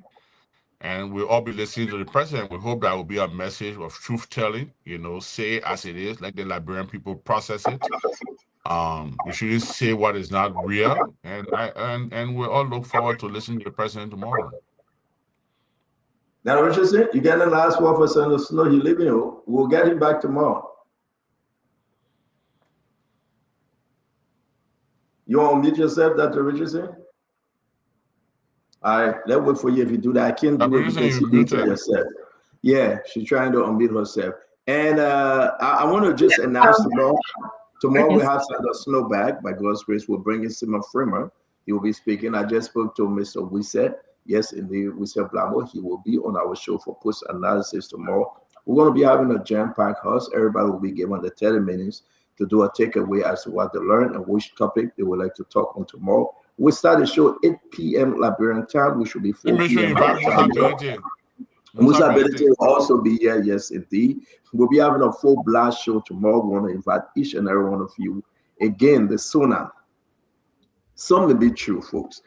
Some will not be true. It will be politics. Just get yourself up for it. That's Liberia. That's political issue. In everything we do, we should put Liberia first. That is the best thing to do. So when things happen like that, we want to say to all of you, it's nothing personal. If the government say they spent $1.2 billion, you want to see the receipt. And again, as we walk towards 2029, only truth can make a political party win. I am not on any side. As you know, I'm on the side of the Liberian people, not for government or against government. People may not like it, but that's me. When I see it, I will talk it. So again, Honorable Snow, let's give it back to you. May God bless you. May God keep you. Thank you for coming on.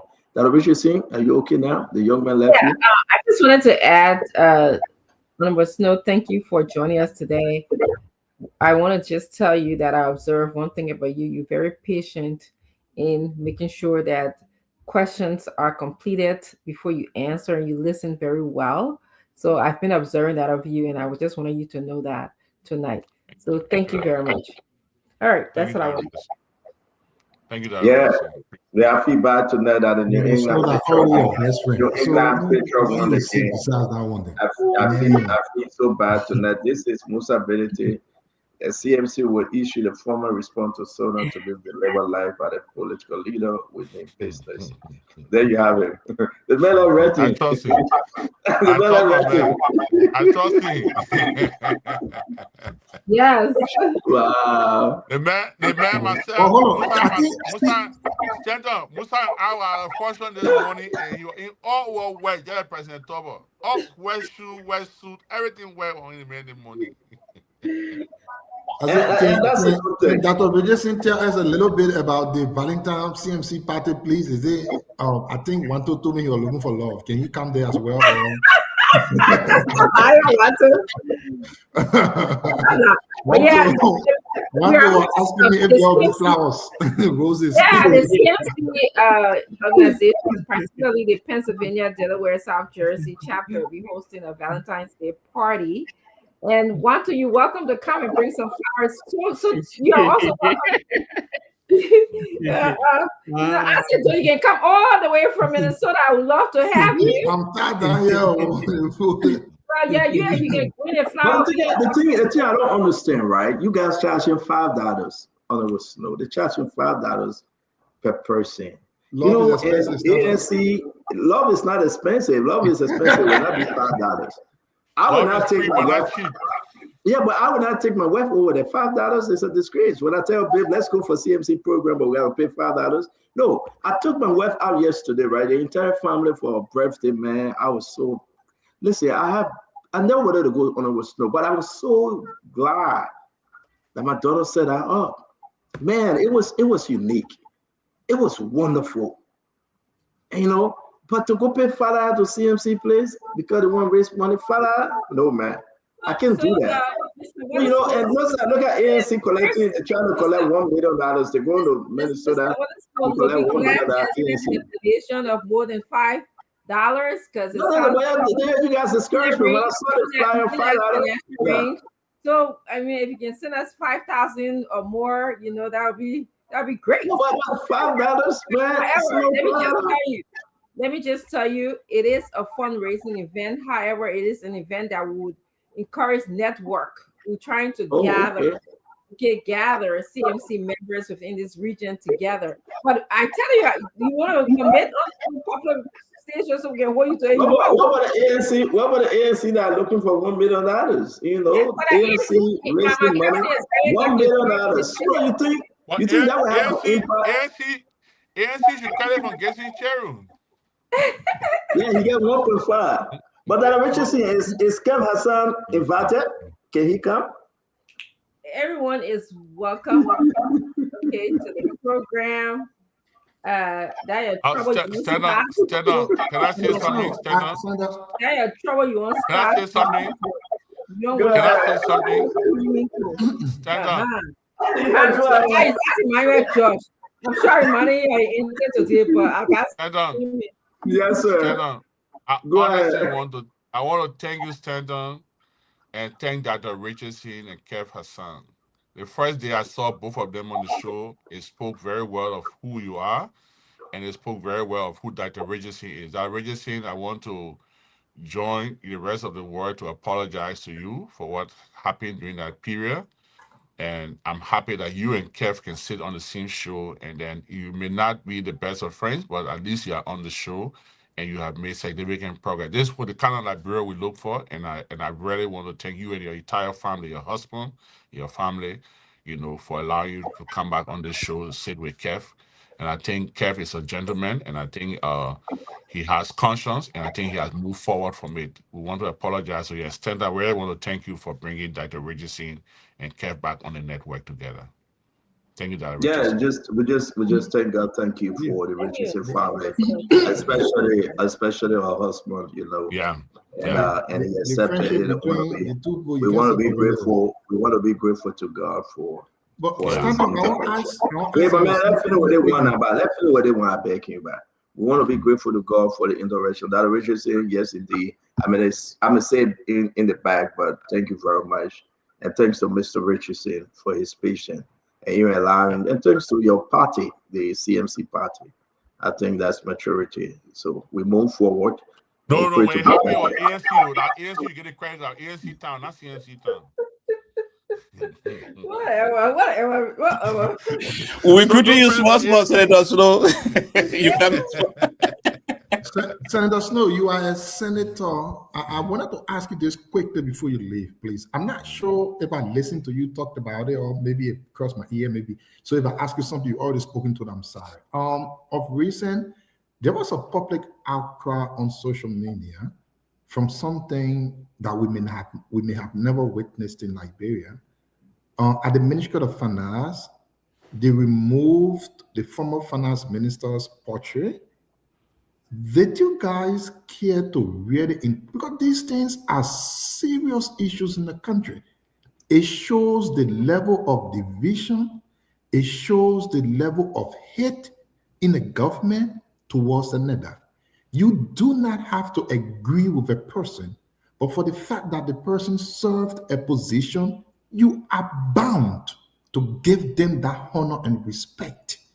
Seeing the portrait of former Minister of Finance Samuel Twe being removed only got placed back after Sekou Kalasco raised the issue. I thought it was a disgrace, and in my opinion, it was the lowest we have seen of recent. Did you guys care to inquire what happened?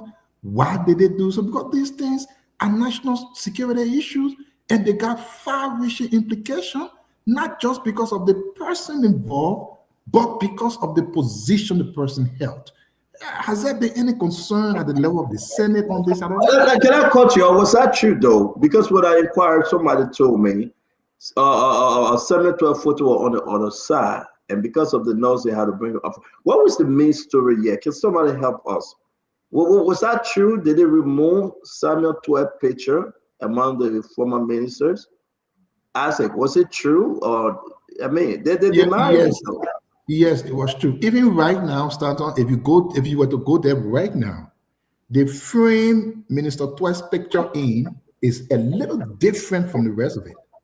They are all gold texture, but one of them is shining gold, while the other is lighter gold. Go and check it. It's because they had to go and refix it very quickly and put it back.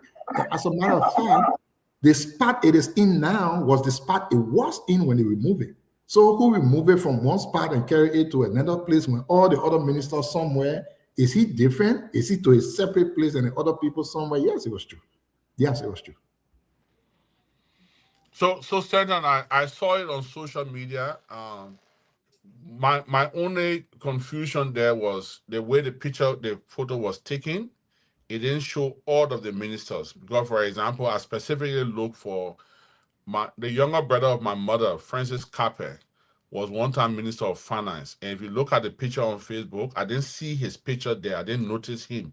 So I was confused if everybody was there. But when I inquired, I called Senator Prince Moe, who chairs the Finance Committee, and he told me it wasn't true that Minister Twerp picture was there. I haven't been to Finance Ministry. Even when Samuel Twerp minister, I never went there. So I could not verify it, but Senator Prince Moe told me it's not true. His picture was there, and I have no reason to doubt Senator Moe. If that happened, Minister Gaffan is someone that I have a lot of respect for. I think he conducts himself very well. And if he was to do that, or he was knowledgeable, then I'll be quite disappointed. But, I know they have their own LU politics thing and this, but I don't think it will go that far that you will take someone's picture, I mean, it's not about the person, it's about the office. Because tomorrow you could be former minister as well. Personally, I don't want to blame Minister Gaffwan. I don't think Minister Gaffwan would do that. But other people, they're scrupulous being I say, if it is true, it's Minister Gaffwan. Okay? He's the minister. If it is true, it's Minister Gaffwan. I don't know where you're coming from. Why you're always saying this? The same thing the other brother came and said, every bad thing that happening to finance ministry, that the people around Minister Gaffwan, but not him. I say, if it is true that Gaffwan, he called the last shot and the first shot. So maybe you are saying it is not true. Then we'll move on. But I can announce that Agriculture Minister, I reached out to Alexander Nuttall too. They said they removed Jaden Cooper picture as well. And when people complain, they put it back. So is this a circular in the government that remove all the people in Georgia government picture from the ministry? Because if it is happening to Agriculture Minister, then I'll say you're not blaming Alexander Nuttall too now. That people around Alexander Nuttall, right? No, I said I don't want to not that he's not. Yeah, you can't have it.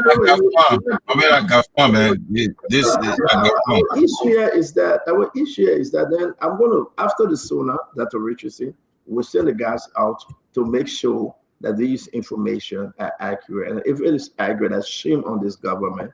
If it is true, that's a bloody shame on this government, and those guys should be held responsible because they will not be in power forever. They will not be, there's no saying. We got to be more mature than this. Those ministries and those entities. That's how it's been always, though. The point is we haven't taken attention to how this government is driving polarization. We can see in terms of employment, in terms of opportunities, it's just systemically terrible. Maybe tomorrow, I'm looking forward to see if the president will talk about reconciliation because the president have reconciled with Mr. Cummings. That's the key. It will be in our message. The president reconciled with Mr. Cummings. You cannot go. ANC cannot doubt it. No, I know Snow got to go, but this is one of the biggest reconciliation pictures. Can anybody say anything? I mean, can I get a negative view on this one? The president, Mr. Cummings, is happy, and I respect Mr. Cummings. Mr. Cummings, is it JMB? Is it JMB on the president's hat?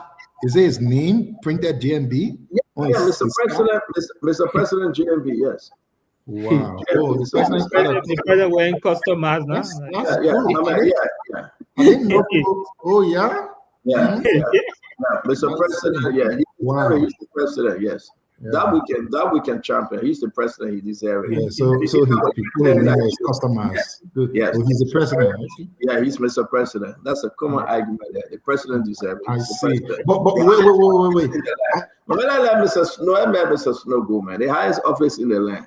You talk about trivial thing when they say Gafan to send to a picture, you say that Gafan, a Gafan secretary. Then at the JMB, how you want to, but you're gracious opposition. Okay. Let me bring in Adam Snow, Chief. Thank you very much for joining us. Kev Hassan, are you going to attend the CMC thing with Dr. Richardson? If I invite you, sure. My man, the woman Dr. Richardson put it thing in the chat room. It's not special invite. But the man scared to travel on bridge, so he can't go there because you gotta cross the Delaware Bridge. That bridge can be shaky if you drive it on it. The man will not drive over that bridge. Somebody, you know what? Somebody sent me a text just now. They say they happy to see that Regency and Kev on the show, but they want to see them together in person.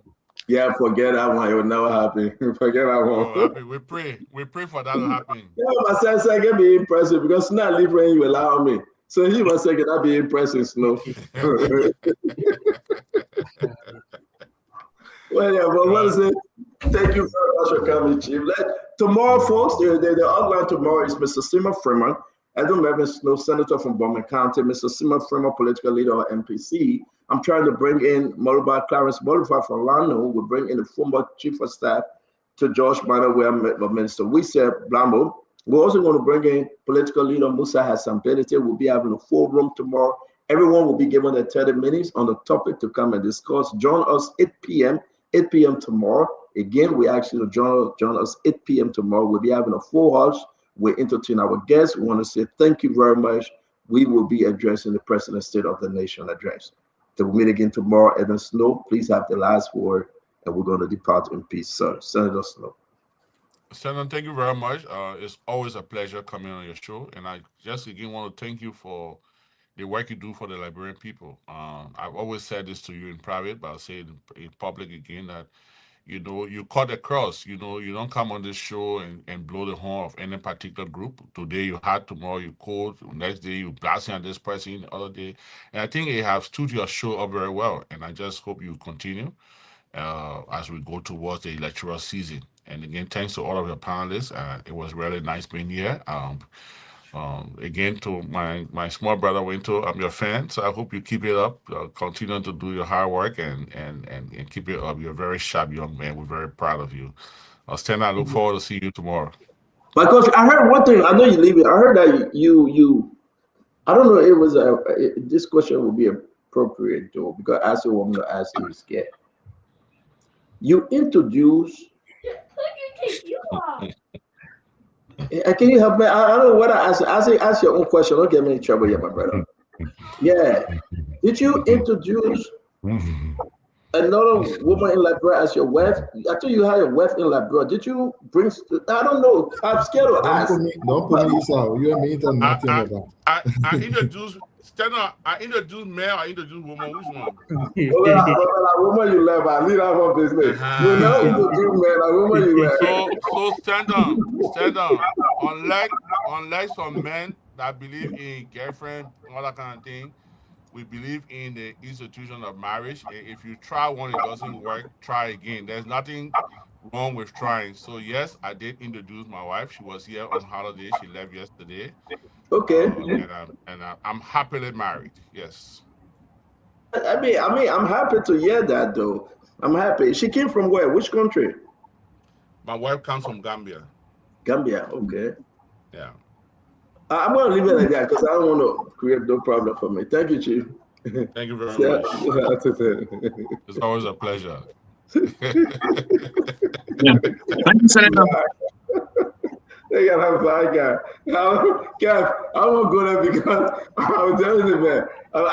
Is that a single woman from Nigeria? But anyway, no business. I thought they said the wife came from Nigeria, but anyway, the man wife came from Gambia. I respect her. I have spoken to her folks. I'm just kidding. The man wife is from Gambia. Not from Nigeria, please. Guys, Emmanuel, just thank you for the great show. I said, do thank you. Man, woke you up. You were sleeping and woke you up, man.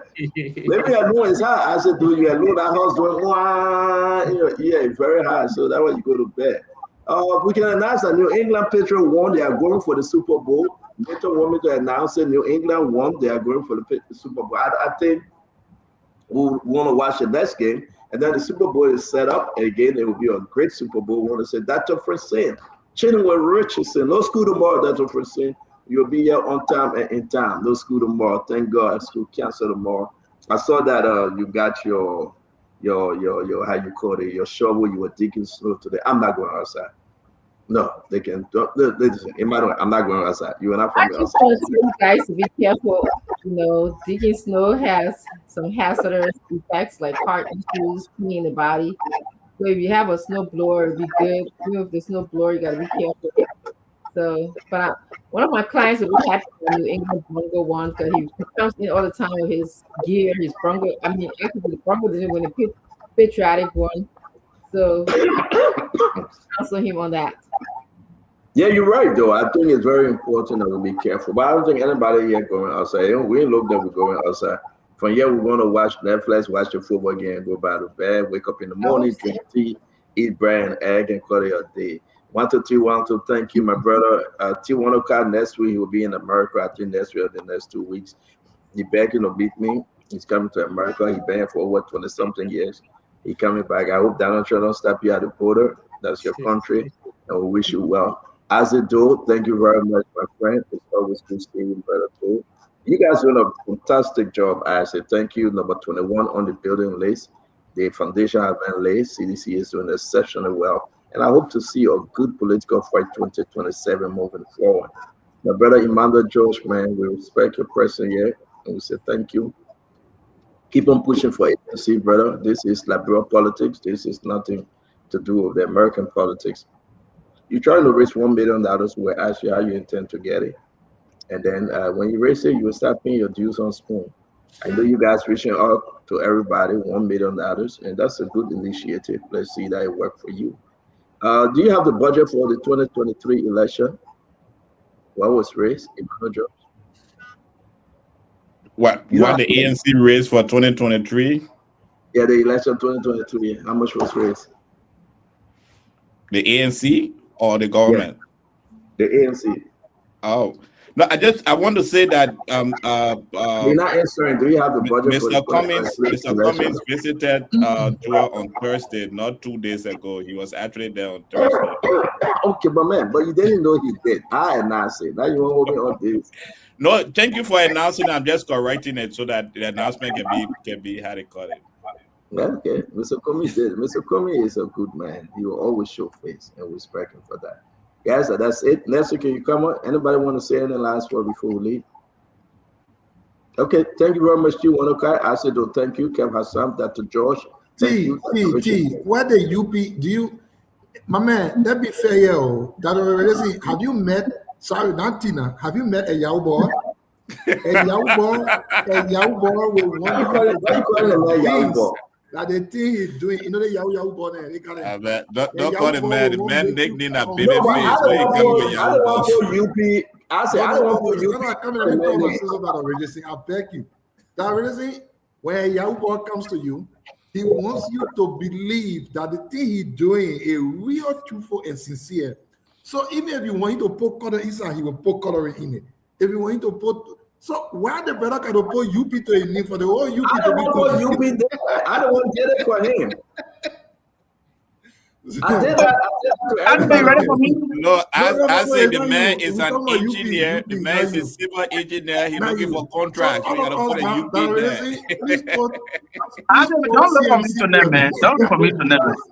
After the man is a civil engineer, he's looking for a contract. Spencer, let me ask you this question. Right?